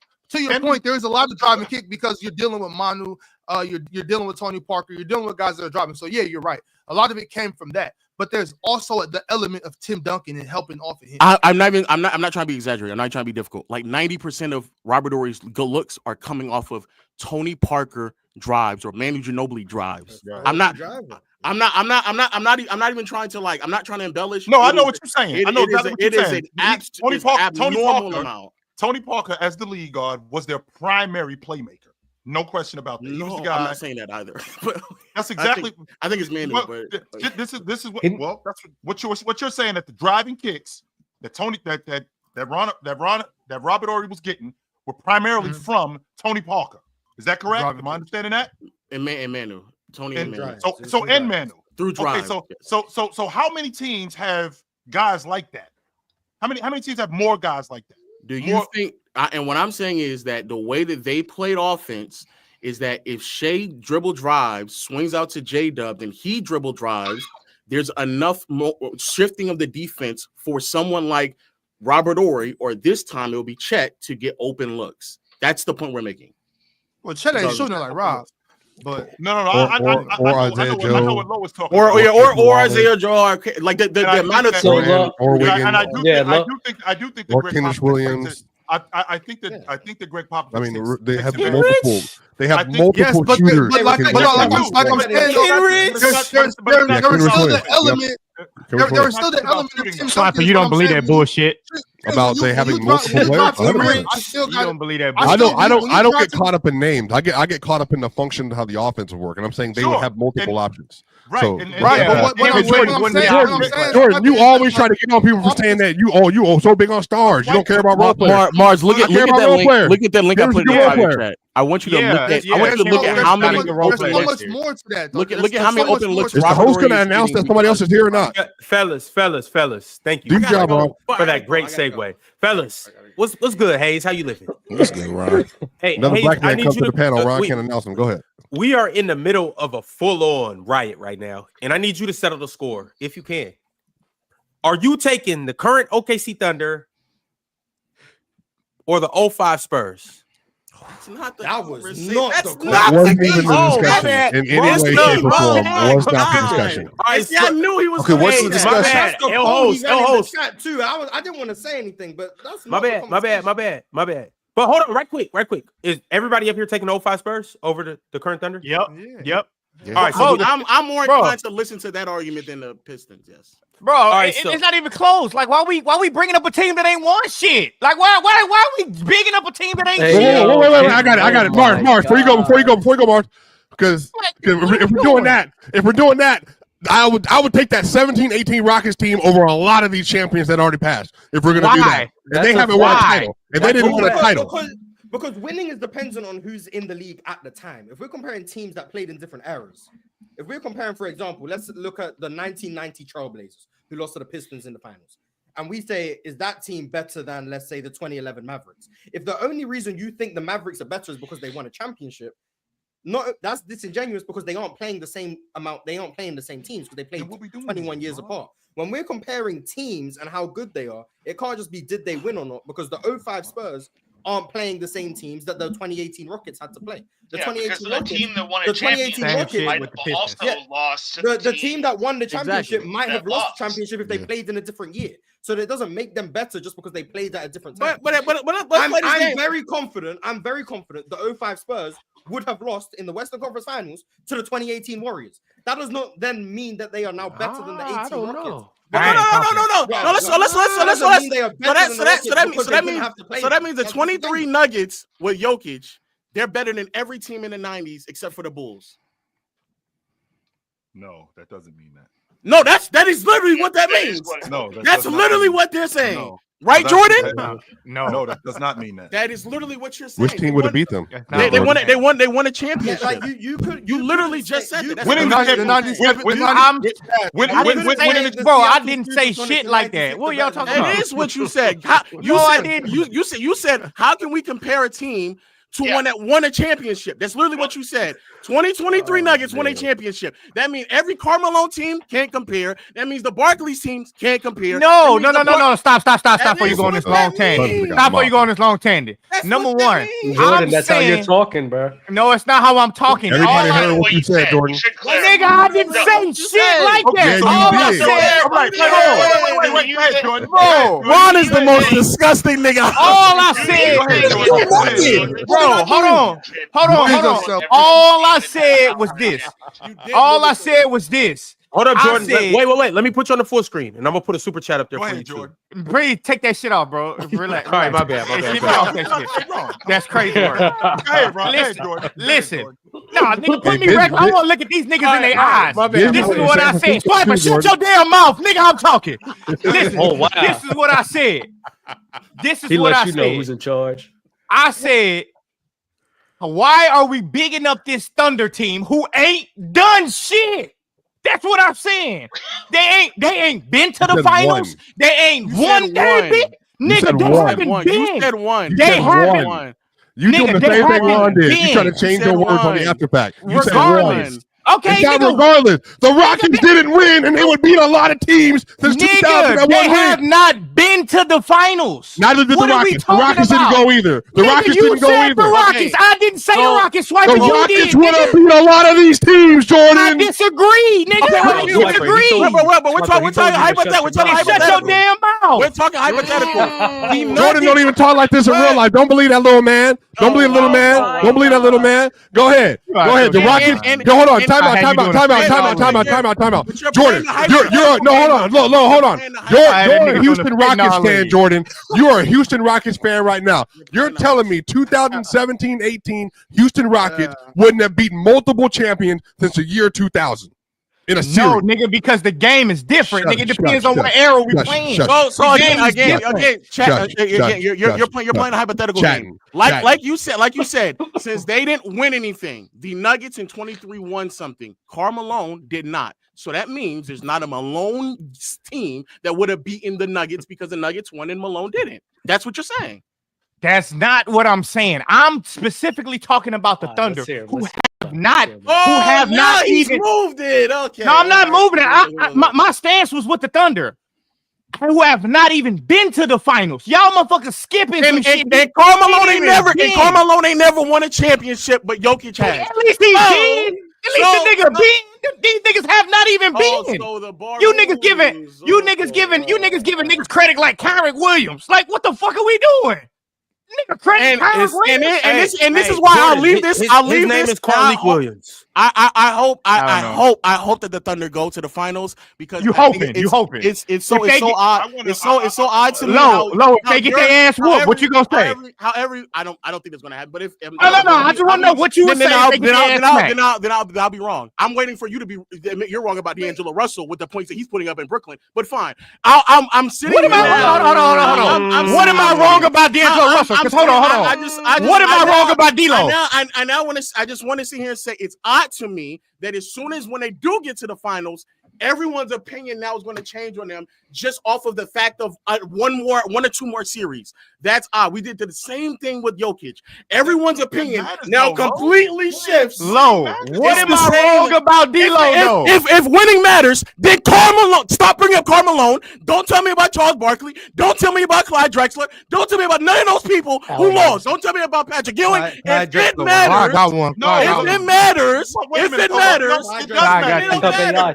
He's talking about prime. He's talking about prime Drexler. He's talking about prime Drexler. Right. Don't tell me about Allen Iverson. Don't tell me about none of them. You talking about niggas that been to the finals and versus a team who ain't been to the finals. What are we talking about? Like I said, the whole opinion will change. Are we really doing that because of the Rockets? This is so disingenuous. It's not disingenuous. To the finals. Bro, the Sacramento Kings in the early 2000s are one of the best teams ever, but they had to run into Shaq and Kobe. No, we got Rock. We got Ever's crazy. Ever's crazy. All right, low. I mean, not win the championship. Low. I'm not gonna let you slide. We better than the 23. What was I wrong about D'Lo? What is D'Lo putting got up? a bunch of role players in that team, including Chris Webber. Go ahead. Hold on, low. I can't let you slide like that because I got a good track record on PC. What was I wrong about D'Lo? He said LeBron was holding him back. Let's see what D'Lo's doing in Brooklyn. Let's wait till he get back in Brooklyn. He gonna really get loose. Who the fuck? Hold on. Who the fuck said that? I did not say wait till you get back to Brooklyn. Nigga, I didn't know the nigga was going to Brooklyn. You said when he was in Brooklyn, that's when he really got loose. He's now back in Brooklyn. He's now has the ball in his hands. He's now ball dominant. This some bullshit, Lo. Let's see what he's doing. Let's see what he's doing. Say LeBron was holding him back. And now LeBron is holding him back. LeBron's no longer on his team. LeBron is no longer on his team. Let's really figure out what he's doing. Oh my goodness, these numbers popping off the page to me. 14 points. Nigga, why wouldn't you just go to his Brooklyn numbers before he got to LeBron? It's the same. It's the same D'Lo. It's the same D'Lo. You said D'Lo with LeBron. Could have 1, 2, 3 years ago? So could LeBron have? I mean, could D'Lo have maybe regress? Could he done that? Why didn't you accept that back? So you were wrong. So D'Lo regressed and LeBron was sustaining. No, also the nigga got traded mid-season. What the fuck? Like, what are we doing? Oh man, what are we doing? So next year is when he really gonna take it up another notch. Bro, I'm asking. I don't know. Read that super chat, Ron. I don't know, or I really don't give a shit. But number one, this is what I'm saying. I've consistently said my argument, because you can go back. My argument was LeBron be fucking up point guards. What's Austin Reeves doing right now? What's Austin Reeves doing right now? Look that nigga not a point guard. Look at Luka. Look at Luka. Austin Reeves is not a point guard. Look at Luka doing nothing. It's not a point guard. Yo, the crazy. Austin Reeves is a point guard. What was Kyrie doing? What was Kyrie doing? Is Kyrie? Niggas, Kyrie really a point guard? Is he? And D-Wade was a PG. You niggas is lying like a motherfucker. Ain't no fucking D-Wade was no PG. So Kyrie wasn't a point guard. So Kyrie wasn't a point guard now, Chad. He was a point guard before LeBron got there. He was a point guard after LeBron left. After he left LeBron, but now he really is not a point guard. So when you bring right now. Nigga, I mean, I guess he playing point guard. Whatever. How many point guards finished the game with 42-0 assists? What? How many fucking point guards have finished the game with 42-0? So Kyrie's not a point guard now? Is that what you're going with? How many point guards have finished the game with 42 and 0? I guess one, Kyrie. How many assists did Mo Will have in that game? In the 50-point game? Anybody know? He probably more than 0. He probably more than this 0. nigga Swipa is disgusting, nigga. Oh, wait. Was Kyrie a point guard before LeBron got there? What was Kyrie before LeBron got there? In the same back, nigga. It was in the back. First of all, we're in the era with positionless basketball. So if it's positionless, then why did you bring up Austin Reeves as a 2 guard? Why did you bring up that? What are you talking about? I said I don't think that Austin Reeves is a point guard. You said he's a point guard. But it's positionless though. But I'm saying with Kyrie Irving specifically, you not finna tell me that he is like a Tre Young, that he is like a Chris Paul, that he is like I don't know how many Tyrese Halliburton. Does he fit in that? Where does he fit? Does he fit with Paul George? Does he fit with fucking Donovan? He doesn't fit with Paul George. Nigga, this nigga play like them niggas. He don't play like the point guards we know of. So who do he play more like? Do he play more like Tyrese Halliburton or Paul George? Probably like Kyrie. You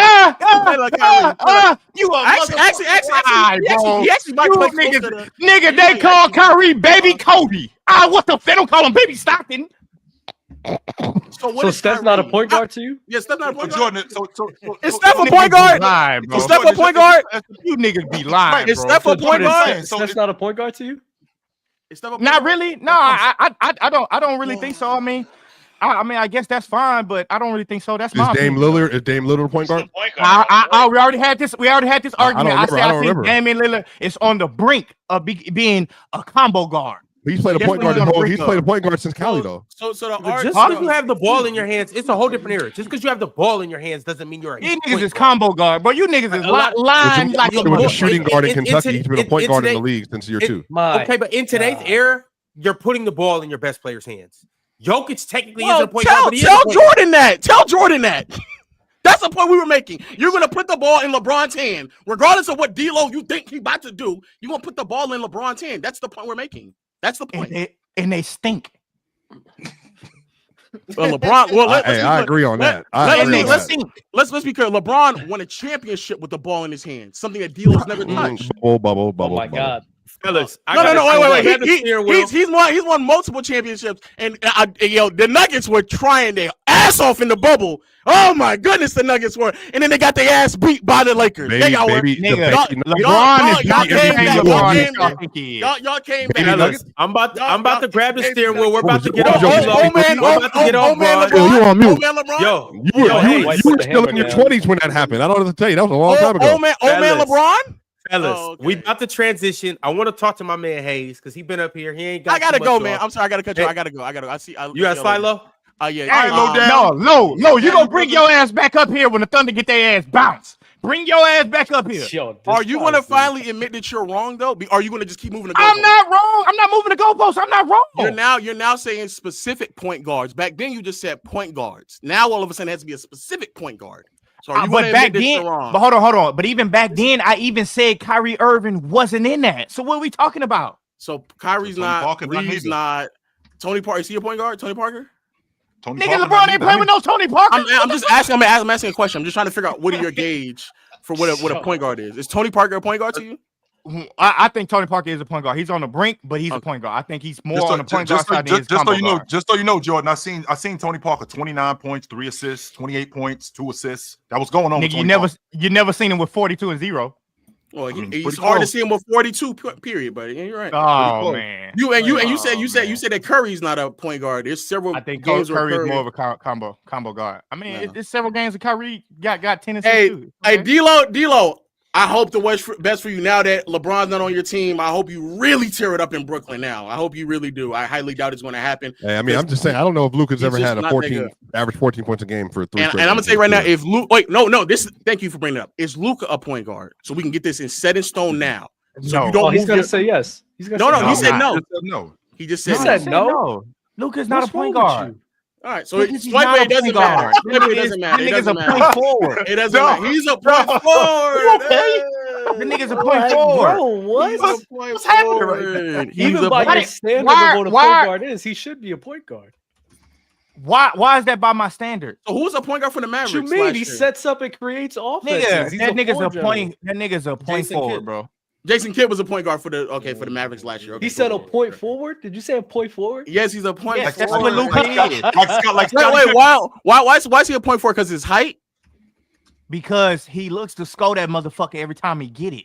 That's why. No, he does not. He does not look to score every time. But I hear what you're saying. I hear what you're saying. I hear. Oh my God, Jordan, bro. you got me crying. So wait, I don't got you crying, so nigga. I got you smiling, nigga. I'm telling the the real truth. point guards? Who the real point guards? Who the real point guards, Jordan? There's not that many nowadays. Come on, keep up. Keep up. Nigga, Tyrese Halliburton, Tre Young. Tre Young. Wait, Tre Young? Tre Young? He's a chucker. Tre Young is that. He's a chucker. Tre Young looks to score more than Luka. Just don't like Tre Young's shot selection. He's a great player, but he's a chucker. He's shooting 39% from the field. What are you talking about? Chucking the ball. If he shot 49, he would be a better point guard. Is LaMelo a point guard? Is LaMelo a point guard? Combo guard. Okay. So what's the difference between Tre Young averages 18 attempts a game and gets to the free throw line 7 times? He is. Does he lead the league in assists? Yes, he does. Oh, okay. So Harden, when he led the league, he was what? He was the point guard that year. Okay. So y'all don't understand. Wait. So when LeBron led the league in assists, he was No. Yeah, You talking when he's with the Lakers? You talking when he's with the Lakers? He led the league in assists. He was. I think he was. I think he was a point guard that year. I do. Is Joker the point guard? No. Why not? No, it ain't no fucking good one. What are y'all talking about? He averages 11. He averages 11 assists. Why is it not? Bro, this guy. He averaged 11 assists. Why is it not? Why is it not? I do want that answer. I do want that answer. Why is it not? He averages not a point guard. Why? But why though? He averaged 10, 11 assists. Why? Because of his play style. Because of the play Because style. I said so. That's why. Because we have to go into. If you niggas think that Jokic is a point guard, we out our goddamn. No, I don't. You're basing. Nigga, don't say I do. I'm saying I don't. So don't say I do. Nigga, I'm clearly saying I don't. You're gauging assist again. You're gauging a position by numbers, by the assist that. No, I am gauging it by what I see from point guards. I see guards like Tre Young who only shoots that much because he has to in order for them to win. If he played alongside guys, if he knew it was better, he'll stop shooting that ball because he keeps. So they can do what? Win 8 games? What you mean? He always missing. Nigga, if Tre Young didn't average what he averaged, they would suck. Yo, Jordan, 36 last night. Yo, Jordan, you gonna tell me with straight face that Tre Young gets off a screen, he's damn near near the half court line and takes a shot and is like, yeah, I take this shot. So he do that all game. He does that a hell of a lot. What is Jalen? No, the hell he do not. What is Jalen Brunson? Combo guard. Combo guard. He still, but so he only shoots because he believes that he has to do. No, I'm glad you brought up Jalen Brunson. Because if we swap Tre Young and Jalen Brunson, I promise you Tre Young will probably average 13, 14, 15 assists a game if he played with that lineup that Jalen Brunson plays with. But he doesn't. So he played with a nigga. He played with a nigga. It's the playmaking part. Tre Young does not play with nearly the amount of talent Jalen Brunson plays with. So of course he has to shoot in order for their team to have a chance. Of course. But Brunson takes a lot of shots too, though, and he like a lot of shots. He's one of the best. That's why he's Swiper. Are you not listening? This is why I'm saying he's a combo guard. I said if you swap them, so you don't think him Luka and Tre, I don't think Tre. No, I'm okay with. I do think Luka has to take his shots. I'm okay with that, but I don't think Luka is a point guard. No, I think Luka would shoot that same shit on. I think Luka would shoot the same type of shots on every fucking team he plays, regardless of who the talent. Was Luka a point guard at Real Madrid? I don't know. I think he was. I think he was the backup. I think he was like the third string point guard. Then he just turned into a fucking superstar. Do the Thunder have a point guard, Jordan? I mean, nigga, Shai. I guess Shai's a combo guard. No, do they have a point guard? George Giddey was that point guard, I guess. Yeah, Shai. I mean, Shai doesn't play point guard, but he has to play that point guard. But he's not typically that point guard. They don't rely. Okay. No, Shai is legitimately could be a shooting guard. That's what he is. He's a combo guard. Fox a point guard? On the brink of a combo guard and point guard. It's not very many point guards here. Is Penny Hardaway a point guard? Yes. Wait. What is a point guard? I think who looks to pass first, I guess. Yes, that's what I think a point guard is. Somebody that looks to pass first. Why is Jokic not a point guard then? Because that nigga, it's not that he's looking to pass first. He's looking to score. It's because listen to what I'm saying. Why y'all saying what? He's looking to score. He's looking to score, but they guard him for that, so he has the mindset to switch very fast. That's not true.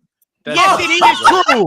This man Jokic. This man Jokic. You don't think Jokic is a pass first? No, Ron, hold on, Ron. No, I think he's a score. I think he's a score first player, but the way they guard him, he has no Have you heard him talk about this before? The thing with a guy like Jokic, who is so skilled and so talented, passing the ball is nothing to him. A lot of the times, like when you got the ball early, you get off it quick. It's easier for me to re-get to another position where I'm gonna get the ball back and score. I'm not saying that's every time. I'm just saying a lot. Jason Kidd used to say that all the time. I move the ball quick because I know if I move it quick, I'll get it back. I'm gonna get it right back. You know what I mean? So when you know you're gonna get the ball back, he knows he's gonna have chances to score. That's what I'm saying. Like, he doesn't have to just go score. He just playing good ball. He playing the rock. I can't say he's pass first or score first. 100%. I could just say he's just playing good ball. Well, but Jokic for years. Go ahead. Really quickly, Swipa. And the defense that's played against Joker does not contain him from scoring. He's scored on anybody whenever, whether he gets double, whether it's single coverage. That doesn't slow him down. I don't know how Penny Hardaway is a point guard. Well, but Joker openly said that everyone agreed Jokic was pass first. I didn't. He's openly talked about this for years. Okay. Don't get me mad. Penny Hardaway averaging 22 points and 7 assists, but he's a point guard. I mean, assists improve if you're pass first. That's literally what the argument is. He led the league in assists, or we're talking about assists. How can you be there and you only got 0 assists? He's been talking about assists the entire time. So was Mark Price a point guard? Yep. Okay. And Gary Payton. Gary Payton a point guard? Gary Payton was a point guard? No, he didn't do that. Gary Payton is a point guard. Yes, we're doing like what the fuck are y'all talking about? Gary Payton is a point guard. Was Tim Hardaway a point guard? I think Tim Hardaway was more of a combo guard. Watching his play style. What about Damon Stoudemire? Hell no. Tia, what do you think about Tim Hardaway? Tim Hardaway was the epitome of the league guard. The epitome Tim of Hardaway the league was the epitome of the league guard. I don't know about the epitome. I don't think the epitome. But he disagree with that wholeheartedly. Was Damon Stoudemire a point guard? I just didn't know that. I didn't hear this. I mean, I don't know. I didn't really care for Damon Stoudemire, so I don't know. Okay, Portland. What about Nick? That's my dog. Tim has multiple. Ox. Tim has multiple. What about Mike Bibby? What about Mike Bibby? Tim has multiple seasons. Earlier on, Tim has multiple seasons where he's averaging 10 plus assists. 1 year where he finished second in the assists per game and around the league. So he finished second in the assist champion, whatever you want to call it. And now I'm being told that if somebody's averaging 10 assists, that can still not constitute them as a point guard, even though they play the position. Okay. Chill, can you do the meme? Chill, do the meme. Do the meme, Chill. Do the meme, Chill. From Piper, shut the fuck up. God damn, Shai be saying bullshit. My thing is this, though. When you go with Penny Hardaway, you are on the brink of a point forward and a point guard because of his style, him being tall, him being the way that he plays.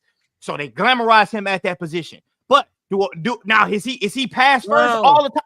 No, Tim Hardaway, 6 foot, okay, averaging. I'm talking about Penny. Okay, but listen to what I'm saying. I'm talking about Penny Hardaway. I'm talking about Penny Hardaway being what, 6'7", 6'7", 6'8". So height now. Just listen to what I'm saying. I'm listening, Jordan. I'm listening. Traditionally, probably would be a small forward, shooting guard type of guy. But he's good at passing, so we fit him in this point guard role. So we glamorized him. I mean, Penny Hardaway as a point guard. We're gonna glamorize him as a point guard. But compared to the other guards, like fucking Wait, so Magic's a point forward? We are first of all, we already had this argument that I don't think Magic is a traditional point guard, but Magic is a good point guard. I'm sorry. Oh, Magic's not a point guard either. That's not what I said. That's not what I said. I'm sorry. Jordan, stay right where you were. First of all, that's not what I said. I said traditional point guard. No, Jordan, stay where you were. I'm trying to understand. We'll revisit that. You said that where you were saying that Penny Hardaway at 6'7", they glamorized that position. Keep going. Yeah, I'm saying they glamorize him and putting him a point guard because he can pass, because he's a very good passer. Now, if you get Penny Hardaway on the team where he ain't got nobody to pass it to, he not gonna do the shit Tre Young would do. He gonna fucking do what he know how to do, get a bucket. That's totally fine. Tim Hardaway on the other end, I'm okay with if you do say he a point guard or not. My end all be all on players that's a point guard. I'm not the end all be all on it. I just said I don't really give a shit about the Tim Hardaway thing. I just don't. That's all I'm saying. Y'all misconstruing it as I'm saying, like, well, you said this, you said that. He's a point guard. He's a point guard. No, I'm just telling you, I don't think that they are. Just like I don't think Kyrie Irving is a point guard. If you think Kyrie Irving is a point guard, toodles to you. I disagree. Yeah, I hear you, brother. I just have one last question before we move on. So is Magic Johnson a point forward? Yes, I think Magic Johnson is a point forward. Not point guard. I don't think he's a traditional point guard. I think him being 6'9" and able to do the shit that he do is fucking unheard of. But so if you want to classify him as obviously I would have Magic in there because I think Magic Johnson is good. But I'm saying as a traditional point guard, I don't think Magic broke that barrier. That's what I'm saying. Magic Russell Westbrook a traditional point guard? At his apex? I think at its apex, I don't know, but I think Russell Westbrook is more of a combo guard who can pass. That's what I think he is. So who's your top? Like, wait. And all of this is circling around the fact that you think D'Angelo Russell is a point guard. That's not. Oh, bro, okay. I don't know what Low is getting. I think Lou Williams. I'm getting lost. I'm not gonna lie. Oh, wait, Low is getting all this. Jordan, who's the best pure point guard ever? Is it Chris Paul? I'm trying to make it to this. It's got to be Chris Paul. It's not like your most ideal version of a point guard. Who's the top three traditional point guard? No, wait, stop. He has to believe that D'Lo is a point guard because that's how we got to this point. That when you take LeBron on a team with a point guard like D'Lo. No. If you take LeBron on a team like a point guard like D'Lo, it's arguing this out of context. That's number one. You're arguing this out of context just to prove a point. Now we about to get into a nerd argument. This is what shit I'll be talking about because you're arguing shit out of context because we were talking about the effectiveness of D'Lo being off the ball versus on the ball. And you said that, but you want to argue. Yes, but you want to argue guards. Yeah, he does. That's why they get rid of him. So is D'Lo a point guard? D'Lo is better on the ball as a point guard than he is a shooting guard. So that was the argument when we talking about the whole Lakers thing. Do you consider D'Lo a point guard? That's all. That's in Brooklyn, when he was averaging 21 and 7, was he a point guard? Traditional, okay, combo guard, but that wasn't the argument that you trying to argue right now. Who's the two guard in Brooklyn? Do anybody remember? I don't remember. It was him and Herb until Herb got hurt. No. Herb. I think it was Joe Harris at that time. So if you're still considering, Spencer Dinwiddie was coming out the bench, but I think you would consider him. No, you are arguing the point out of context just to prove. I don't know what you're trying to prove, but you are arguing the point out of context on purpose. We were talking about the effectiveness of D'Angelo Russell playing alongside LeBron James, where he sits in the corner and does nothing but catch and shoot. Then Swipa, numbers ass, want to argue. Oh, he shooting just on the three. I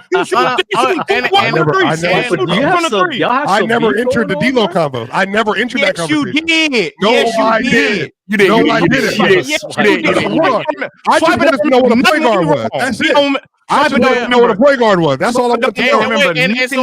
Hey, Jordan, your internet's messing up. We can't hear you. But the crux of the argument was still based in this idea that if you put LeBron on a team with a point guard, he makes the point guard worse. He hurts a point guard. That was the crux of the argument. Because what position are they going to play? Yes, because I get that. Okay, yes. So now I'm asking. So D'Lo is a point guard because he got hurt by LeBron. Those are the correlations I'm drawing right now. I'm saying he's better on the ball than sitting in the corner. So he won't answer that question. So if you want to say he's a point guard, I'm okay with that too. The argument because the reason why I don't want to answer the question because you are trying to set a trap that's not really a trap. Because you know it's inconsistent. Because you're arguing the point. No, because you're arguing the point out of context. Jordan is saying LeBron hurts players who need the ball in their hands to be effective. No, he can't say that. He can't say that. And I'm telling you, I'm translating. That's No, I know. I get that. But he can't say that because Kyrie needs the ball in his hands. Marz, don't try to save him, bro. The ball in his hands. What about Luka? Oh, what about Luka? Austin Reeves needs the ball in his hands right now, and Austin Reeves is playing the best basketball of his career. Luka's playing the worst basketball of his career. Bring him up. God. Yeah, Austin Reeves needs the ball in his hands. Austin Reeves is developed under LeBron. Austin Reeves needs the ball in his hand to do what? To do like D'Lo, because D'Lo get off by playmaking too. Austin Reeves needs the ball in his hand to be Austin Reeves. That's what he needs. So if the argument is that LeBron, LeBron can pass that motherfucker to him and he can do what he do. That's not how D'Lo play. D'Lo doesn't play like that. D'Lo was one of the best catch and shoot 3-point shooters in the league. See, this how I know you was in that fucking argument. You use that same bullshit. You're saying it right now. D'Lo had a really good year. D'Lo had a really good year 2 years ago. Bullshit. He had a great year 2 years ago. I'm so confused. There's too many other players who had the ball in their hands. We have to move on, y'all. I need everybody collectively. Let's take a break right quick. Let's all take a deep breath. We got to move on. Sit your ass down, Swiper. Sit your ass down, Swiper. Wait, but hold on. Ron, hold on. D'Lo had his best shooting year of his career 2 years ago. And then he had a good playoff run in the first round. What you said. That's exactly what I said he was going to do. That's exactly what I said he was going to do. You gotta really. Now I got to move niggas to the back. Yo, we got to move on. We got two new people in the house. My man Haize is still here and hasn't got a word off. And Penn is still in the house, and he hasn't got a word off. So, Haize, I'm gonna come to you first. First off, shout out from the logo, the best show on the Players' Choice platform. I've been saying that for years. When do y'all go live? Tuesdays at 6 p.m. Eastern. And who will you cook up here in the PCL? Penn caused some work. It was a great debate. That's the only one I beat up here in the PCL. No, who will you cook? Oh, who will I cook in the PCL? Oh, anyone who's put in front of me. Be Evan Mobley. Say everybody. Yeah, anyone you put in front of me.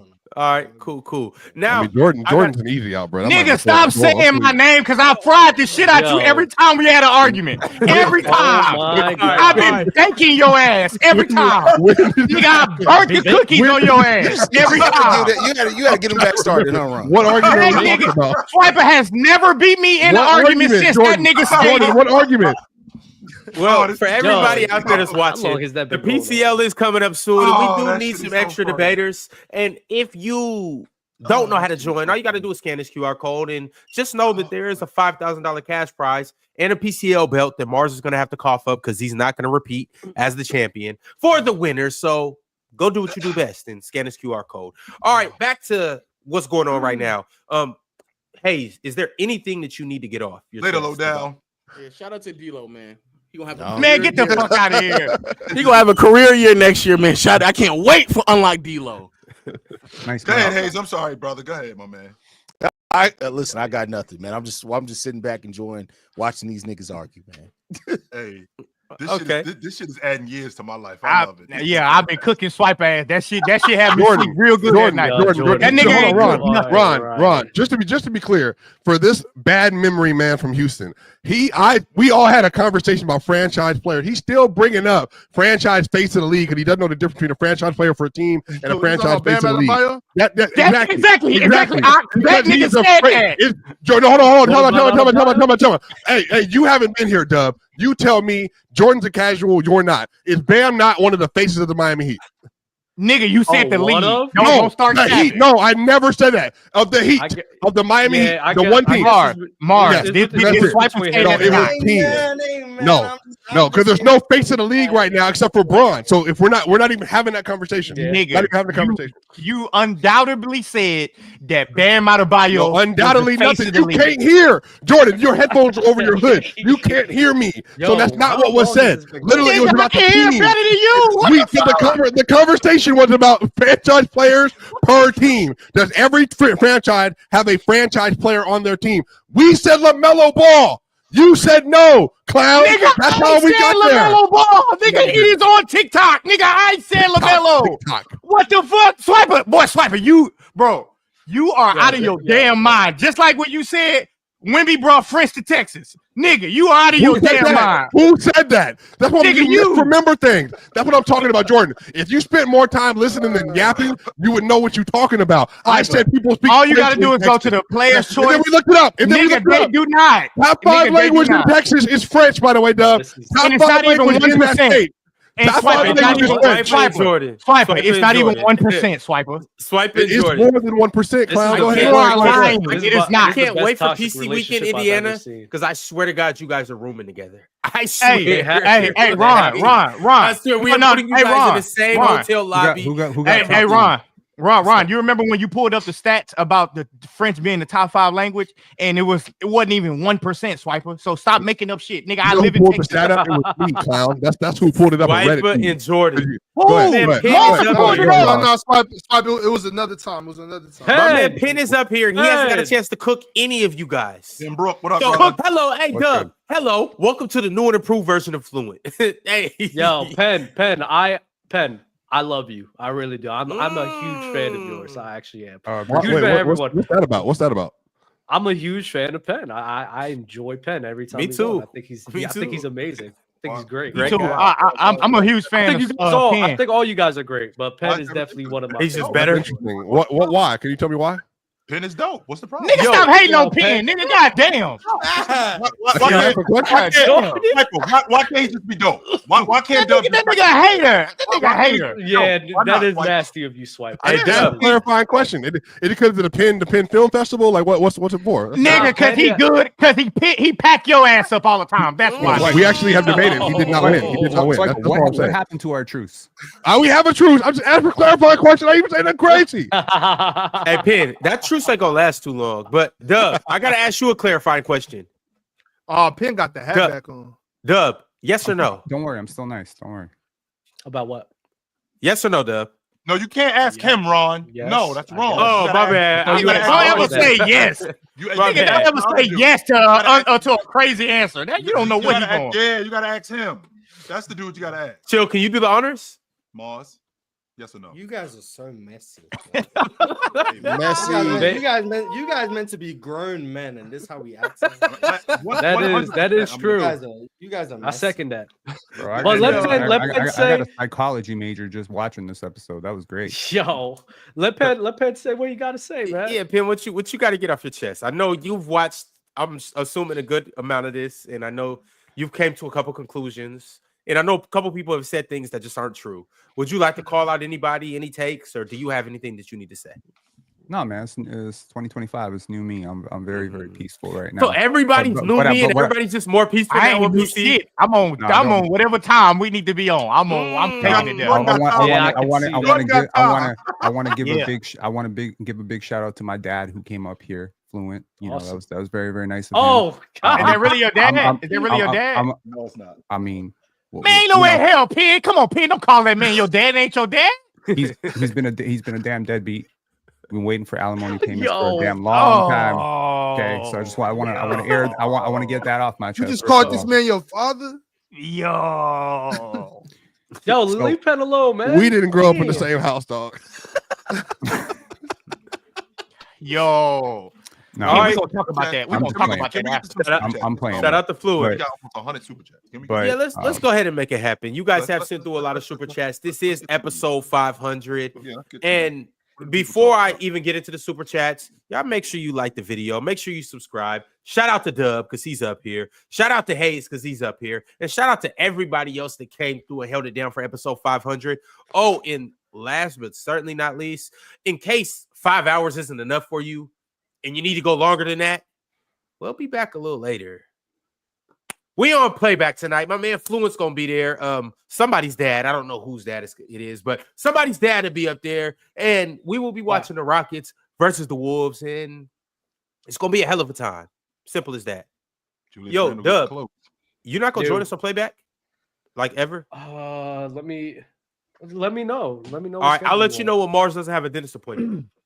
Okay, but just don't let Dub do it. Question for don't let Dub get the controls though, bro. Because then I'm talking, might be playing music at half and between the timeouts and stuff. Oh my God. Well, I stopped doing all of that. Marz, do you still believe in Jalen Green? Let's get to it. I haven't been up to date on that. Oh no, we left Jalen Green FC a long time ago. Okay. Then we turned to Amen Thompson. Watch him average 30 for a week. Oh yeah, that's Athletic Magic Johnson right there. Yeah, then we turned to Amen Thompson, but then Amen Thompson did that foolishness against the Nets. So then we turned to Asar Thompson. But then Asar Thompson went 0 for 4 from the free throw line at the right. Yeah, you gotta go back to Amen, right? Yeah, so we just gonna be Amen FC. That's where we're going. Hey, Dub, I just want to let you know that shit was nasty what you did earlier. Can I suggest a new FC? What I do? Mac McClung FC. Just go with that. Oh, man. hell no. Hey, Dub, I just want to let you know that shit was nasty what you did earlier. I hop on, cut the pod on, and the first thing I hear, this nigga called me out. You seen Jordan shot?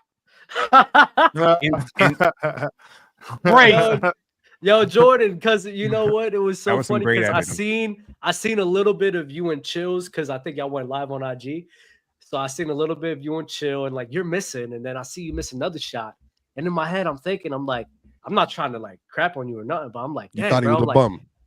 I was like, he coaching kids and he over here training can't you? make shots. I'm like, this is crazy. Man, half the niggas in the NBA coaching kids and can't make shots. Nigga, I'm dubbing all them niggas. But then in the NBA, you over here in free runs. He was teaching them how to shoot shots. Man, Dave Jordan's nice. caped for you, and Dave was like, Yo, Pin, you wasn't there. I was teaching him how to shoot. I was teaching him how to shoot.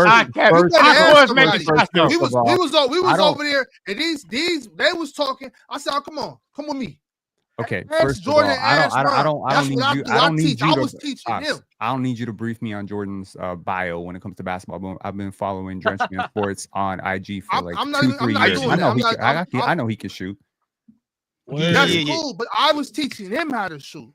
Well, he wasn't teaching me how to shoot. He was winning. I'm sorry to hear that. I've been teaching because I've been teaching for a long time, Pin.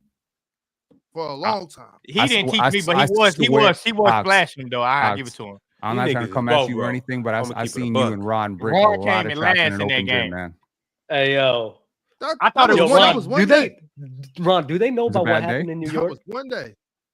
What happened in New York, bro? You didn't talk about that on that tournament. What happened in New York? Oh, you don't talk about that, huh? We did. We already. Is that something we were supposed to talk about? Did you talk? I don't want to put it out there if you guys don't want to bring it up. Because I didn't get up here in time for Dale. You know, I would want to ask him some questions. Yeah, because that tournament run was pretty wicked. Yeah, I haven't heard it. I have not heard anything about that run since Indiana. So can Dub hoop or not? No, I'm not like y'all. I'm all right. He can still play though. He can still play though. They not like me. You can take Dub to a run. What would be your NBA comparison, dog? Gifted to Dub. I heard Dale up here going crazy on Gifted. No, I'll pick me over Gifted. Yeah, that's crazy. Dub actually hoop, Jordan. Dub actually hoop. Oh, okay. No, I'm just saying Dale was going crazy on Gifted. First of all, shout out to Gifted for trying. We grown. Damn all that. Shut up. No. We have to get swept for too many tries every time we come up on this shit and get cooked. We have to give too many shout outs. You haven't played with those guys who don't know how to hoop, but they just try hard all the time. They guard you up like 94 feet and they're hustling. Speaking of trying something, Ron, you was about to read Superchats. That's what you was about to do. I was about to do that. You were about to do that, Ron. So can we get back to that, please? We've been up here for 4 hours and 25 minutes, and you still haven't liked the video. And well, I can't say shit because I still haven't read a super chat. So let's get to it. I'm going way back to the beginning of the show when my man Cowboy Bob said this. He said, JD, afternoon is primer time in Colombian. Also, Dale, do you remember Baby Shaq pick and roll? But JD, thanks for reading my super chat. Ron can learn from you, LOL. Also, Dub and Dale, KD's the best forward all time. Damn, a nigga get to say all that for $10. That's like 8 questions. He made over 20. He's efficient. What country did Baby Shaq? He's definitely efficient. Baby Shaq pick and roll? Shaq 4 hours ago. Who's Baby Shaq? It was from Greece. And one player. The shorts and Needus. Yeah, big fan. That wasn't Baby Shaq. That was his name was Cadillac. No, chill. We're talking about two different Baby Shaqs. It was a Baby Shaq that played in Greece on their national team, and then there was his first name was Sophocles. I'm positive. So what? Sophocles. Yeah. What? Something like no, you heard it right. You heard it right. Sophocles, short C. That's a crazy name. But chill, you talking about N1 though, right? No, that's a man. You talking about Cadillac? Yes. Is it that? That's Mark Jackson's brother, right? That's his brother. He passed away. Escalade is Mark Jackson's brother. Yeah. Yeah, Escalade. He passed away. That nigga's hey, chill, call him Cadillac. That's crazy, bro. Escalade. Yeah, Escalade was his name. Yeah, Escalade was his name. Rest in peace to Escalade, man. Chill, got that Cadillac going.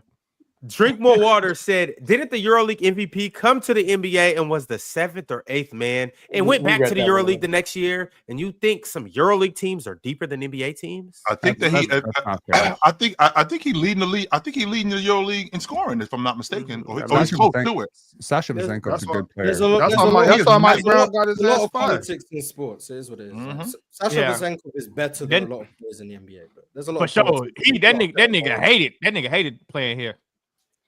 Is what it yeah, is. because it's kind of harder to get. Some people don't want to, respectfully, some people don't want to live in Sacramento or Toronto. Where he got traded. I think the style of play is different. Though. It was not the style of play. Okay, the style is different. Nice. So you got just the style. I'm not saying him. I'm just saying have the green light. Toronto traded for him because you don't get the ball. Their head coach was close to him, and they knew that he would accept a buyout for $0. The Kings had to move picks to get off of his contract, and Toronto waived him for zilch. They bought him out for nothing. They were being kind. They were being kind. No, he was being kind. He did the Raptors a favor. We don't need no player that's actually good on our team. That's like damn near 30 years old. We don't need that right now. We're trying to play rookies. Nah, bro, he a good player. It's just the style different because in the EuroLeague they move the ball a lot, so they always in rhythm. In the NBA, you can sit in the corner for 3-4 possessions and don't touch it. That shit is hell, bro. I mean, like that shit is trash. Jordan, that style of basketball is coming to the NBA now with Memphis and Toronto. There's several teams that are playing that style of basketball. I hope so. Somebody taking that style of play from Toronto. Movement, 0.5 basketball. What? I hope so. No, you got to move when you pass. You don't just stand there and be a bum. You got to screen. You got to move. Spitting. You know. I hope so because I can't stand it. I mean, Lo should have brought up my point when I was right about Luka Doncic, but he didn't want to bring that bullshit up. So y'all make sure that you listen to Cheerio because what she tells you is right 10% of the time. Also, she on Swipa-Thon then. Once again, go vote on the poll right now. It's a very valid poll. I know the answer that I would choose, but I want to hear what you guys got to say. And also, shout out to Garvey Wouter. Shout out to T and Wouter. All right, shout out to Garvey Wouter and a shout out to T because T became a member twice. I know it looks like 3 times, the same 4 T, times, 5 times, 6 times. Shout out to T. Also, shout out to Tyler T. He sent through a members chat saying, "Congratulations on 500 episodes." Absolutely, yo. Have a great week, everyone. Jokic still better. Celtics back to back. Who's been on the most episodes, Ron, outside of you and Ox? Marz and Chill. Marz and Chill been on longer than me. Marz, Dub, and Chill, Clear Ox. So Marz. Absolutely, yo. Oh, we're talking about as far as quantity goes. I'd assume it's Chill because once again they didn't let me on the panel when it first started. So, but you had the Monday you and Wednesday brought that episodes, up twice. No, I had the Monday, Wednesday. Because I'm still mad about it. Yeah. They ain't let me on. They was hating on you, Marz. Very clearly, but it's cool. Damn, we here now. They enforced an age. They were enforcing an age limit. They were like, "Nah." We was playing JV. We was playing JV, Jordan. Me and Marz was playing JV. I was down there cooking Marz and Dub every Wednesday and Sunday. You got called up quick though, Ox. Don't make it sound like you was on the JV squad for the whole season. You got cooked. Because y'all needed help because somebody was up here boxing y'all up, so y'all needed somebody to come. I heard about that. Y'all need somebody to relieve that pressure, you know. I heard about that. I heard y'all had to call it backup. Shout out, I heard that Tony Parker. You had to call the big backup. Shout out to someone. No Chill Gil sent through a super chat earlier. He sent through a big super chat. Shout out to Gil. Shout out to Gil's Arena. And he said, "Congrats on episode 500." Yeah, I listened to some of that show with you, Chill, yesterday. About your rebounding is the most important thing on defense. You did watch it. Okay, that's what's up. Nice. Yeah, big shout outs to Gil, man. That's awesome. 500 for a 500 episode. That's dope. That's dope. Shout out, no chill, Gil. Claire, what is a wrench? What is a wrench again? I don't know what that means. Shout out to I don't know what that YouTube means. getting 30% of that super chat, by the way. Shout out to YouTube. First of all, shout out to Gil because that was one of my favorite 2K Paul players. 100% knows how to ruin something, doesn't he? No, Like, can I just enjoy seeing? Can I just? I know the don't go into Uncle Sam, but can I just see my name on the check? And I can That's not see even it Uncle Sam. a little bit. Can I just see I that? can't shout out to YouTube for getting 150. Damn. Shout out to that. I know Uncle Sam is getting the bread, Ox. I do, but can I just see my name on the check? That's good business. You know what I'm saying? That's just good business. Shout out to YouTube. Smart. 30% is crazy though, Marz. As you saying, Ron. That's what they get. Not really. I didn't make that up. That's what YouTube takes. They do, yeah. They take 30%. So shout out to YouTube. 3 They don't Mike take said, it. They get paid it. They don't take it. It's not taking. Call it what you want. Right? It's business, bro. 3 Mike said It's KD like was the great best player in Golden State. Kyrie didn't want the vaccine / Harden got hurt. Bradley Beal is bad and gives no effort. When you start being real about KD's legacy, ? It legit hasn't been his fault. Can this panel respond? I mean, I think a lot of I things got that a lot happen to in say a team about that. sport are out of the individual's control. Like KD doesn't build rosters. He doesn't make Bradley Beal worse at basketball. But some of it is within KD's control. If KD was a better ball handler, he probably wouldn't have been struggling with certain playoff matchups. If KD wasn't as flawed of a playmaker, he probably would have been a bit better. But KD was more assertive. yeah, I don't think that's the problem. But don't say I that also too loud, think, Marz. I think there's a few players who have been very unfortunate with the way their careers have unfolded. I think Kevin Durant is probably one of them. I think Joel Embiid is one of them. I think Kevin Garnett was one of them. I think Steve Nash was one of them. Like I think there's players who just things didn't go right all the time, and some players had a lot more fortune, some players didn't. I think KD's been a bit more unfortunate than fortunate. He's played Still in really 4 good. finals. He's won two NBA championships. That's Yeah, certainly he a career played in that a lot of 3. people would Played trade in for. 3. He played I mean, his personal accolades have exceeded the likes of players like Charles Barkley. He's been a 2 times Finals MVP. I will say this though, KD was my favorite player growing up for a very, very long period of time. Very long period, 13 years. And part of growing up is being real about even your favorite players. And I gotta say, as much as I hate some of the criticism that goes towards him, some of it is warranted. He had a huge hand in leaving Golden State. Perfectly respect that decision. Leaving OKC, leaving that great organization. That's on him. Doing what he did in Brooklyn, kind of constructing that team. I don't know how much of a part he had in the Suns trading for Bradley Beal, but I have a feeling he was consulted on it at least and okayed that. So it's like you want to play coach, you want to play GM, and you got to take some respect for that. And I will say that there has been a frequent criticism of his that he doesn't necessarily own up the responsibility of being the guy who sets the tone. He's just kind of happy to blend in a little bit and just say, I'm gonna do my work, y'all do your work if you want. And I think the greatest leaders set the tone of their organization. So I think that's a credit to the guys who can do that, like Michael and Kobe. And that's why he's the best number 2 of all time. Cashmere sent through a $50 super chat. Earlier, we read this already, but I'm gonna read it again. He said, happy 500th, and here's the 500 more. Facts. Chill, Marz, Ox, Jordan, Swipa, Dub, Pin. Y'all ready for 500 more? For sure.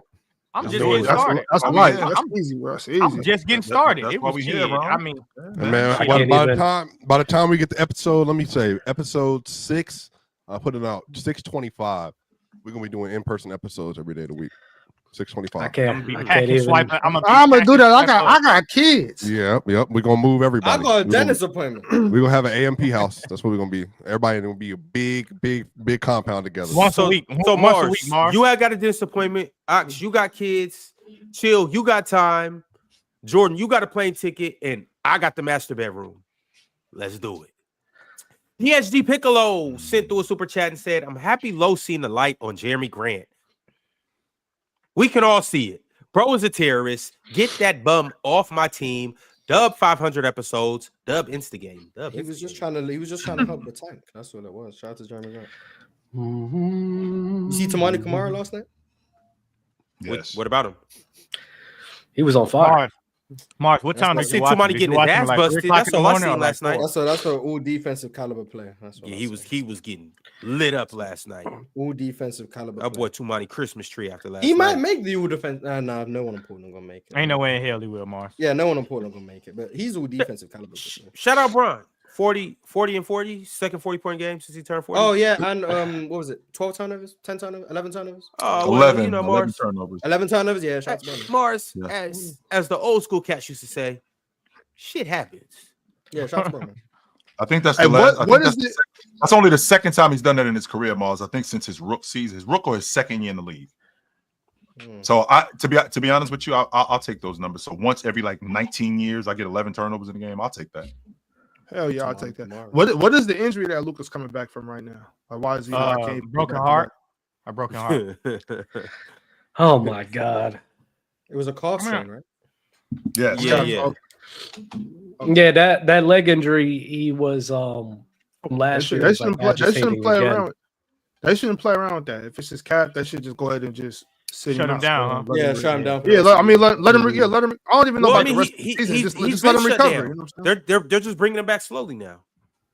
Like he's been shut down since Christmas. But you know what's the problem with bringing him back slowly? They fucking stink with him. So it's kind of like, bro, when y'all gonna bring him back in the playoffs, Jordan, stop saying the stink with him. Okay, the Lakers have won 7 of 9 games. They're not losing. But they stink with Luka Doncic. They're doing just fine. No, they stink with Luka Doncic though. Why you keep saying stink? He's played 3 games. How many have they won? They 1 and 2, right? And that sounds like trash. They beat the Jazz, lost to the Jazz, and lost to the Hornets. And lost to the Hornets. That's stinking. They look good that one game he did. That stinking is funny. They need their diaper change. But you gotta give things some more time rather than 3 games. We don't even know what it could be. Come on, Jordan. Rome wasn't built overnight now. Man, that's a fact. The Lakers are quite. But hold on, the Lakers played the Nuggets on Saturday at 5:30. They're gonna win that game. Y'all want to watch this on playback? Because I'll readjust some things. Swipa? I'm not watching the playback with you. Swipa takes notes during Nuggets games. I do take notes. I have to work. You don't want to be. I'm not going to talk like you see me. I don't talk. He's gonna be tweeting and taking notes. That's what he's gonna be. Sir, that's not what I asked you. I said, do you not want to get exposed? Will you fax me a copy of those notes? Those notes are just. The notes are just Jokic took another heave. He's the greatest. That's all right. Sir, that's not what I asked. Hey, Swipa do that shit fast. This season on notes, they would literally like overwhelm your computer with all the notes I have. Every game, every season, almost every play for the last. Can we see him? Can you go to the last note you took? Yeah. From yesterday. Can you show us? Show you? Yeah, like. Did you guys know Swipa came up with a new stat? Did you guys know that? Yep. No. What is it? He did not. It's called. What is it called? True 3-point percentage. True 3-point percentage. Yeah, separating. Man, Swipa be fucking killing me with this bullshit, man. Whoa! Too many people talking at one time. It's a really good context. Something that I'm gonna have to learn. Yeah, Jokic is on pace to have 30 heaves this year, and what this doing is taking away from his 3-point percentage on the course of the year. And so because of that, he's shooting like 44% from 3. But he's taken 18 heaves, which is the most in the shot clock era. So that's bringing his 3-point percentage down 3 points. So literally, like all it is just half court threes and then heaves, and then just separating the two. He's shooting 48%, without the heaves. What do you mean by heaves? Like last second, like last second buzzer at the quarter and all that stuff. Okay, yeah, 100%. Okay. And then I'll do the same for Steph in 2015-16. What if he made it? Hold on, huh? He made what one. if he made it? He made one. He's made 1 of 18. I'm taking all makes and misses out. Okay. You realize how ridiculous it is to shoot 30 heave? That's literally like it's never happened. But the fact that you say he on pace to it is bothering me. So that's how you average things out, Jordan. You know what? You don't need to do that though. That sounds like a pass first. That sounds like a pass for first player. It does. Because when the ball gets in his hands, he'll sit here and take the L for his career. Sure, exactly. I'm just trying to. Oh my God, Doug. That's point guard. That's a point guard to me. The reason why I'm asking about this because I need to understand it because it sounds like something that I'm gonna have to learn. That's why. If it catches on, I'll be the first spot. I can't wait. So first of all, and then I'll be written down in the history book, and Jordan have to learn and teach to his kids. We don't. No, I would never teach no shit like that to no kid. We don't need We don't need no more stats, bro. Like we have enough. We don't need any more stats. No more new ones. We have in enough. basketball and life period. For what? No more new ones in basketball. That's an interesting statement. We don't need no more new ones in basketball. I think leave it that's alone. crazy. That's a crazy phrase. I'm talking about on the court. I'm not talking about what else? What else? Court too.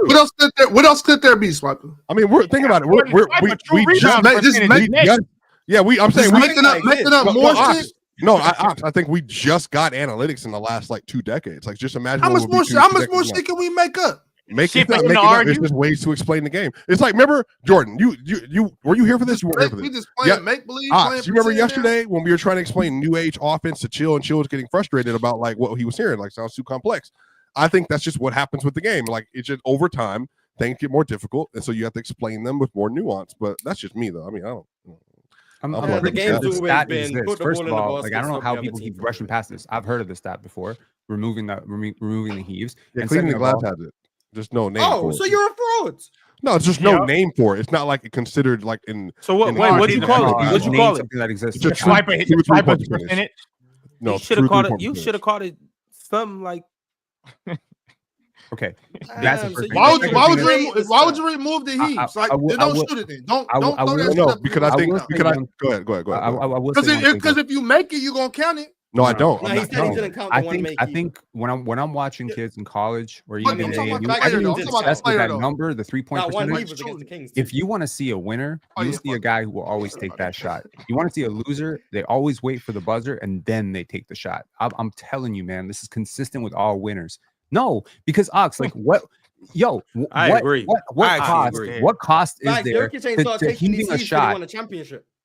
Well, players don't do it, Pin, to your point. No, they don't do it. They don't go down. Exactly. Literally why they do exactly. it. Because they know that is. But you know what? If I'm at half court, are y'all talking about like at the end of the game, end of the fourth quarter? Y'all talking about just end of the quarter period? End of the quarter period. Talking heaves. So what I'm talking about is like you're at the half court line. There's like half a second to go, and do you take it? Do you not? Right? And I'm saying if you're a winner, you're gonna take that shot because I don't know if y'all have definitely seen NBA players hitting half court shots like it's nothing.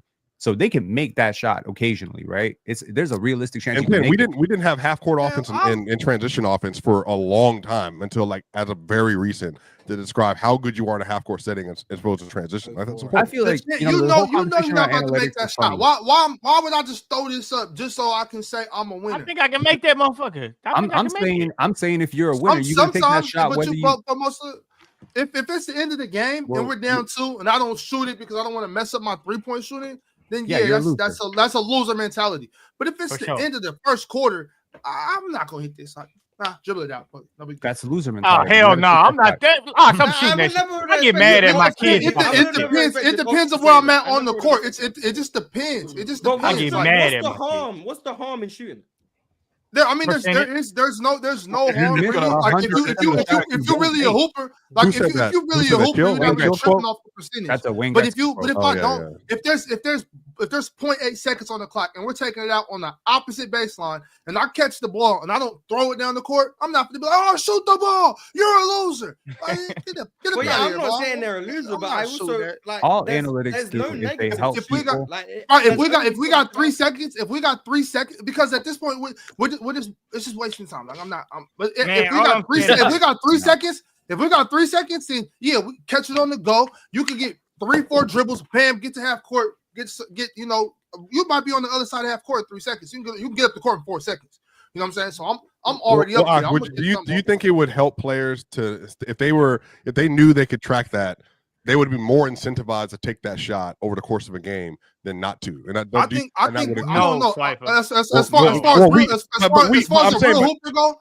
To Jordan's point, we know players don't shoot it because they don't want to hurt their production, though. But if we're gonna answer this question, I'm just talking about the real hoopers. Yeah. Like the real hoopers, I don't really care if I take a little hit on my percentage. You know what I'm saying? Like I'll get it up there if I can.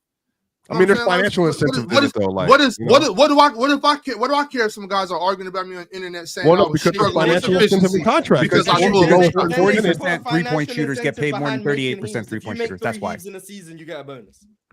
There you go. Yeah, man, all I'm saying is we don't need no more stats. Well, in the Jordan, game you of ain't got to use it. basketball. You can stick to your pick and roll, and I'll add the true percentage stat, and then we'll keep moving from there. And then Swipa, And then I'll put it in a basketball book one day for you. Go ahead. Swiper, I appreciate you for enlightening the basketball world on this new stat. Salute. Can you send it to me so I could study the formula and I can know exactly 100%. What to look for? Yo, Dave, what's going on? And he said 100%. That shit mean 38. That's a good percentage from 3. That's a good. Dave, I didn't even know you had a microphone, my dog. I'm not gonna lie to you. That's crazy. I sent you your microphone. Why wouldn't I have one? Yeah, that's facts. Damn, Dave, pack his Swiper ass up. God damn. We had one. Never seen him with a mic. I never seen him with a mic. All right, we got a super chat from Ant MJ235. Ant MJ said, Dub stream today. If Ant takes his team to the Western Conference Finals, will you start regarding him as a top 5 player? No. Top 5 player in the West? If he was a top 5 player, I'd start regarding him as a top 5 player. Yeah. So what does Ant have to do to become a top 5 player? Besides Marz and besides Swiper and besides Penn. Till us that care about accolades, what does he have to do to become a top 5 player? Win a chip. MVP. You always got to win a chip. You always got to win a chip, and he'd be number one option winning the chip. I think that kind of put him in that race a little bit. How about the top 3 finish for MVP? Can we do that? Yeah, Joel Embiid didn't win. Joel Embiid didn't. And Joel Embiid not in my top 5. He's not in your top 5 right now, but he was a top 5 player at one point. So he always hurt, so he can always be there. Hold on. If he's top 5, who's he bumping up? Can you please tell me that? Luka. Give me top 5. Oh, Anthony Edwards. Oh, Tatum. okay. Who? Give me top 5s. He could bump out Giannis. You got Giannis, Luka, Jokic. In fairness, Shai. Fell off. That's 4. So it's Tatum. When you want more Tatum. Tatum or whatever. So, man, bro, stop with this Wemby shit, man. I told you about this shit in San Francisco. I'm not. He's not top 5. I'm not stopping. He was going to make first team All-NBA this year. I don't tell you. I really don't know. Tell you. Go ahead. All right. But anyways, Tatum's made first team All-NBA the last 3 years. Why not? Exactly. Why not? It's going to be 4 this year. Why not, Chill? Exactly. And it's going to be 4 this year. But why not, Chill? Why can't he knock out Tatum? What do you mean? Why not? If he wins the title and wins final MVP like Tatum did not do, why can't he not knock out Tatum?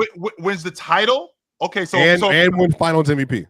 Okay, so why does it have to be Jason Tatum? And why is SGA still here? Nigga, he can knock out SGA too. Nigga, what do you mean? Why is SGA? What do you mean? Why is SGA still here? SGA is better than Tatum. Yeah, probably. Yeah, he's better than him all around. That's probably the reason why you. Yeah, but Swiper, why you just walk past that? Because Jason Tatum first all NBA. Wait, chill. I thought you acknowledged JT's 2-3 years, and you don't got him top 5. But you got Wemby in there. No. Time out. What I said was this year first team All-NBA. I thought Tatum was making it, and Wemby was going to make it. That's what I said. I'm talking about that. In terms of top 5 players, they're alleging that the question was if Anthony Edwards wins the Finals MVP and the title, can he be top 5? And who he had the No, it was if they made the conference. Make the Western Conference. No. Well, but I'm saying, but even then, it's like, well, who's he going to keep knocking out SGA? It's your favorite pastime, Swiper. Yeah, he made that. I'm saying, who's the worst player in the top 5? Ask you that. Who's the worst player in the top 5? Shai and Tatum. Worst player in the top 5? Who's number 5? Shai and Tatum. So pick one. Pick whoever. Bron's number 5. Ron, stop, Ron. I'm going with Shai. Y'all niggas tripping. I'm not mad at it. I'm not mad at it. 40 last night. I'm going 40 last night. 73 in our last 10 games. Hey, Luka looking like what next to him? He's not even looking like Rob. He's playing with LeBron. He's an adjustment. Yo, do y'all remember the 2016 first team All-NBA? Do you remember No, that? it ain't Ox. It's Shai. Get Shai ass out of there then. Fuck you. Do you remember who made first team All-NBA in 2016? Yep. Wait, was that the DJ year? Or was that the year before? DeAndre Jordan. So don't talk to him about first team All-NBA. I mean, I get it. The NBA went positionless, but they added a new wrinkle with the friggin' injury rule, right? But so DeAndre Jordan wouldn't make it if it was positionless. And I know you said they added a new wrinkle, but why are you bringing up that point? And who was the elite 5 man in 2016 DeMarcus Cousins probably was a better player. Anthony Davis. He played 4 that year. So Chilltown, do you think that DeAndre Jordan was better than DeMarcus Cousins in that season? I think he was first team. That didn't really make a lot of. He didn't even make the All-Star team, and he was first team All-NBA. There you go. But what I'm saying is like, I guess I'm trying to figure out why is SGA getting kicked out for you, Jordan. Why is Tatum going? I'm asking. I don't want to. So because he hasn't won, so we're going back to the winning thing again. And Tatum has won. Why you say that winning thing? Like winning ain't the whole reason we doing it. That's why you play the game. We had this whole argument about teams because my team won and your team lost. I'm better. No, I understand that, Marz. I understand that. I'm already on that side of the fence. But for Swipa to say like, "Oh, that old winning thing," here we go with that again. Like it is like that's a winning bias. I'm saying, but like if does that make SJ worse if they don't? No, but we obviously Jordan was the best player in the world prior to winning a title. So like obviously we make exceptions for things. No, Swipa, you can't say that. I'm not doing it. Don't do it. So by 1988, he was the best player in the world. Okay, Isaiah Thomas was better than him. Fellas, we got to move on, but I have to ask the person who was actually blinking and realizing what was going on the basketball court at that moment in time. Chill, who was the best player in the world in 1998? I was blinking when I was 88. In 1988, the best basketball player was Jordan. There you go. Thanks, Who was the best basketball player in the NBA? Like Mike. What? It was Jordan. It was Jordan. All right, so I appreciate my man the bonus to shout out. Nigel Frankie, also known as Francis, sent through a super chat and said, "Love y'all. It's Francis. All-Star Weekend recap is on the way. I know you guys obviously weren't there with us, but I'm telling you that All-Star Weekend was on another level, and this recap is going to be even crazier than that. So y'all stay tuned. I promise you. You're going to want to see this. Yeah, shout out to All-Star Weekend. Oh, shit. $100 from Jake Fashion. He said, did you guys talk about Wemby's injury yet? Yeah, I had to announce it on the show yesterday because Rob wasn't doing the job. Spurs beating the Suns. That's one of the craziest things. Man, that's a situation. So, Dub, really quickly, I said that I feel like Jason Tatum is relying more on the system than being a system player. That's what I said. So, anyway, Ron, as you were saying. And even though they're all system players, by the way. Dave, if you had to kick out who would you kick out of the top 5 if Ant, like say he won the title this year? Who would you kick out? Shay. Nobody. I ain't even gonna hold you. Nobody. I don't think he's better than any of those 5 players. Even if he wins the title. I think he's a great player though. But I wouldn't kick nobody out. I think he'd be right there 7, maybe 6, 7. To be totally sincere about the question about what does he need to do, I think he needs to elevate himself as a playmaker. I think that would be like if he could read the game a little bit better, a little bit sharper, and really initiate more efficient offense for his team. I think that would be the game changer for me with his. And that doesn't matter because he's dunking on people and he on highlights, so he's a top 5 player.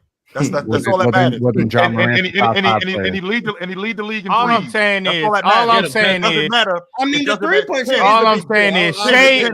All I'm saying is this, Shay. Let Penn cook, man. Penn, it doesn't matter that when we get into the meat and potatoes of games, when he's trying to decipher the offense and trying to make the right reads, that he still isn't there yet to do that. That doesn't matter that he can't do that. No, chill. But that's not the thing. It matters when the other guys in the top 5 can do that, though. Yeah, but hold on. Since y'all want to bring that up, if he did do that, the only nigga in the top 5 that wouldn't have done the shit that y'all talking about would be Shai. Get that nigga out of here. Why do y'all got these untouchable niggas? Y'all got these. Y'all like these niggas fits. Y'all like these niggas. Nigga, I'm talking about if Ant go to the finals. Shai would be the only nigga that ain't done it. Get that nigga out of here. I wasn't. Well, the chat said conference finals, but all right, so we about to move on from Ant. Which he hasn't done that neither, by the way, George. Yeah, but I did that last year, but we still know Shai's better. Yo, Haize, we haven't heard from you yet on the Wemby injury. How do you feel about this? I mean, it sucks. I think that hearing that Brandon Ingram had that early in his career too, they caught it early. The prognosis on his return is going to be fine once he does come back. So the fact that it's not something that you have to worry too much about it being ongoing, it's a scary thing. So, I mean, and Wemby was on that trajectory, but he'll be fine once he gets back. Wemby's going to be back. He's going to be winning Defensive Player of the Year awards, all that type of stuff. And this gives the San Antonio Spurs a unique opportunity to take a look at the rest of the young talent they have on this roster, because they could have 2 potential lottery picks coming into this draft, which could be huge for them. That's a fact. And to your point, Haize, Olajuwon had it too. Okay. Yeah. Chris Bosh too. Yeah. Well, it's actually Chris Bosh is a little different. So Wendy, that's what I'm saying. Like I'm with you, and I want to be optimistic, of course. But I mean, when you're talking about blood clots, there's no guarantee everything gonna be all right. You know what I'm saying? So That's true. While obviously I do hope Wemby comes back and I'm being, of course, I would never want anything wrong, but you know what I'm saying? Definitely do want to make sure we understand it is serious. So it's career-threatening, it's life-threatening. Hey, when did he do that shit after an All-Star game? He started feeling symptoms during All-Star game, and typically, these things happen in the thighs or in the legs, one of the deep veins, but this happened with his shoulder. So, yeah, luckily for him, the Spurs medical staff is great, so they caught it early. And not according to Kawhi Leonard. I mean, he's the only person who's had an issue with it. But I'll say, with professional athletes, you're so attuned to your body that anything that's wrong with you, you like right away. I know there's something wrong with my arm right now.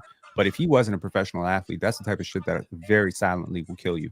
Yeah. So very lucky. All right, y'all. We got another super chat from Alan. Alan said, I don't know why Chill and Fluent go back and forth about the 90s with these guys when 98% of this panel was born after the Pistons two-peat. Hashtag, 100%. It's not ridiculous to say that. That's why the PCL needs to be minimum. There you go, Swipa, with that 100%. Magic on. You need age brackets. Who was born after? Huh?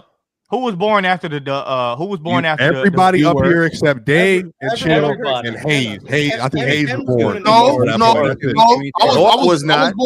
I was born during the Pistons. No, you weren't. No, you were not. Smart man. You don't know when I was born. I know exactly when your birthday is. You told me. Wow. You're 89, right? Oh, he's no. What's my birthday? 91. 91. 90. Chill, you were born in 90? It was after the title. Not you. Not born. I'm older than you. It was after the title. They were the reigning champs when I was born. Okay, well, I didn't watch a word. I didn't watch a lick of that. I don't know anything about that. Oh, I couldn't stand them dudes. Oh my God, I couldn't stand them dudes. Holy shit, man. I hated them dudes. I couldn't stand them dudes. Only reason why I watched them was because of Joe Dumars. That's the only reason why I watched it. That was beautiful basketball, man. I love Joe Dumars. He's the only reason why I watched it. No, I didn't have basketball consciousness until Jordan won his third one. With the exception of watching my 49ers win the Super Bowl in back-to-back seasons, nothing made me happier than watching the Bulls mop them dudes out the playoffs in 91. I loved every minute of that. That was fucking awesome. Hey, but listen, Chill, you know what? People don't give credit. People don't give credit to the villains of a story, right? So we can give all this credit to MJ and everything. But without the Pistons being the villain in which they were as well, that propelled him as well. Like take Caitlin Clark, for example, right? You got to give Angel Reese some credit to making herself a little bit of a villain in her story because that also propelled her, right? So you still got to give credit to the Pistons because MJ was going to be big no matter what, but that definitely creates the icing on the cake for the story and help her. Just imagine if he would have beat Larry Bird, bro. That was exactly what Doug just said is perfect because that's exactly what's wrong with the NBA. Nobody wants to be the bad guy anymore. That's the problem. Everybody wants to be a good guy, right? You got to have Jimmy and Draymond together, and they both don't mind being the bad guy. That's a fact. That's true. That's true. Draymond don't mind being a bad guy. I wish he wasn't stomping on people's chests and stuff. Well, that's what made PC so good. That's what made PC so good. We got a lot of bad guys. Who's the bad guys on PC? Me. No, you got one and two. I'm the bad guy. All right, so we got another super chat from Eagle Nation. Eagle Nation. Ironically, Eagle Nation said, "Welcome back, Dub. Prayers on your baptism. Hope all is good. Shout out Bama and the rest of the OGs from Gridiron. Missed the talks from that show." Right. Shout out to Eagle Nation. He's an awesome dude, man. I got dropped on my baptism, so. You know what I mean? You did? Yo, don't know. Why are you saying that, man? Like, why would you say that? It ain't no bad thing. It don't change nothing about the baptism. It's okay, so did you? So when you got drowned, did you drown? Nigga, they was trying to take you out the game, so but it was the water. The water was breathing in water. Dog, you ain't what? In your lungs. You ain't finna drown, dog. And nigga, did you disrupt the church when you did that? No, bro. Like they literally were dumping me, and then I was bigger than everybody. 500 more. They held you down, nigga. They tried to drown that nigga for his baptism, bro. That's why because he was up there talking. No, bro. Like literally, he was up there yapping. They was like, "Yo, we gotta get through this baptism." You don't say anything. You don't say anything. You don't say anything. All they literally just say in a traditional in a Protestant context, they say, "Do you accept the Lord Jesus as your Savior and the Holy Spirit and the Father, name of the Father, Son, and the Holy Spirit?" Blah blah blah. And then boom, boom. It's just a quick boom, boom. But I was just bigger than them, and so it was like a.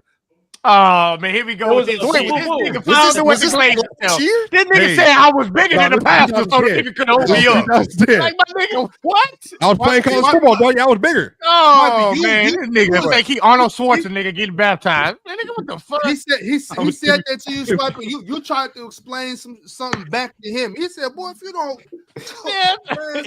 Yeah, that Swipa was the type of beat to be like, "No, see, this is what the baptism really means." This is what it's really about. What you didn't know was he said, "Boy, you don't." That nigga Swipa the type to ask, nigga, is this salt in that water? Nigga, what kind of water is this? What kind of water? To be fair, if you live by the Jordan, they baptize you in salt water, but you know, just depends. Exactly. That nigga act that that nigga Swipa got baptized by them pastors that be thumping niggas on their head, talking about they got the Holy Ghost. That nigga baptized Swipa. That's what happened. Nigga bled Swipa in that water. Pentecostal church? No, I didn't grow up in Pentecostal church, brother. Really? Gandhi KV2 said, Till, I thought you were born in 1944. When Chill gets back up here, if he gets back up here, I'll read this again and we can work. No way, Chill born in 1944. That's crazy work. Bro, you know what year he was born? It's very well known, bro. 1957. True baptism percentage. So he's about to be 60. True baptism. True baptism percentage is crazy. My man Condrell sent through a super chat and said, Die Hard happens on Christmas. The impetus of the story, the impetus of the story is a husband reuniting with his estranged wife for the holidays, and it's at a Christmas party, Christmas movie. Condrell spin. See y'all be caught up in that singing carols, sweet Christmas movie. So like, that's not a Christmas movie. It wasn't like it was a Christmas movie. It was just a die-hard Christmas movie. It's different. Hey, Jingle All the Way is my favorite Christmas movie. Home Alone is a Christmas movie. Die Hard is a Christmas movie. Home Alone too. Yep. Period. Home Alone is definitely a Christmas movie. Then Die Hard's a Christmas movie. I genuinely hate Jingle All the Way. Why? But it's a Christmas movie. Arnold Schwarzenegger? Mad annoying. Nah, bro, you tripping, bro. Turbo Man? Nah, bro. Home Alone, man. Who didn't want a Turbo Man? That was a good movie. I'm not gonna lie. I can't convince y'all anyway. Y'all up here talking about y'all never seen The Godfather. Who never seen The Godfather? No movies. Who ain't seen The Godfather up here? Who hasn't seen The Godfather? Yeah, who hasn't seen The Godfather? Big Ox. Oh, well, Marz makes sense. You said that, Marz? My bad. That was in the 70s, dog. Well, I wasn't. No, Low was the one who said it. I stayed out of that conversation. That's damn. Okay. Yeah, but Die Hard is a great movie and it's a Christmas movie. Okay. Which one? The first one. The first one. I forgot about Die Hard. It is a good movie though. Gandhi KV2 said Marz is now definitely killing a prime low in a debate. Marz got a 39 3-point percentage and a good post-up game now. Marz is my true 3-point. Like Evan Mobley or Kevin Love? Which one are we talking about? I mean, I can see which way, but I ain't gonna lie. I would need like glasses. I would need like notebooks, all kind of shit for that Low and Marz debate. Cause boy, I can see which way y'all gonna nerd glasses that motherfucker up, or y'all gonna nerd it up. That shit would be on the flow. I can't take when Jordan says nerd things up seriously. I know, that's why I said it. I said Magic Johnson was playmaking out the post, and he said I was being a nerd. So like, I don't know what he means. Contextual to the argument, yes. Normally, it's meant to be like just a bunch of stats and numbers, but I'm making it's your vocabulary, man. No, it's not. It's when we got to go in detail about the little bitty shit that we would be there all day about. Like, she'll start talking about who turnovers dumber. Then I ask nigga, okay, give me 10 dumb Magic Johnson turnovers. Boy, 1991 he did it this way. 1992 he did that one. The panel. If someone asks, what's the difference between Tre Young and Magic Johnson playmaking? Am I not within my right to say Magic Johnson could make out the post? Is that not a valid answer to that question? Yes, that's very valid. That's not nerd shit, right? That's depending on how I think that's a very valid answer. Thank you. All right, I guess. I mean, depending on how many. You know what, Jordan. You don't think that's valid, Jordan? No, depending on how many times he passed it, depending on how many times he passed out of the post. That's a valid answer. But having the ability to do so opens up your whole. What if he only passes out the post once a game? Hey, yo. What if it's for the game winning shot? Then we're gonna go into a nerd argument. See how many different scenarios we got to go into. You came up with the hypothetical. No, I didn't come. No, but that's what I'm saying. We can come up with a bunch of. Game. You came up with That's the Marz. You're missing the point. That's what I mean by the nerd argument. We're gonna argue 8,500 different things rather than the main thing. No, hang on. And then we won't stop. It does matter how many different situations you can play make out of. Was post playmaking though. I don't think that was the main thing. Yeah, there you go. My bad. It was transition. Half court. He was in the half court. But if you're gonna rate somebody's ability to shoot from different areas, why don't you rate somebody's ability to pass? I don't do that though. So you don't care if somebody's a good 3-point shooter, mid-range shooter, step back, off the dribble. It depends. If they scoring 45, it doesn't really matter. If you score 45, and then nigga got 40, why does it matter? For me personally, like I always the one that said that. I don't give a fuck if you kick it in. I said that a lot of times. I don't give a fuck if you kick the ball in. Because when a player is scoring, you are also unlocking opportunities. No, when you're scoring, you're unlocking opportunities for other people too. So if you could score from 29 feet like Steph Curry, you're opening wider angles for everybody else. If you could score at the rim, like if you could score from 29 feet, but you can't score at the rim, that's you're limited. So what I say is like when I see you limited to what? If I get 30, no, a lot of people get 30. Jordan, you know that you could get 30. Yeah, if I'm saying if you averaging 30, I'm saying if you averaging 30. Yo, if I was stupid enough right now to run an NBA offense through Jaleel Okafor, I'm pretty sure I can get that dude. Jordan, you gonna be in the PCL? Yeah, I'm gonna be dubbing niggas too. Don't think you gonna shake on me. I'm gonna be dubbing. I just asked a very simple question. Ain't no need to get defensive, brother. We know what you meant. We know what you meant. Nah, I'm a fan on it. We know what you meant. That's what he said. He said he wants that. He said it's sweet.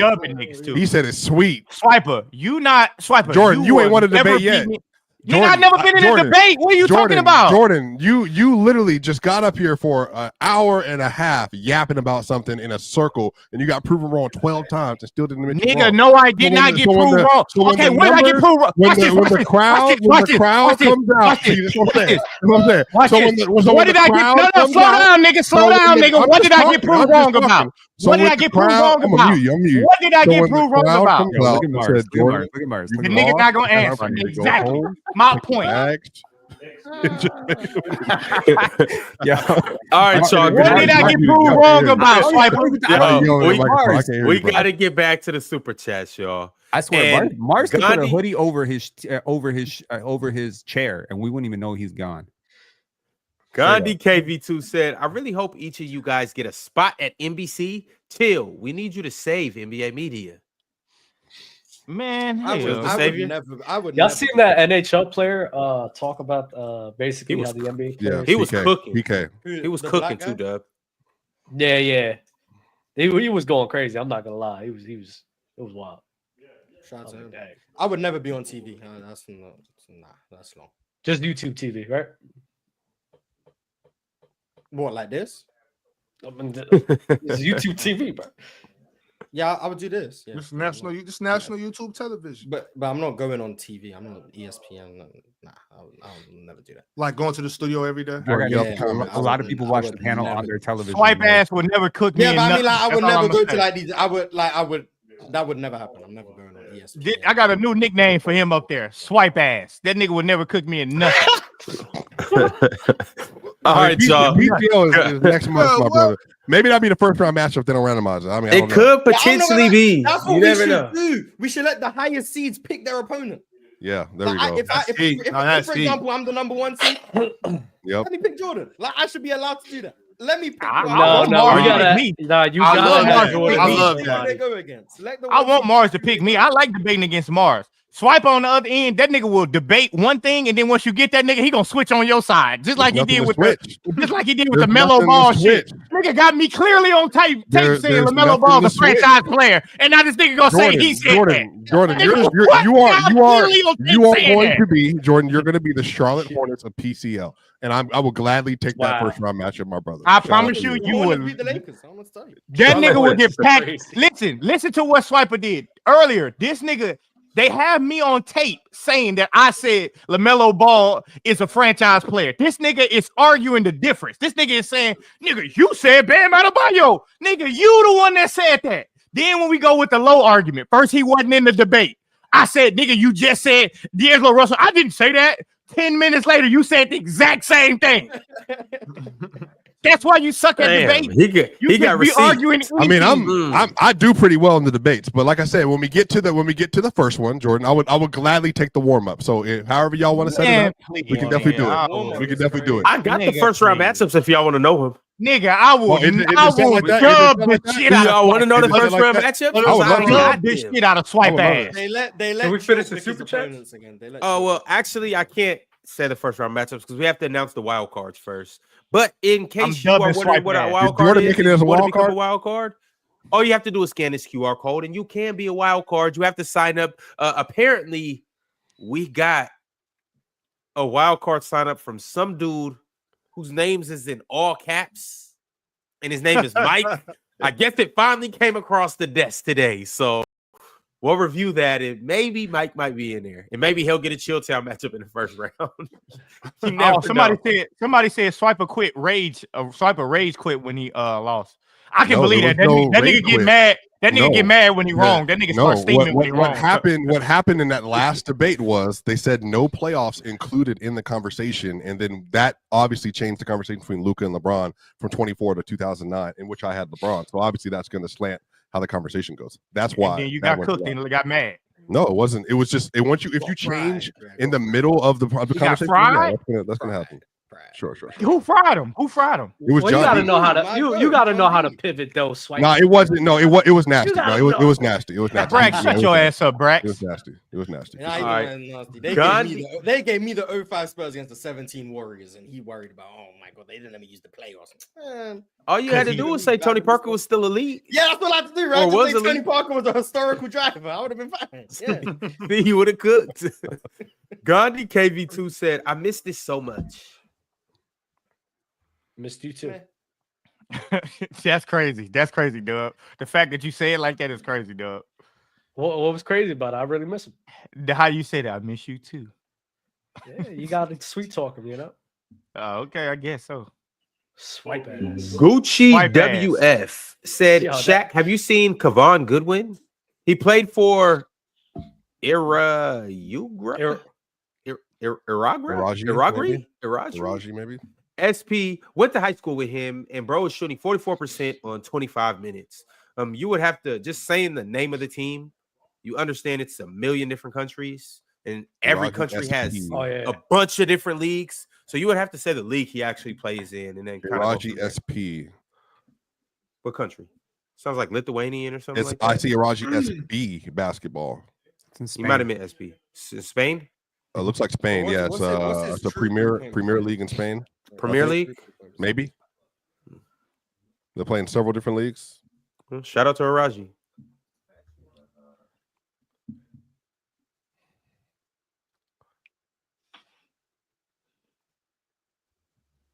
Ron, you're muted. Do y'all? Okay. I thought it was just me. I don't know if I was meant to tell him, but he was muted. Yeah. Respectfully, the NBA is the most talented basketball league in the world. There's a reason why a lot of NBA players cannot last in the league and go thrive overseas and not the other way around. From Eddie Wilson. I mean, Facu Campazzo was the best player in Europe, and then he came over here and he was garbage. So, I think Facu was not the best player in Europe. Like, never in his life was he the best player in Europe. Argentinians. They'll tell you different. Okay, Argentinians are European. Europe. Yeah, Argentinians are South America. Well, he played. I know, but he played in Europe. That's what I'm saying. Yeah, but he was never the best player in Europe. He wasn't even the best player on his team.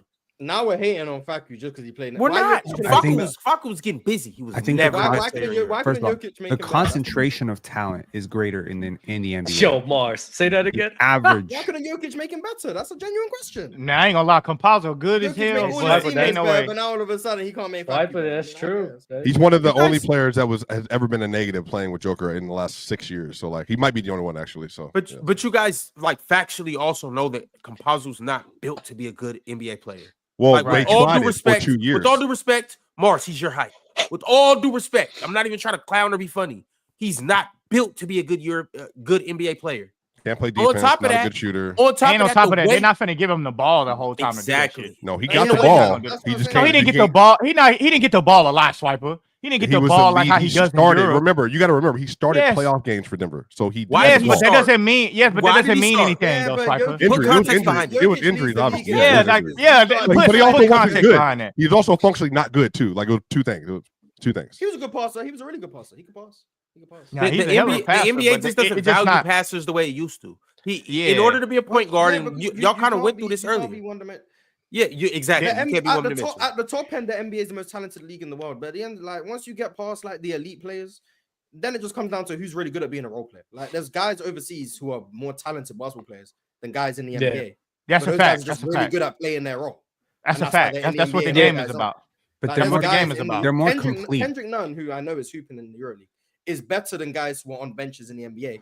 But That's those a guys fact. are really good at playing defense and spot up threes. So like they're gonna play in the NBA, whereas he's not. Like that's all it is. It's not. Yeah, when I tell y'all, listen, Kendrick always had that in his bag. Like, cause he was with Miami, bro. Yeah, he always had that in his bag. But especially after he left Miami, going to the Lakers, didn't really. He should have never left Miami. Getting hurt. He should have never left Miami. He just never. Yeah, he kept getting hurt. He kept getting hurt. Didn't have the green light. Couldn't get back into the flow. So like him going to a league where Kendrick's that type of player, you put the ball in his hands, and when he gets hot, that man starts cooking up. He should have never left Miami. Yeah, probably not. He could have definitely been very good. Boy went to La La Land. Was LeBron there when he went to La La Land? Shit, what? You talking Was about LeBron there? What? No. Oh yeah, Bron made him work. Yep. Because he There went to it Washington. is. He went to Washington. There it is. There it is. Bring low down ass back up from hell. No. Bring that low down dirty Shane back up from hell. Marz. No. Because Kendrick Nunn's not a point guard. He's a combo guard. The argument, Marz already cleared up my argument in his British accent, so don't do that. No, he's a scorer, not a point guard. Marz already cleared up my argument in his British accent, and then the chat understands. Don't dunk it now. Come on, bro. He's not a point guard. All right, so I got a members chat from D9. He said, "Dub 500 episodes, dub chat, dub panel, and happy Friday." Shout out. Great Ballers episode, Intel said, "Shout out to y'all fellas. More life, more success, more money, more bitches." I could get with that. Man. Pistons, we up. I want Indy first round. That would be an amazing first round. The Pistons would get destroyed, but that would be an amazing. Yeah, that'd be a nice little sweep. The Pistons and the Pacers have some like rivalry going on. I don't know if anyone. Why would they get destroyed? I don't think they get destroyed. Oh, because the Pacers just way better. I love it. The Pacers are. You know, the Pacers, I think they're 15-5 in their last 20, if I remember correctly, or 10-5. I can't. Yeah, I'm not gonna lie. I would love to see that series because they got a lot of animosity between them. There's two teams. So that's why I'm excited with some of these young boys coming up. Like, there's a lot of like young boys coming up, and it's like they really like that competitive and like I really don't like you and everything. That they really bring that. Like Jalen Green, I think Jalen Green has that with Marz. You would know who he has some type of rivalry. With Cade, yeah. So he has that with Cade too. Somebody so won that I mean, matchup. Allegedly, I love it. Punched on them too. I know you have seen it. Punched on them. Yeah. I love that, bro. I love that. I think it's awesome. We got some new members today. Some of them are good. Some of them are terrible. But shout out to Swipa Cam. That's temporary. Yo, keep his profile picture up. Do you know how many pauses you got to do for this shit you doing right now? That shit worse than Chris Bosh shit. Swipa, show us. Do it like that. Do it. It is definitely not worse than Chris Bosh. Swipa, do it. Near, he just missing champagne. Speaking of dog got a shiesty mask. That's crazy. Speaking of Chris Bosh, we on Playback tonight, and y'all know who we gonna watch during halftime. No, Ron, we don't need to watch that. Yeah. Y'all pull up for the Rockets and Wolves game tonight on Playback. That's 5 Pacific, 8 Eastern. We'll see you guys there. It should be a good time. Keeping it pushing on these super chats. We got a few more. Bam Gabe said, "Hello, team. Congrats on 500. Love. Dub, Marz. Y'all remember Bam, right? As soon as Jordan come to Atlanta, you know, bark. Oof. Nigga, I'll put you in that dog down, nigga. How you had them niggas walking next to each other, nigga. All right. Nigga, I'll put you in that dog down, nigga. Mad Max Sports Talk. You better keep talking. Mad Max Sports Talk said, "Congratulations on 500. Dub. Hello, Max. Appreciate you, brother." Dorian Clayton said, "OGPC was the best from Wednesday and Sunday shows to now, PC has always been the best. Mr. Top Left, we got to see you more. Best sports show. It was all right. Who was top left? Shaq. Ron been Shaq. Okay. So what happened was, so when we first started doing TikToks, Shaq didn't really put it to like the big face on the platform. It was just a whole panel up on the TikTok, right? So Shaq will be like saying like Zach LaVine's gonna be top 10 or top 5, Kawhi not top 10, and then all the comments will be filled with, "Yo, who's this guy top left? He's terrible. Oh, top left is saying some dumb stuff. Oh, top left this, top left that." So that's kind of how the top left thing came into effect. Oh, so top left is ass, is what you're saying. Top left is a goated position, and then if you ever are honored to be regarded as top left, you should definitely hold all right, that. but I wonder who in the hell gave Low the nickname Lowdown? That is not a great nickname. Oh, that's chill. Low down in the house. Low down in the house. And you know what's so crazy? He'll say that shit respectfully, like low down in the house, like low nigga. Down what? in the house. It's just a nickname, dog. He got a bunch of nicknames. Nigga, hey, there's no way my nickname will ever be low down. Nigga, that's crazy. He calls me Penbrook, and I'm pretty sure penitentiary. So, I mean, penitentiary is cold. I came up with penitentiary. My bad. Shout out penitentiary. Great. And I only say that because you be having these fools up here in jail. Do you have y'all never seen the movie Low Down Dirty Shame? Context of that wrong. No. Yeah, everybody's seen that movie, dog. He said no. Dub said no. Low down dirty chain. Yeah, yeah. Never heard of that. Classic. I don't remember that. Classic. What that nigga said in the kitchen?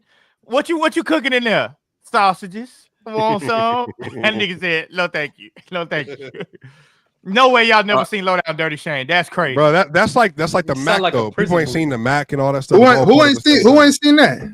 It's the Mac. Dub Low Down and Dirty Marz. Shame. Dub and Marz and Pen ain't seen it either. The best one is the Mac, and then the second best one is Black Dynamite, but that came out later. That's a readaptation. But bro, those ain't even the same type of movie. I know, but that it's like a kind of the same 70s type feel for all three. Somebody said that's Prom Jada. That's a fact, boy. But this one came out in the 90s though. Boy, Jada and Low Down Dirty. Boy, Jada and that boy, God, dog. I was watching that shit. I was watching that shit on VHS, like back and forth, rewinding it. All right, it wasn't better than Players Club, but either way it goes. Hey, Ron, before you go, that scene where the nigga was was at her door to this day is hilarious. How is that hilarious? Nigga, that's hilarious. Swiper, I don't give a fuck what bullshit you on. That shit is hilarious. That was scary as mud. That nigga said, that nigga said, "Can I come in?" She said, "Nigga, hell no, I'm gonna call the police." Like, nigga, that shit is hilarious. Yo, to this day. All right, my man Realist123 sent through a members chat. He said, "Get Marz on here. He misses his best friend." Why can't we be friends? Why can't we be friends?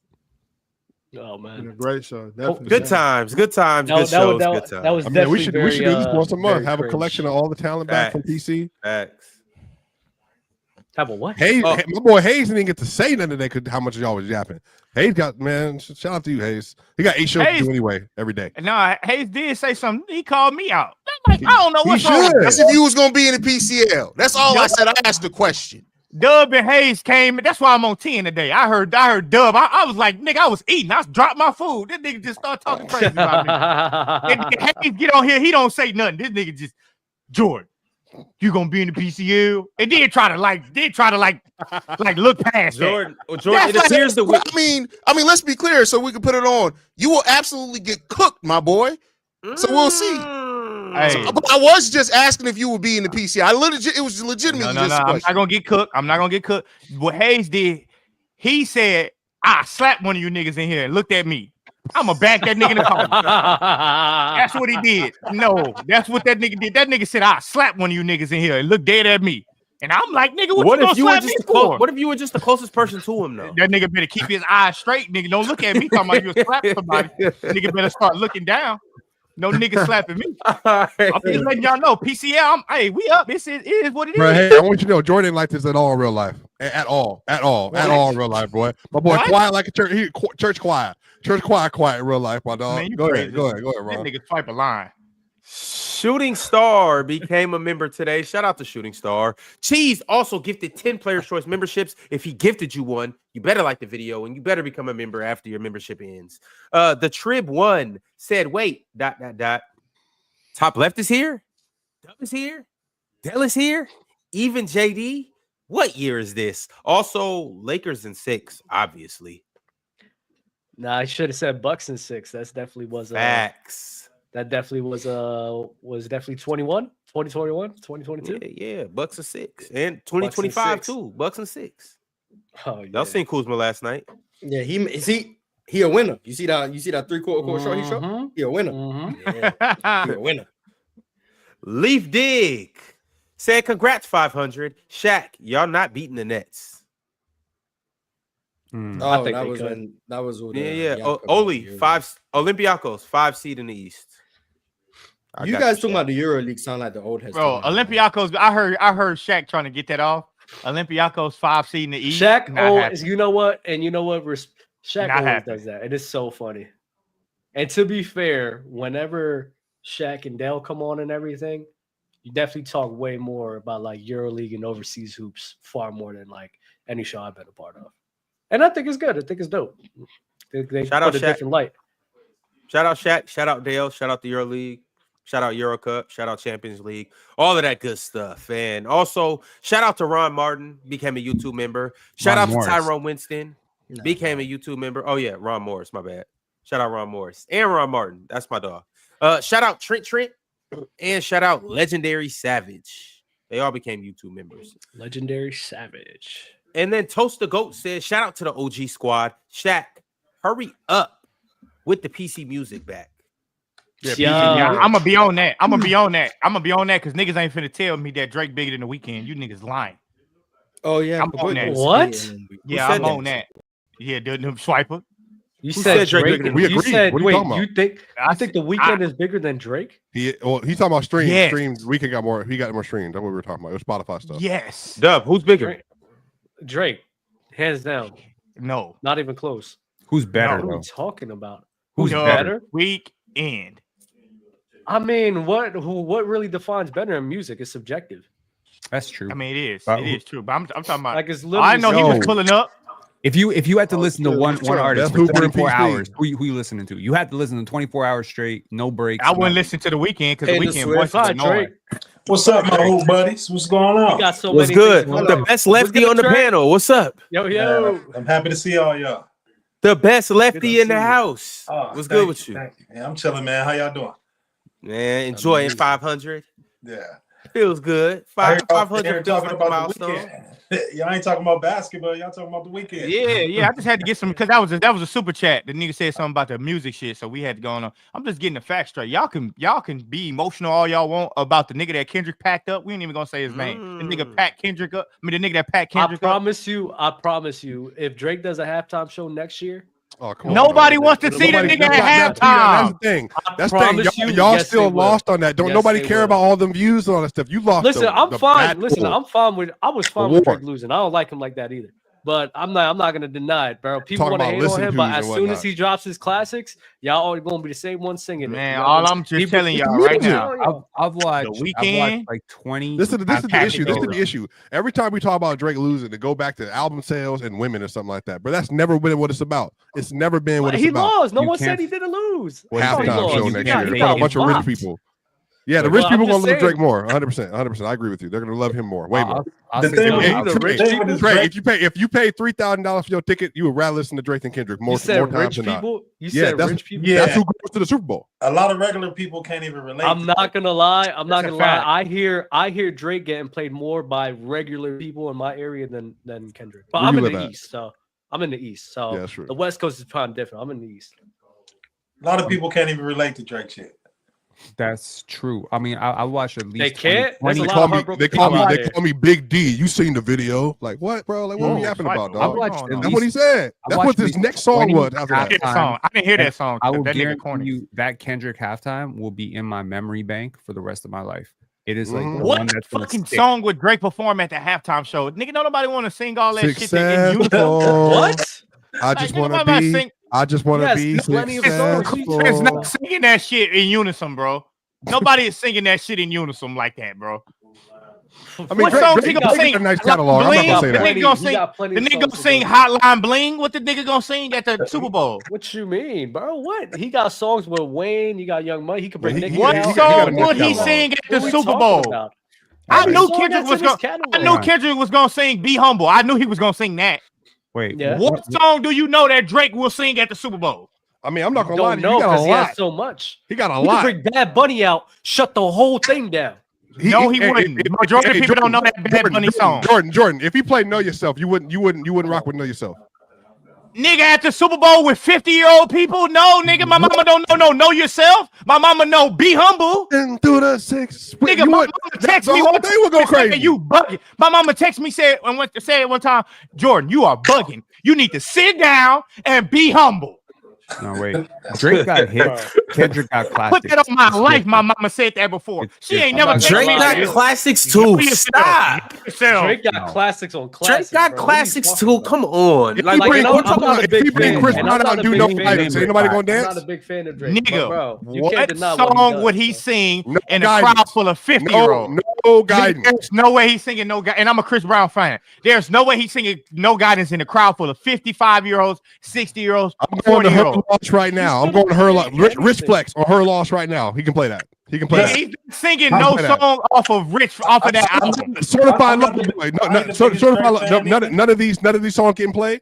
Yeah, I ain't the biggest Drake fan either, but right now. Yeah, Digital Dash. Yeah, heavy. Yeah, Trey, like that's what I'm saying. Like, why we Be Humble like, we is could not like that Drake, type bro. of crowd. No, that's not that on. Be Humble is not that type of crowd in the same realm as Digital Dash. Be Humble is a global song as far as like. Wait. Why are you like bringing up a that crowd? shit. Wait. I'm sorry, Joe. Why are you bringing up a crowd that he can't turn up when Kendrick couldn't even turn up that crowd? He could turn it up with. Kendrick didn't turn up the crowd. That's what you think he didn't turn up the crowd. First of all, I don't like that bullshit ass. I don't like that bullshit ass somebody capping for. There's somebody tons of capping videos because that niggas shows recording it. the crowd was bored. I'm sorry. Yo, Dub and Jordan. Recording it. I gotta get back to these super chats, y'all. You just lost another PCL debate. Go ahead, Ron. Dalai Lama became a YouTube member. Almighty C Boogie Swipa nasty. Body slam Swipa in there. Almighty C Boogie became a YouTube member. Players Choice Dave gifted 50 Players Choice memberships, which Shout out means we Dave. better have 50 new subscriptions and we better have 50 likes. And salute to everybody that got one of those. We got a super chat from Trey. You played overseas. You know how to pronounce that? Serbian? That's not Serbian. It's not Hebrew. I don't know what it is. No, that's Hebrew. That's not pronunciation, Ron. Yeah, that's reading. Hebrew. Wow. Do you know how to read it? I don't pronounce it, read it, whatever. What the super chat say, you know that many people at basketball in Serbia running deep in their blood. Basketball, they're made people happy during the war in Yugoslavia, but it's in Hebrew. But this is 100% true. And I mean, when they were dropping bombs, the gyms were the place where you knew that the bombs were not going to drop, and that's where the people continued to hoop. And for smaller countries, especially countries with 6-7 million people, when you get to represent your country on the world stage and you get to go up against the United States and bigger countries like that, that's a huge moment of pride for countries like Serbia, Croatia, Lithuania. So, big shout outs to that. Mm-hmm. And them sanctions took away an all-time great team. Mm-hmm.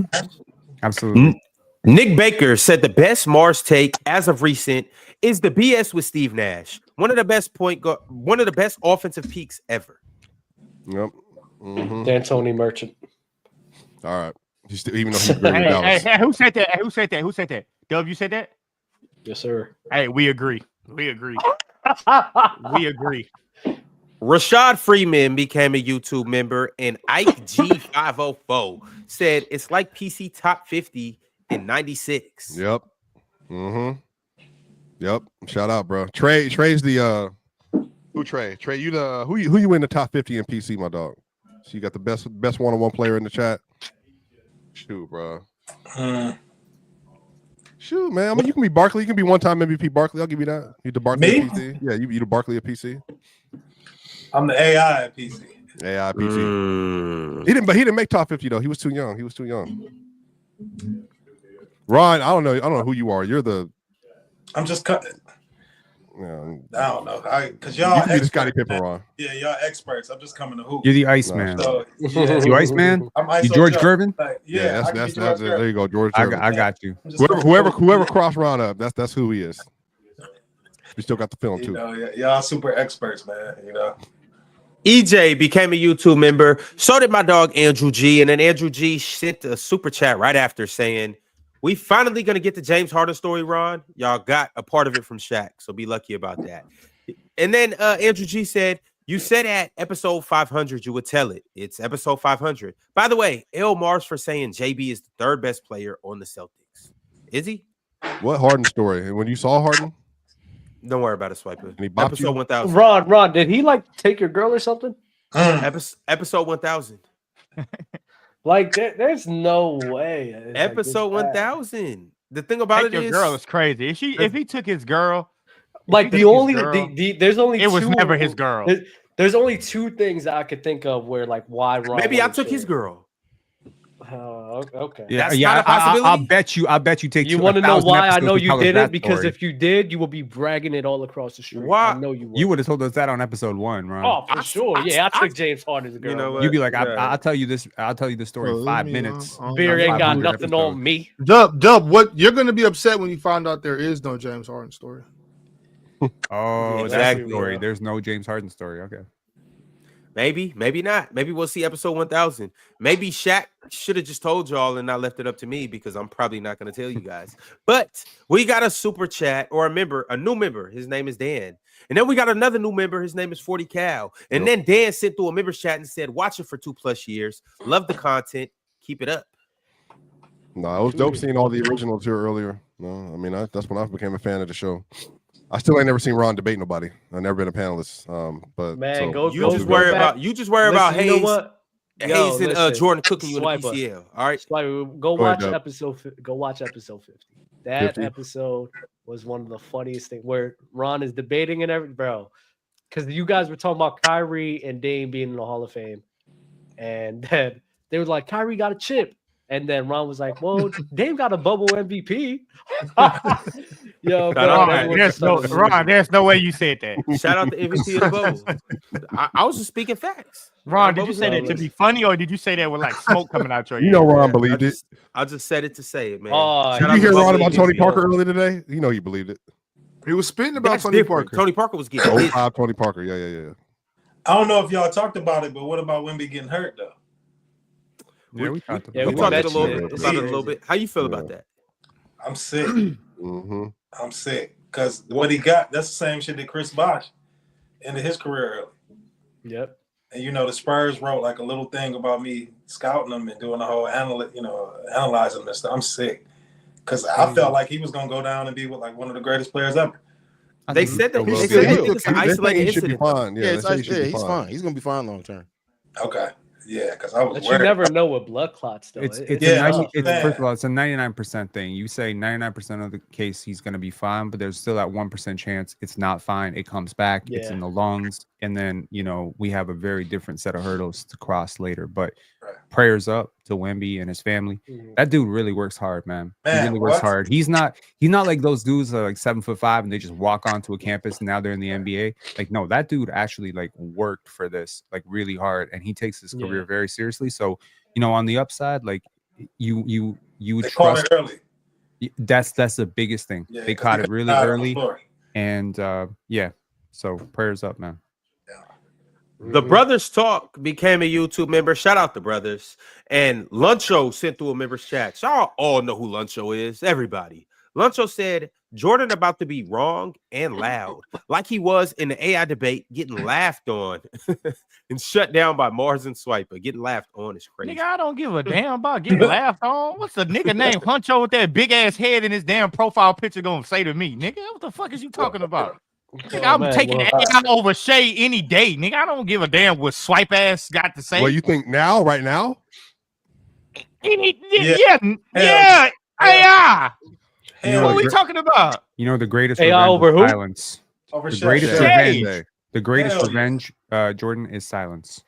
Silence. No, it's true. It's the greatest revenge. It's like, all right, that's cool. Boom. You don't give them what they want. Don't give them what they want. That's it. I give them what they want. I give them what they want.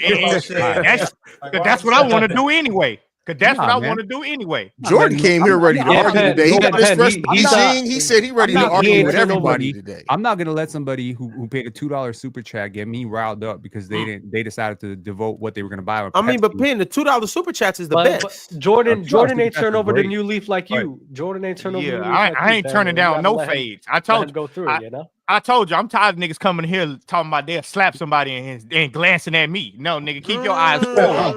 You will never slap me. Who said that? Who said they gonna slap you? That's how y'all coming through. Like, who said they gonna slap you? Haize started it. Haize started it. I wasn't even here the stream. How I started the record straight. Jordan, this is very, very tried and proven thing. You notice how the small dogs bark the most? You notice that? Yeah, because Swipa be barking like a mother. Wait. I'm not even saying. He's calling you a small dog. What are you insinuating? No, I'm Pin. What are you saying? No, just say what you're saying. Say it, Pin. Say it. No, he's a little dog doing a lot of talking. He's not Chadwick. I know you're not talking. I know you're not talking about this. I don't need to say nothing. I don't need to say nothing. Me and you didn't debate it before, and you're a great debater. I think Jordan's going to do a fabulous job. He's going to do a great job in PCL. I'm looking forward. I'm saying I've crashed out plenty in my life at the chat, and I'm turning a new leaf, and I'm realizing that I'm not putting my energy into it anymore. You know, that's it. Like, you want to say some wild shit? That's cool.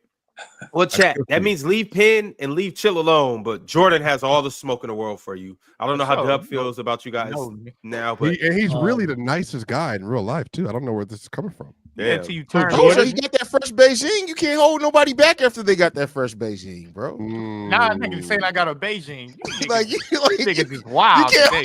You can't hold somebody back after the first Beijing. You can't tell them shit. Shout out to Beijing, man. You're not gonna listen. I'm the Drench man, not the French man, for a reason. I don't know what Swipa talking about. Don't let that nigga lie to you. I'm like this in real life. Hey, Tre, you trying to get over to Beijing, right? Nah, I thought you said you wanted to get to China. Man, well, I do in the future, like later on. But I got Beijing in there, bro. Haize is hilarious because when we are on Locked On NBA, this dude is the coolest, most straight to the basketball. But when he get the PC, dog, bro, you are funny, dog. That is. Hey, I mean, me and Locked On is different. Like they pay me a salary, so I gotta be on my best behavior there. Over here, like I'm Cordero over there. I'm Haize over here. It's different. Oh my gosh, bro. It sounds like they would be switched, to be honest with you, but I mean, we can go ahead on. It don't matter. All right, my man froze right now, so we're going to keep it pushing on the super chats. Bino said, nostalgia has turned y'all into hypocrites. Jordan got deep fried. We need a replay of that statement. Wow. Nigga, whatever. I don't give a shit, Bino. Like, you niggas be getting on my nerves with that shit. You niggas love being in the fan club. That's why I call you niggas the brotherhood. You niggas love trying to be brother to brother with somebody. Hey, brother, yeah, let's pick on Jordan. Nigga, you ain't gonna slap me, though. That's all that means. That's all I'm saying. Niggas not gonna slap me. I'll walk in y'all brotherhood, stand in the middle, and say which one of y'all niggas gonna do something. Why does he keep going to being slapped? Did somebody actually slap you? That's how I feel. That's how I feel. So you feel like you're getting slapped a lot? That happens to you a lot? No, I feel like y'all want to try, but I'm gonna shut it down. I'm gonna walk right in the middle of y'all brotherhood and look at each one of you niggas eye to eye and say, which one of y'all niggas gonna do something? And then y'all niggas gonna get less aggressive. Look at Tre's face. Y'all niggas J-Rob, what's the word? I don't know, man. I don't What's good, bro? How you feeling? That's crazy. I know my man J-Rob fresh off a flight, so he might not be in the right terminal right now, but we'll wait for him to tap back in. Let's go back to slapping. Somebody threatened you? Like you about to fight somebody? Jordan, I think Jordan came in on the bullshit. Jordan said he feels threatened, and so therefore he's creating an enemy. That's what it is. Nah, I ain't creating no enemy, nigga. Ain't nobody got no smoke on me. All right, Detroit became a member today. Shout out to Detroit. Also, EJ sent through a super chat. He said, "Can y'all elaborate on why Ticket isn't on PC? He was good for entertainment, no lie. Inquiring minds want to know. Swipa, you got a reason?" I didn't know. I didn't know Ticket like that. I guess none of us have a reason there, but shout out to Ticket. We would have loved for him to be here, but He politely declined the invitation. Polite. EJ then said, "There are players' choice OGs. These are players' choice OGs. Stop playing, chat." That's a fact. Shout out to the originals. PC OGs. Drink More Water said, "Why not make this episode more special and break the PC record for the longest episode? Y'all already passed 5 hours. Let's get to 7.5 hours." I'm with What was the 7.5 hour episode, Ron?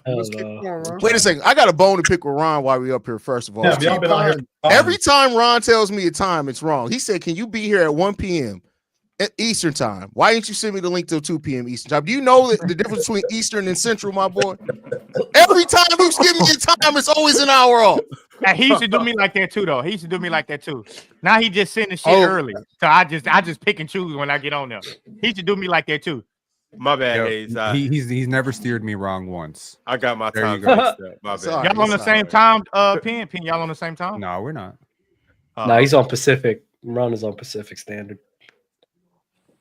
Yeah, Pat, you're in Toronto, right? Yep. You're in Canada? Yeah. You ready to become a part of the United States, man?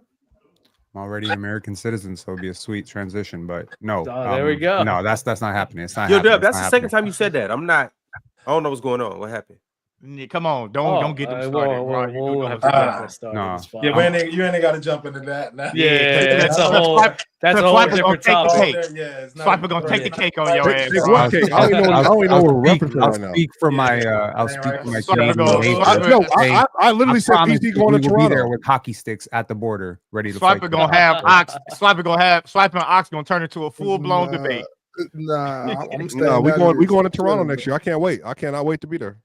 Absolutely. Toronto, All right. man. We got another super chat from Jalen Carter. He said Kendrick had the worst halftime performance of all time. Yeah, he ain't a Super Bowl artist. Of course, Kendrick's Jalen. performance was terrible. Disagree. Of course, Disagree. Jalen. Bring Jalen picture up. Let me see that. Let me see his picture. No, I want to see the big screen picture. You can't. That nigga got a fade.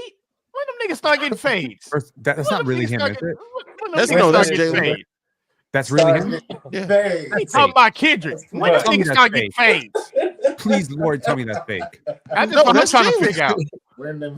Oh my God. I'm trying to figure out when they start getting fades, Ron. Shout out Jalen Carter. Shout out Toronto. No. Don't talk about Kendrick like that, and then you gonna have a fade like that. Don't do that. That's not Toronto. He's from Toronto. Shout out to Canada. No. He's from Toronto. And you can't clown on Kendrick.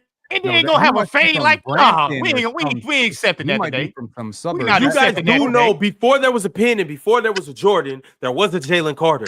There was a Jalen All right. Carter. Y'all respect Jalen Carter because he used to come on this panel and don't get to disrespect. Talk before you guys used to talk. Don't shout out Toronto on a Kendrick Lamar diss with a fade like that. That's my thing. Toronto.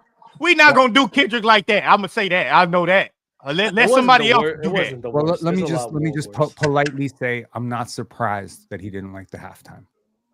Oh no, Jalen's been triggered ever since the beef started. Like he's been crashing out since then.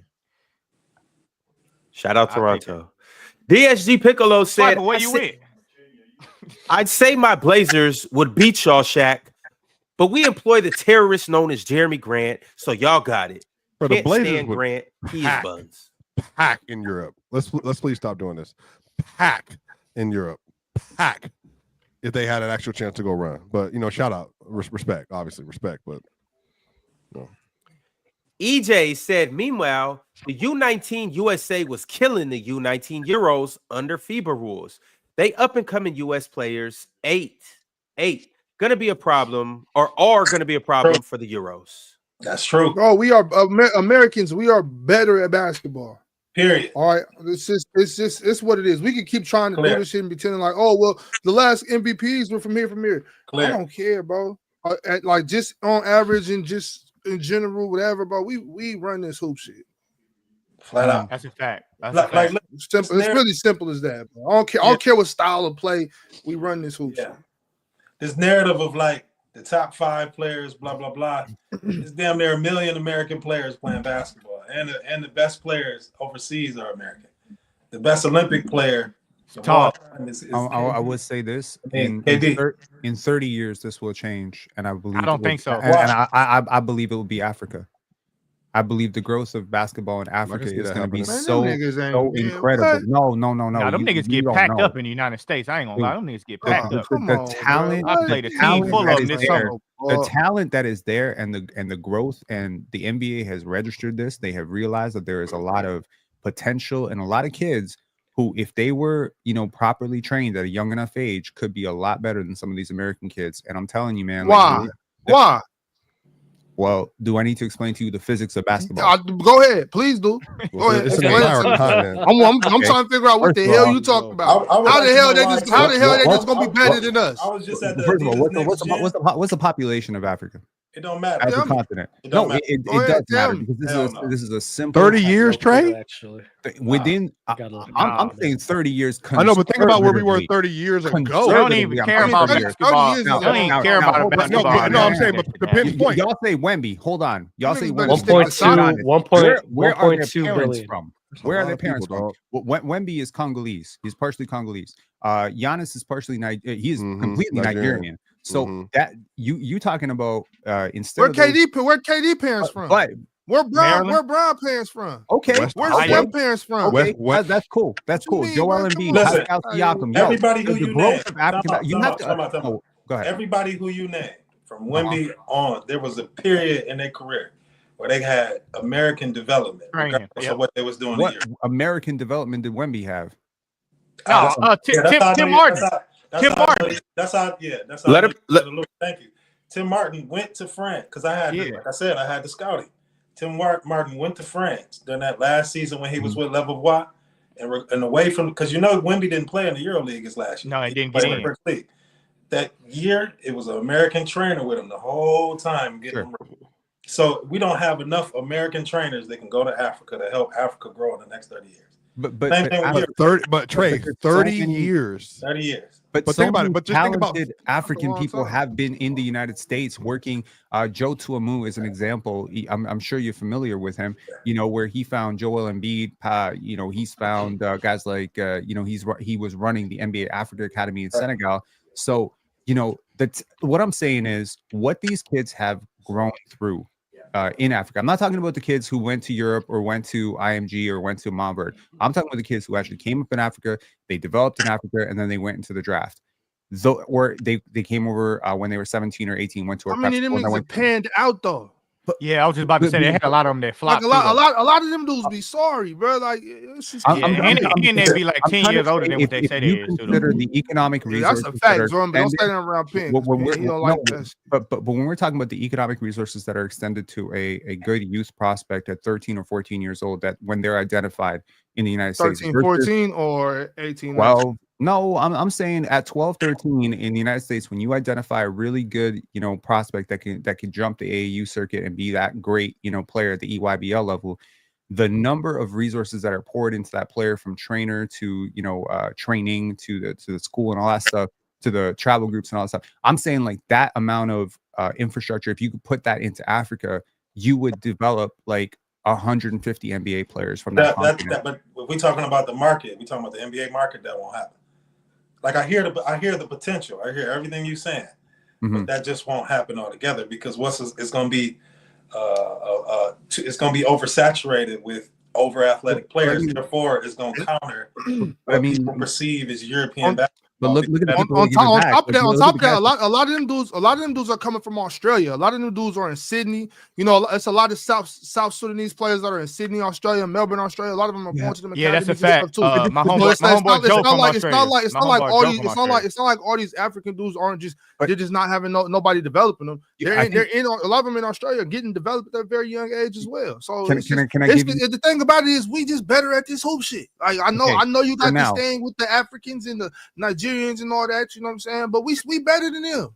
Okay, for now. And they can't hoop like us. Okay, what I will say is they just not there. Them niggas better stick to soccer. The birth rate argument here is very important because at some point a population does take over, and when you realize how much birth rates have dropped across the world in very many developing countries, you take third world countries, second world countries, and you start looking at their birth rate, at some point, the number of 14-year-olds in a particular country, that matters when you're talking about who's going to the NBA and who can be developed.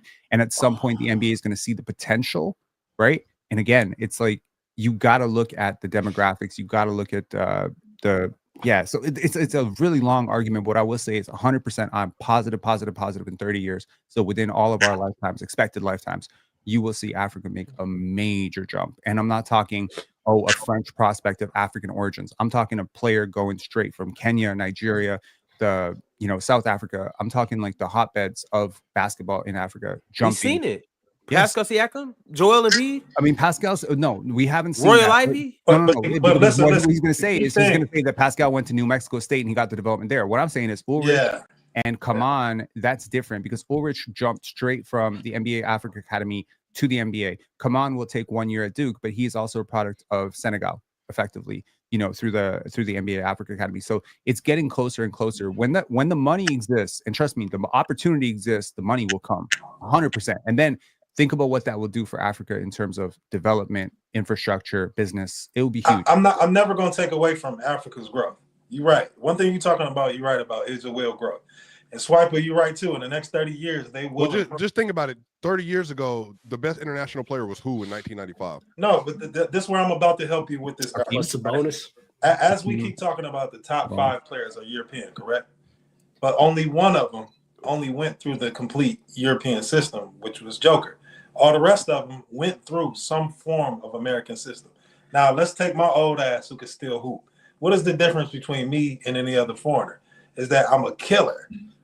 You have to go through an American system in order to become that. Now, we can't, let's say, for example, analytic that, but all these from Shai to Giannis to Luka, they all had some form of American program, Wemby, that they went through in order to give them the turnaround.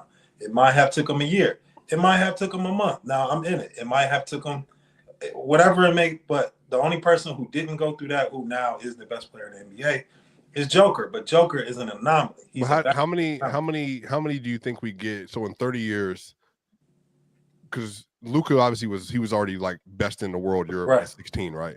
But the transition for Luka though, hang on, Arvydas Sabonis it was a had nothing American. Work with him for about who got him ready for my man who played for Real Madrid now. He got him prepared. It was an American trainer. It's a guy named Mike Torres. So you got to be in it to know. Like even Giannis, he was in Atlanta for about 2 years before he actually really took off and he got on the weight. Didn't he play like the second or third division in Greece or some shit like that? Yeah. So it wasn't good until he got them training. Yeah. And then now with this whole NBA expansion. It's going, Real Madrid thinking about coming in. Olympiacos. But shouldn't that, because of people like you, Tre, and because of other people that are doing like a lot of great work globally, like for the sport, wouldn't, to me, Tre, from my perspective, that would actually incentivize other countries to develop even faster because they're going to have farm schools that help them to get into like under NBA events, under 19, under 18, and all that stuff. But by the time we get 30 years from now, I mean, think about it. All the kids growing up now, they're going to be 30 or 25 and that aren't born yet. They're looking at Joker. They're looking at SGA. They're looking at Giannis. They're looking at Luka. They're looking at all the Embiid, and they're saying, okay, well, these are my respective countries. These are the skills they develop. I'm going to apply those skills to what we're doing. And then by the time we get 30 years from now, I mean, there's legitimate case that 20 and 30 years of the top 25 players, 15 of them could all be international. But Swipa, they don't have the manpower, though. The part that you're missing out on is the NBA babies. All these NBA players' kids is catching up now. So that's why that's why the playing field starting to spread. Because, like, let's say, for example, when Joker and all them came in, it wasn't the NBA kids. Now it's everybody's NBA kids kicking in. So imagine 30 years from now when all them NBA kids is I don't know. I think baby Joker, girl and boy, might end up being, who knows? Man, hell no. But she probably don't even play basketball. But like Tre, that's another thing. Like when I was in Turkey, like, I don't even think they have like high school sports. They got like club shit in Turkey, like high school band. They do like club. They don't have the manpower. You got motherfuckers here playing basketball at 5 years old, like playing competitive basketball at 5 years old. They don't really give a damn about basketball that much outside of the players that are really China good got more at people it. playing than anybody else in the world, though. Yeah, but they just naturally suck. I don't know if they get there, though. I don't know if they get there. But Swipa, they actually suck is crazy. Naturally do. They do suck. Like, what's wrong with that? They naturally do suck. I think that's crazy. That's a crazy statement. They got some skill Bro, players. y'all always talking about some shit is crazy. Nigga, you give me your best Chinaman. I'm gonna go get my best African American or American. I don't even gotta do African American. Oh yeah, I know. My friend, he plays basketball and he went to China for school. He was so good they thought he was Kemba Walker. So like I get it. Exactly. There you go. No, he's tough. Like, that's my guy. He's tough. Swiper in 30 years or 50 years. Not no Kemba Walker, you know. The progress is crazy. Somebody might break progress, both 100 million. But look, hold on. The progress is different because you are saying it that's as a if they're one-off, bro. priority. Swiper. No. 10 people aren't going to beat him. I think globally, by the time we get there, I'm not saying it's going to be that America's not going to be still the best basketball country. But I'm saying, Jordan, you are wild, by the way, dog. I had a Euro. Nah, bro, no. I'm saying that by the time we get there, though, because of people like Tre and others stepping into that world. Yeah. I think the only way it makes sense is if in 30 years it's a couple NBA teams in Africa. But even still, though, like they just that's don't not really have crazy, the though. Bro, they don't really have. They're gonna. It's gonna take too long for Africa. They gotta go. That'll be definitely way too hard to like to schedule it out in the NBA. Having a team that's overseas. Yeah, that shit would be hell. But they don't even have the focus. You got to think. We got kids here that are 7 years old that think they going to the NBA. Like, oh, I'm gonna play in the NBA. Like, I'm a hooper, man. Knowing they ain't no hoopers. Number one, but we just got so many of them that think like that. Even in 30 years, I don't think they gonna have the focus on sports like American kids have focus on sports. I agree with that. Why? Like, because their life is totally different from ours. Climate change. That's it. That's what we No, because their life is different from ours. Yes, like we worry about dumb shit here. This is the worst episode you've had and the best episode you've ever had, by the way. Oh, whatever. Yo, I gotta get back to the super chat. Jordan's not lying though. Like the way of life is different, right? So like I'll use the Dominican Republic as an example. Like when it comes to like doing your own like work in the house and everything, there's a bunch of kids that don't know how to do their own work in the house.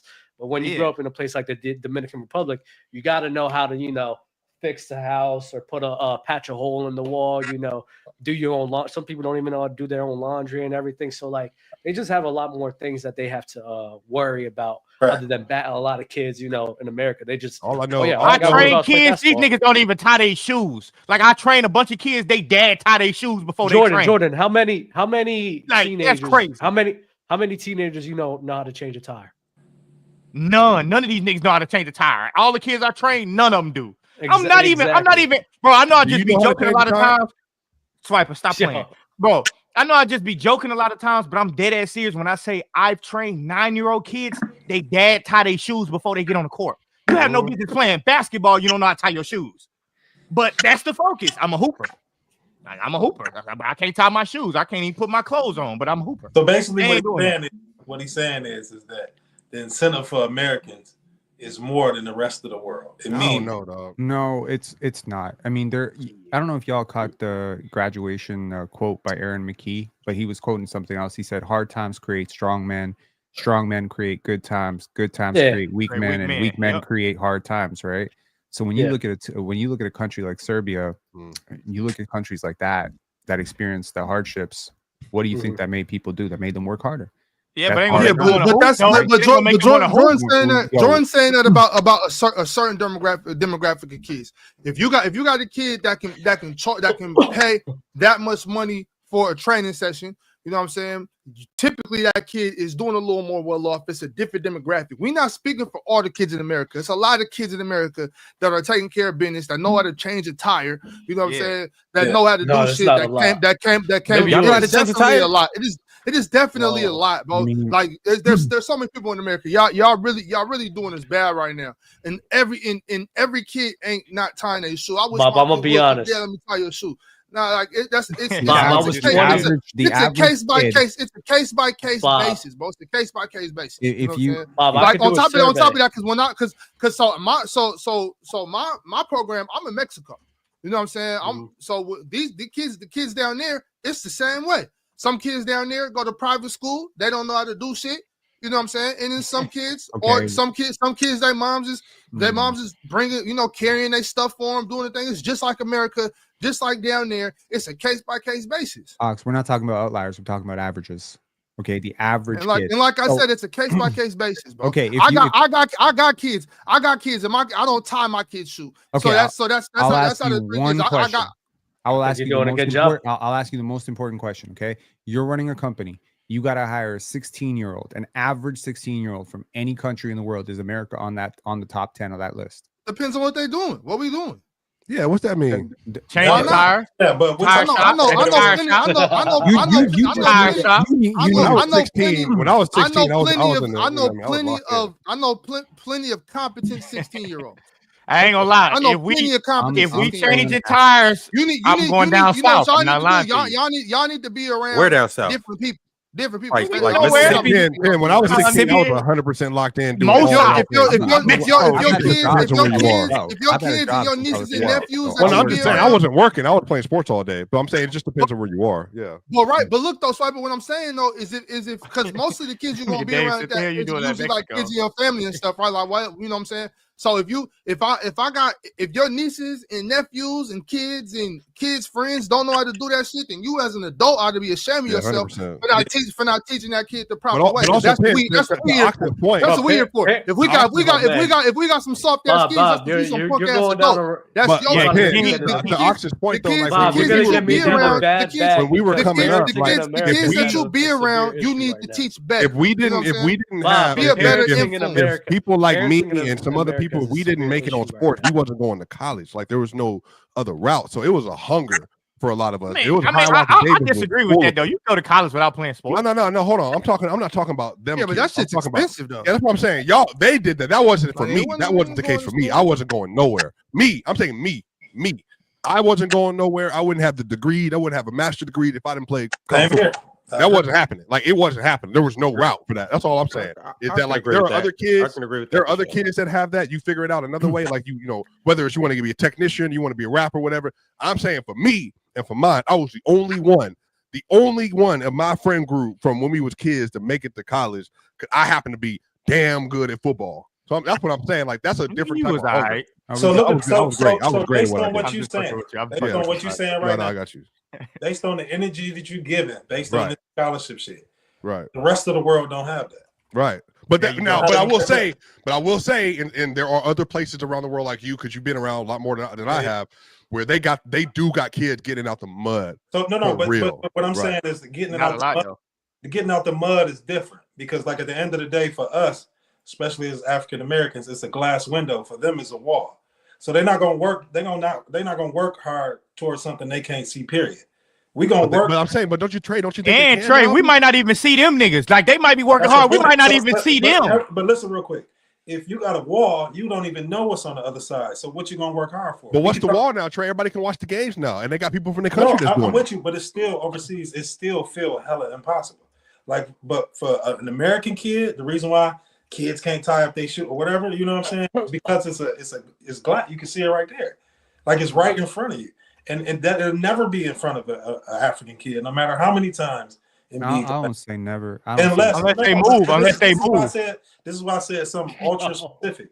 If it's an NBA team in Africa, because now all those resources go to Africa, and it's going to be right in front of them kids' faces. I mean, but that's what television, Trey. Like a lot of these kids said they saw like Bron and Kobe and them on TV, or like and then that's what did it for them. Social media, that's what did it for them. Like, and you know, I'll speak to this. I know for seeing isn't enough though. No, I know, but I know for a fact there are kids in places that don't have like running water, but they got cell phone. Because I know for a fact. But they're not thinking about. But hold on. I'm saying they're watching Jordan. They're watching Trey. They're watching the drills that y'all are doing on social media, and they're literally trying to do it the best they can where they are until they make it to the next place. And I'm saying, like, that's why I think the world is going to continue to catch up. But Swipa, what if they don't have a high school team though? Swipa, what if they don't have a high school team to do it on? Let's talk about the Toronto Raptors. Look how Toronto basketball, once y'all got a team, it just turned up. But before that, y'all didn't. It's a lot of Toronto NBA players. But hang on, but Trey, I think my bad, Pen. I'm in right here. Yeah, I think what did it though, another linchpin and great, because y'all know I want everybody eating the world. Y'all know how I am. When that team, when they went to the Olympics this last year and they showed up versus the Team USA and they lost, They had never had a country perform. They had never ever performed at the Olympic level. And they put up a great performance like they did with a limited budget like they did. I guarantee you, because of that performance, 20 years from now, they're going to have so many kids that are either playing pro. What's so many? I mean, 100. I'll say 100. They'll have hundreds of kids competing.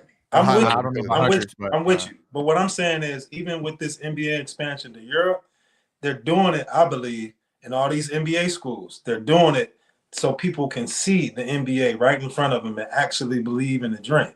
Now, if that's the case, everything y'all talking about is real. Like if you put a team in Senegal, you put a team in Nigeria, you put a team in South Africa, now these kids get to, because they're going to be obligated to do camps, do the whole nine. Now these kids get to see the possibility and the reality of it all, which leads to college, which leads to high school. But if you ain't got it in front of your face and you're looking at a wall and you just seeing niggas on TV, then how much can you? But guess what? But you know, but then on the downside, go ahead, Penn. I cut you off. Okay. Go ahead. No, it's very important to realize that yes, the Toronto Raptors have been a part of the growth of Canada basketball, but that's a totally different equation because basketball wasn't a big deal in Canada before the Raptors. Like they literally had to take out full page ads explaining the rules to people here. I'm not saying like no one knew the rules. I'm saying like it was not a culturally embraced sport in Canada. That is not the case for countries, certain countries in Europe that don't have NBA teams right now. They have teams. They have a basketball identity. Lithuania does not need to be taught how to play basketball. And Lithuanians do not make examples of Lithuanians making it to the NBA. They have plenty of examples. And to the point of Africa specifically, you know, you saying like, oh, they need an African, NBA team to come to Africa for them to make it real. Well, just imagine how you feel as, a Cameroonian kid seeing Joel Embiid be the league MVP. Like, that's real. It just became real right there. That's not enough because the percentages are already too low. Like we saying, like them seeing that is like it guarantees something. The percentages are already low as it is. I don't know if y'all read the book, The Talent Code, but basically, like the whole notion of this is all you need to do is see somebody that you can identify doing it for you to realize it's possible. Okay, like for me growing up, we didn't have money, so I saw a kid who looked like me, who was in my neighborhood, and he started working. So I was like, all right, that's a pass for me. I can do that. You know what I mean? Like if he's doing it, I can do it. So for kids in Africa, like Hakeem Olajuwon coming up, Hakeem Olajuwon did not grow up with basketball around He didn't even come here and play basketball. He was playing soccer, and then somebody tricked his ass into playing basketball. I think it was Hakeem was, I think it was handball and volleyball. But the point is, like, he viewed basketball as like an afterthought to what he was initially coming up with. Now, imagine if Hakeem Olajuwon, at the age of 5 years old, had seen a player like Joel Embiid, right, winning MVP, and be like, "Oh, that's a dream. That's a possibility for me."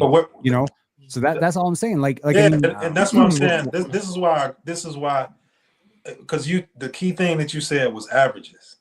It takes more to even out the averages. Now, if you're talking about individual anomalies, it's going to happen that way, one way or another, based on probability. But if you're talking about averages, even in 30 years, it has to be an NBA team being there to raise the averages, not the anomalies. I don't think they need a team, no, Trey. I really don't. I really don't. In order for them to catch up, they probably do. Okay, so why did Shai turn up? This is why I said it in the chat. I really truly believe this, bro. I really truly believe that globalism and sports is sports is the vehicle of the world that connects the world. And I think because of American exceptionalism being as arrogant as it is as a part of it, we will continue to infiltrate every other country and continent. And because of that, basketball is going to be there. Because of that, there are going to be more gyms, more trainers, more opportunity, because that's where the money is. I personally think that literally 15 years from now, Trey, the NBA will come to you like, we're gonna give you $100 million. We need to get you the 30 best trainers you know about. We're going to place them all across the world because we realize that there's incentive for us within building a democracy to have more basketball courts located in these countries. Because the same unit of measurement is pickleball courts in suburban communities. When they take out basketball hoops and they put in pickleball courts, you raise the value of the community because there are certain type of people that want to live there. I think it's the same thing to be applied to the rest of the world with putting basketball courts in all of these different places. And again, like what's the old boy Jordan Clarkson in the Filipinos? Built a whole court there, and now because of it, there's literally hundreds of kids that play on that court every single day that never had access to that. Again, the point that you're making is very right. But number one, we talking about averages. Number two, we talking about incentives.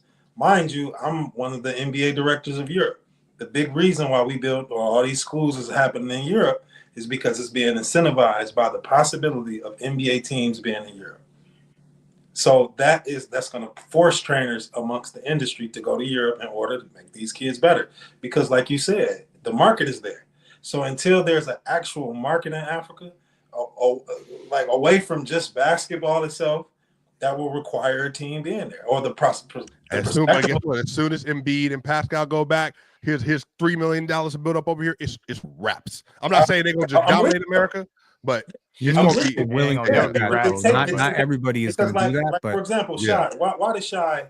Why did he turn up? It's because of the Raptors. Who he is. He says it was a really big part of him growing up. Who? Shai has absolutely said that the Raptors were a huge part of him growing up. Jamal Murray, talk about Vince Carter and all them. Yeah, it's the Raptors. Like, so we can talk about blah blah blah, but you got Vince Carter in your. I think these are two different arguments. I think that's what I'm feeling. Yeah, like look, I'm saying Africa can make it without an NBA team, but if they get an NBA team, it'll accelerate it a lot. That's like there's already a fire. Adding an NBA team would add like petroleum to that fire and make it run because the BAL ain't enough. Yeah, but I don't know if I'm the right person to say this, but at some point it doesn't really matter how many people are interested in basketball. It doesn't really matter how many people play basketball in your country, because Lord knows there's a lot of Chinese people who play basketball and there ain't a lot of Chinese NBA players. There you go. But hey, what do you need to be a good basketball player? You need some height, you need some long arms, you need some coordination, you need some hops, you need some speed. I mean, when you talk Just about say it, Penn. But I ain't got you need some what? Some melanin? What the hell, Ron? I wasn't about to say that. I don't think some melanin is crazy. No, I was gonna say you need some work. Respect. No, okay, you don't need that. You don't need that. That was nasty, Ron. What I'm definitely saying is that it helps to have a taller country. It definitely helps to have, a country where, people have a little bit of that wingspan and bigger hands. So yeah, if you have like Masai Ujiri, I mean, has been a huge part of the Toronto Raptors organization. He's always talking about, he's like, there's Giannis is walking over on Africa, and I always say cap. There's not like 6 Giannis's walking around Africa, but if you're talking about what happens to a country when development happens, the first thing that happens is people get taller and people get healthier. When you start pushing money into a country and you start putting protein into a country and people start to eat better, you got to realize, man, that's what I'm saying earlier. Like, you don't realize how many of these African prospects are coming up like through the trenches. Like, they're coming up with less money, less food, less nutrition, less trainers, less everything. When you start giving a country that is already naturally predisposed to being taller, you give them the same tools that Americans have, watch out. I disagree. Again, I disagree. Cool. Ron. Y'all, I got to get back to these super chats though, y'all. So we still got a gang of them. So I got to read. Ron. My man, the baller shot caller 1999 said the Americans have forgotten about teaching basketball fundamentals. They rely more on athleticism. The Euros are skill based and not athletic. Besides Giannis, I agree. I don't.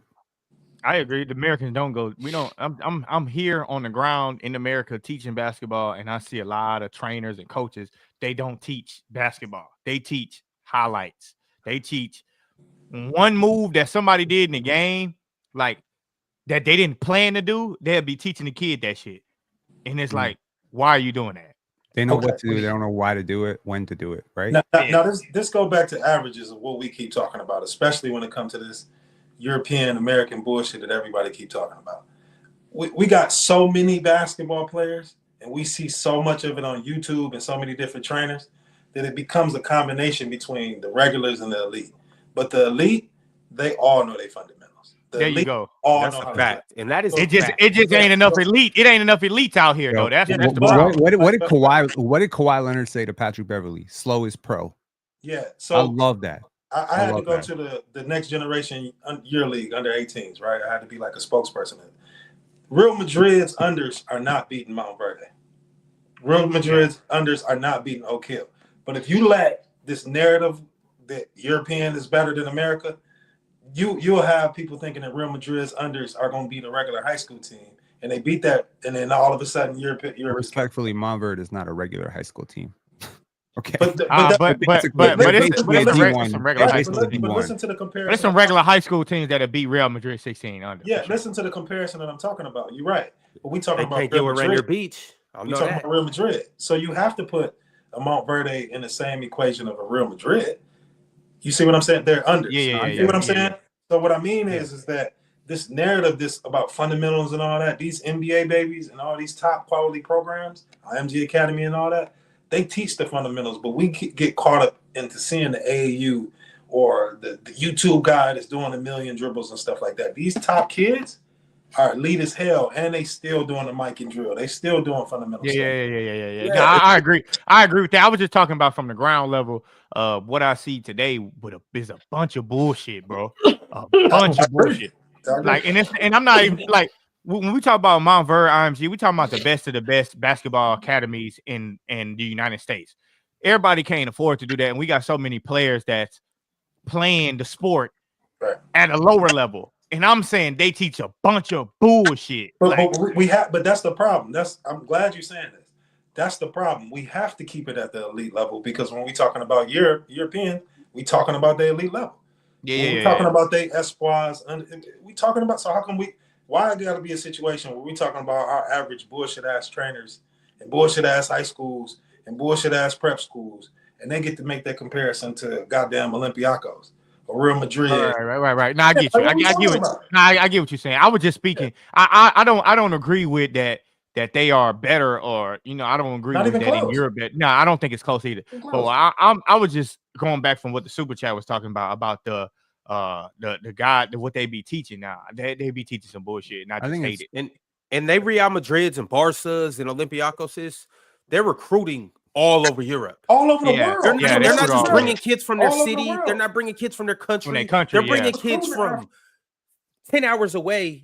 10 hours in Europe is not the same 10 hours in America. 10 hours in Europe, and I'm talking about a 10-hour flight. You talking about 10-hour flight? Probably like a 6-hour flight, 4 or 5, 6-hour flight. But that is countries away. They're bringing kids from. I'm in Greece. I'm bringing a kid from Lithuania. They do that all the time. For Turkey, they bring a kid from Nigeria. Yeah, I know. A huge country, man. They're doing the whole thing. Like, you realize the population of California is basically equivalent to the population of Spain. It's insane. That is insane. A 46 million. A Dim Bona play with they call him Turkish, but he's Nigerian, bro. He from the same hometown as Giannis, bro. He Nigerian, bro. Yeah, but so we came all the way to Turkey, and they call him the Turkish guy. Like, I didn't know that. Yeah, I know that show. This narrative about Americans and how bad the people who we talking about is niggas who ain't got no business playing no basketball. We got and trainers who ain't got, because even myself, like, the worst thing that could have happened to basketball is the trainer. Like, for me, even being in the Hall of Fame or being nominated for the Naismith Hall of Fame and all that. And I consider myself a specialist. Like, I consider myself in this specific genre in basketball, and that's it. Even if I could teach a whole bunch of other stuff. The worst thing that we have is people who try to teach everything in basketball, and they never did. I'm a one-on-one champion. So, of course, I'm going to teach that, how to get a bucket, minimal dribbles and stuff like that. That's my specialty. But what can I do? I can't teach people how to play like Rondo.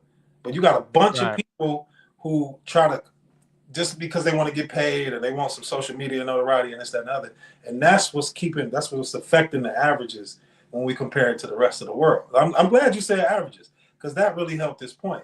But if we talk about the elite, the NBA kids and the kids at these top schools, they running through everybody, development and all, because they got the proper trainers in there. I'm going to see this stuff personally. Like, the universities, especially in women's basketball, at these universities, at Louisville, Valparaiso, Duke, North Carolina, they're getting the proper development better than Europe altogether. No matter what nobody's talking about. You bring a European kid over there and they got to play at Duke.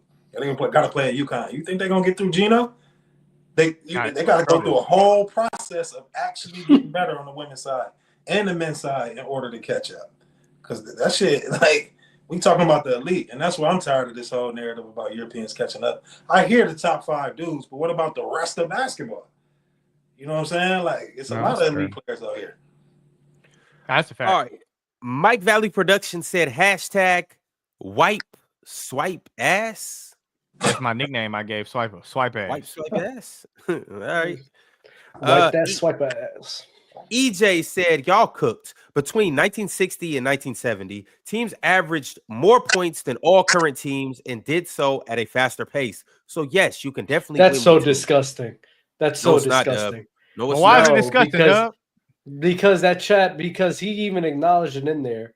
So when he brought that chat up, I'm assuming when they were talking about the Pistons and winning by 2, the Pistons didn't play at a pace that they were playing at the 1970s at all. Like in the 70s, they were playing at like you was getting like 112 to like 120 possessions a game. So yeah, you're going to be able to rack up points like that. They still played at a faster pace than they do today. So you bringing that up and trying to think, oh yeah, that's a moment for the Pistons to be able to compete with OKC. No, that doesn't make sense. It doesn't at all. Classic said Serbia with Jokic is not even making the play-in. Stop this, top left. Right. Right. Yeah. It's wicked out here, dog. This NBA shit for real. These American players are poo-poo. Hell no. Like he talking about the national team, right? Yeah, my man Shaq came up here earlier and said that Slovenia with Jokic should make the Serbia. He said, oh my bad. He Serbia said with they'll make the Jokic. He said they'll win the finals. Yeah. No. I say this as a Serb. No. No, it wouldn't. I do think they'd be tougher than everybody give them credit for, though. Why? Because Jokic. You get okay, They'll be be good. Jokic. They'll be good. You see, they gave Team USA trouble. Team USA is better than every team in the league. About that. I'm gonna tell y'all something about that because I was there. Them niggas wasn't playing hard, dog. Oh, word. Them niggas wasn't playing hard. Look, if they already got a Netflix, you think, dog? They already got a Netflix joint. You gotta give people a show, dog. Like, come on, man. Like, think about it. Like, really put 2 + 2 together. You think they could have stomped Team Serbia with 30 if they Stomp wanted these to? motherfuckers because they did. They did the first game. They did destroy them. They could have stomped these. Look at the shot Steph took. Look what he took. The shots he was taking was crazy. He just shooting that bitch in the clutch, turning around. So you just saying that they just let it be close. Yeah, it's Netflix out there. What's that's gonna do blowing them out like that? Now I'm not taking nothing away from them, but like y'all see the viral clip when they confused about where KD at and stuff like that. The problem with me and European basketball is the difference between art and war. I done publicly said this. Sometimes Europeans overcomplicate basketball. It's about putting the ball in the hole. Americans, we just putting the ball in the hole. Like, why we got to have all these plays when all you got to do is what's the shortest way to a straight line from a distance? Put the ball in the hole. So they getting lost on when KD get to the 45. Joker straight up saying it. He got the ball, check him. His teammates lost. So imagine that team coming over here and they got to go against a whole roster of NBA dudes. And the rest of Joker's team confused. Like, Joker diamonded to other NBA guys. He not diamonded to Serbian guys against NBA guys. I think it's also worth saying that these other national teams, they practice together much, much more than the United States. They do. But I mean, because they really playing that shit every damn summer. They play it like every year. But that don't have nothing to do with the game of basketball. People are overcomplicating basketball. That's why I'm winning as a trainer, because it's not complicated. Like, you can play together for 20 years. That what they got to do with a Steph Curry, like what KD said. What they got to do with KD. What they got to do with LeBron. I personally, I don't think they could have beat them by 30. I think if you're going to make an argument that, okay, fine, they could have played a little bit harder. I say, like, shoot, Serbia could have played better too. They won the minutes with Jokic in the game, just an FYI. So they were up when Jokic was in the game. They didn't have an answer for him. I'm sorry, AD and Joel Embiid, that's not an answer. I think it's much bigger because what if they would have lost Netflix watching? What if you got to really think about it? Like, this basketball is business. That's very conspiratorial to think that they would have, leave it in the hands of, like, oh, we're not going to play super hard so we get a competitive game. Like, what do you like? The thing about single game elimination is anyone can lose, right? Anyone could lose in a single game. Like America could lose to Rwanda in a single game because Rwanda just hits all their shots in a single game. 7-game series, no, you can't. But like, to take that chance on the national stage to think like, oh, we could just reverse engineer this and give them a competitive game. Like, what do you do if Serbia just can't miss in the fourth quarter? So this is where I'm going with it. It's not the fact that they reverse engineering, and I'm saying America has that much control. It's more about control than allowing somebody to do something. America has that much control because if you notice at the end of the game, the only thing they kept doing was a high pick and roll, either pass to the corner or give it to the 45 degree on the other side.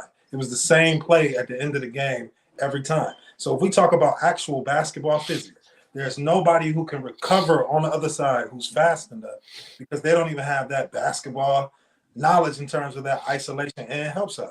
Just off physics, just basketball physics alone. LeBron going downhill 100 miles an hour. If you don't help, he dunking it. That was the last 4 plays. I think the best argument to make for your side and against sort of what Shaq said was if you take the 4 or 5 players that America wasn't using in their rotation, guys like Jason Tatum, Tyrese Halliburton, etc., would they be starting on Serbia? Yeah, 100% they would be starting on Serbia. They would be the second and third best player on Serbia. No disrespect to any of the other players. So you know, like the thing is, the best player in the world being Serbian tilts a lot of people into thinking that somehow represents a shift in the tide. No, Jokic is an outlier. He's an extreme outlier. We're talking about the NBA, though. We're not talking about against the Ron, NBA, the best of the That's what I'm trying to say. I'm talking about. I feel strange saying this as the European guy up here, but I just want to keep it like 100% real with you. If you take a list of the 100 best basketball players in the world, I guarantee you at least 80% of them are American. At least 90. That's maybe that's 85, not, maybe 88. That's not what I'm arguing, though, Pin. What I'm saying is the Serbian national basketball team is playing against the Nets, the Raptors. Okay. Like they're playing against those teams. Honestly, I think Jokic could probably beat the Nets right now by himself. Along with the Europeans that are also on these NBA teams. So you got to put that in category too. So like, let's say if they got to play the Nets, or there's also Europeans on those NBA teams as well. I don't think that's more of an indictment of like a shifting of the tide. I think that's just a criticism of how bad some of these NBA teams are. Like honestly, like the Washington Wizards. Like I'm pretty sure there's like maybe some historic college team that probably could whoop the Washington Wizards right now. Like maybe that Michigan State Fab Five team. Doubt it. You know? Yeah, but I don't even think they have to be historic. Come on, Jordan. Yeah, they got a bunch of kids who would be in college right now playing starter minutes. Bilal Coulibaly, Alex Sarr. Who the hell is on that team? You think Jordan Poole is just beating the Fab Five by himself? No, man. I just think college basketball. I think college basketball and NBA basketball is totally different. I'm not talking about any normal college team. But, I'm talking about the college Fab team. Five, though. That's I even the Fab Five. I'm talking about them being freshmen, like even them being freshmen. Chris Webber as a freshman playing against. Chris Webber as a freshman is better than every single player on the Washington Wizards right now. Okay, I can agree with that. I can agree with that, but I'm a Michigan guy, so I'm gonna agree with you. Yeah, but I agree with that. But I'm also saying, Penn, that they are freshmen and these guys are pros. Like these guys were good in college as well too. That team lost. Yeah, I know. So that's what I'm trying to tell you. Like some of these college teams are good. Some of these college teams are good. I want to say, yeah, but I'm saying I just think. But that Serbian team not being Fab Five. That Serbian team not being the Fab Five? No. Jokic smoking the Fab Five. Come on. No. Depends on how many games we're talking about. So you think we're talking about one game or 7 games? You gonna kill C-Web? Yes. You want to see where they too young, Trey. Joanna C-Web. But this is what I'm talking about. I watched C-Web try to guard Shaquille O'Neal in his prime and get destroyed. You think? Yeah, but we're just talking about Jokic by himself versus an entire team. Trey, it's not Jokic by himself though. Y'all got to stop this. They got the EuroLeague MVP, Vasily Micic. They got Nikola Milutinov, who was close to getting the EuroLeague MVP, one of the best centers in Europe in the world. They got Marko Guduric. They got Bogi Bogdanovic. Yeah. Bro, they got Filip Petrusev. He was playing for Olympiacos. Nah, Trey. They beating the Fab Five, but they okay. But those guys not beating the NBA teams. Who was the best center in Europe before he got injured? Who was the best center? Lasort. You talking about Lasort? Yeah. I ain't gonna lie. Money Mott was one of the best centers in Europe before he got injured last year. So he American. Yeah, he the best center in Europe. Even him. Like, because that's my man. So he could do well on the NBA team. He could do very well, especially if he get the opportunity. But nah, bro. Like Trey, these boys is 18 on the Serbian team. Nah, I'm talking Are you about. talking about Chris Webber now? Yeah. They 18. Yeah, okay, and then we also got to talk about seasoning grown men. Okay, so number one, if they play, Ron, I gotta go. I'm sorry. All right, I've been trying to wait, but I gotta go, guys. Y'all be easy, all right? I'll holler at you later. Appreciate you for coming up. No problem. we got to talk about which rules. Can they hand check or not? I mean, we can say no hand checking. We can say no hand checking. But If here's there's no hand checking, Serbia wins. Here's the thing, though. We talking about the Fab Five, right? Right. Amongst the Fab Five, let's talk about the ones that were actually like really at that level. Right. So Chris Webber turned out to be a Hall of Famer. Right. Juwan Howard. Is Juwan Howard a Hall of Famer? I think so. I don't know about Hall of Famer. He's will good, be. though. He was good. He got made a lot. He made a lot of money. He was very good. Same thing with Jalen Rose. Not a Hall of Famer, but very good. He was a but starter on an NBA Finals team. Yeah, he was Jalen a Rose starter. Jalen Juwan Rose Howard, great. all-star level. Jalen Rose, starter on a championship team. Rest of the niggas, y'all was high-level college players. Played in the league, played Euroleague, or they might not even play Euroleague. Played in Europe. These other cats is at the top of their leagues. And yeah, they got nationality and stuff like that. But it's like you got to also factor in they got a whole other college roster that they got to deal with. Right. No, the Serbian team is good, man. So it's a good basketball team for sure.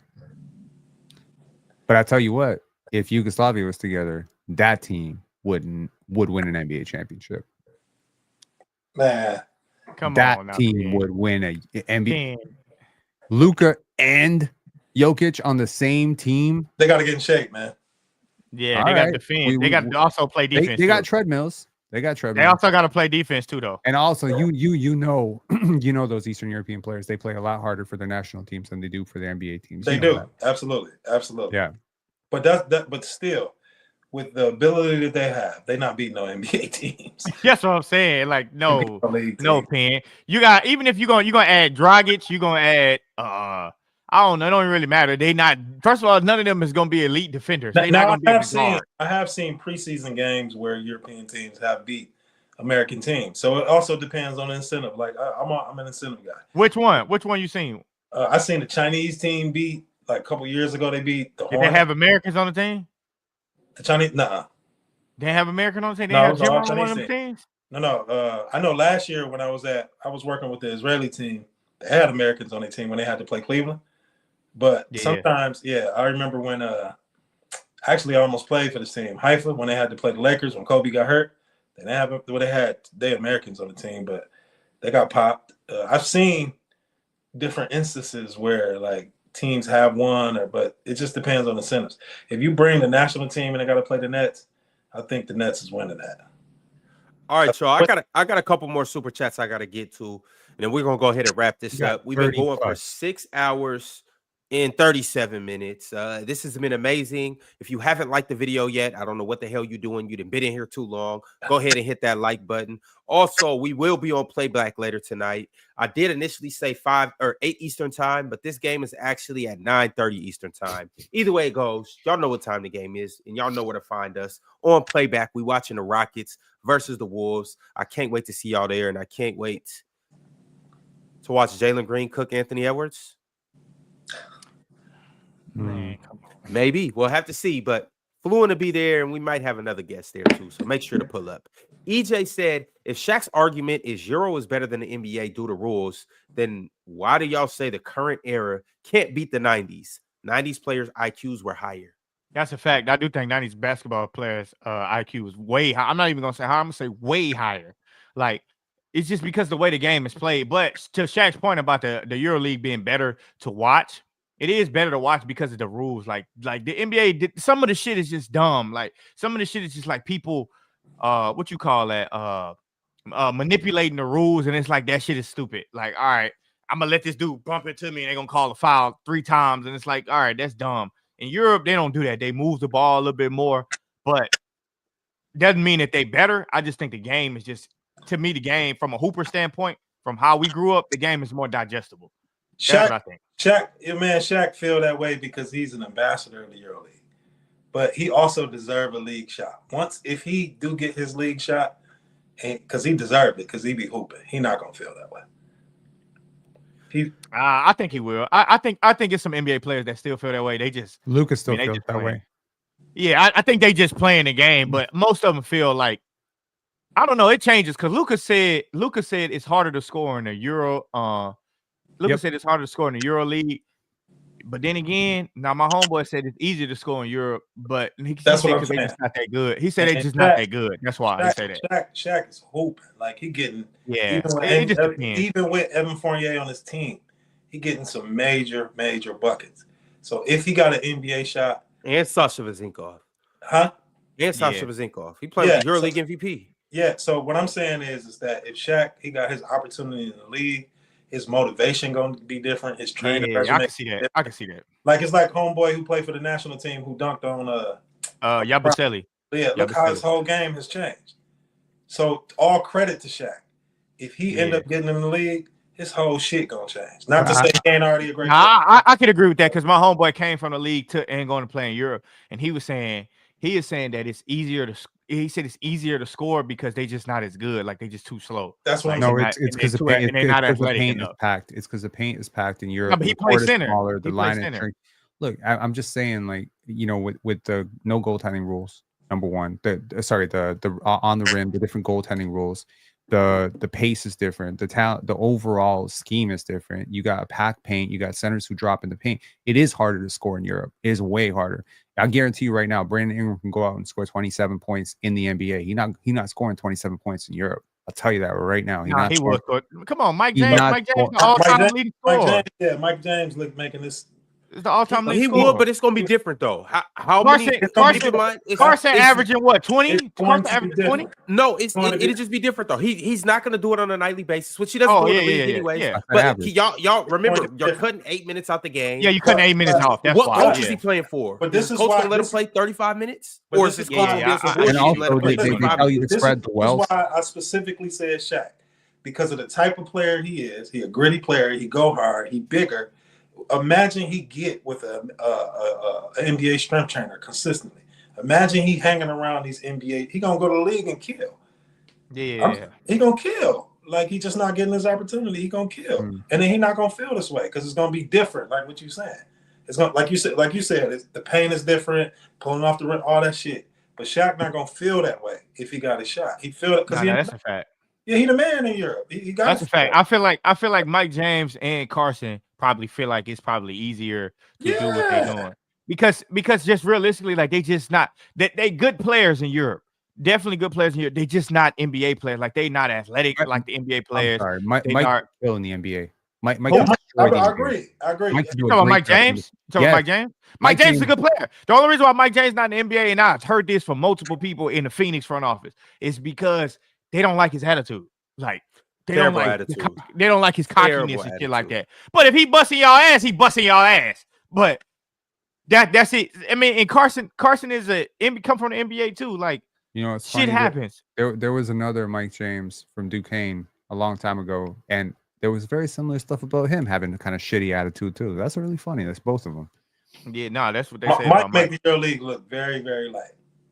Yeah. I'm telling you, he be out there playing around. But I watch enough Mike James to tell you, like, I definitely think he's more talented than 70% of NBA players. No, he is though, but he always been like that. He always been like. But I will say that for sure, Trey. I do feel like if Shaq got his chance to play in the NBA, he probably would change his tone, and he would go back if he played in the NBA and then went back to Europe. He would look at the European game a little different too. No, I don't think he would. I think he would. I think he would. I mean, but I will say it's more funner to play. You talking about Mike James? No, I'm talking about Shaq. But I will say it's more funner from a role point standpoint. Like Shaq would play in the EuroLeague because of the way the game is played. But I do think his tone would change a little bit had he played in the NBA. I do think he would change because he's outdoing Evan Fournier, a vet. Yeah, and usually that means you're an NBA player. That means you really. I mean, y'all, I didn't see Shaq slaughter all type of cats. Jamal, Brandon Roy. I seen Shaq give Jamal and Brandon Roy in the same game 30. I'm with you, but we talking about. I seen Shaq dunk on Devin Booker at summer runs in ASU. I've seen Shaq come through the middle, Devin Booker help side, cock it all the way back here, dunk on D Book. I done seen Shaq give it to so many people. It's not even funny. So like I know Shaq got an NBA game. So you raising my point. You raising my point. Yeah, nah, for sure. Yeah, like if he was able to learn, if he was able to be consistently in the NBA, he was able to learn the NBA game. He himself becomes an NBA vet and learn the ins and outs. Because at the end of the day, Luka, he feel like it's easier because he getting the calls. He get to play height. That's why he don't have to get in shape. Because but there's plenty of players who fall through cracks because some people view them as tweeners. They don't really know their position in the NBA. Shaq's a little bit undersized for a wing.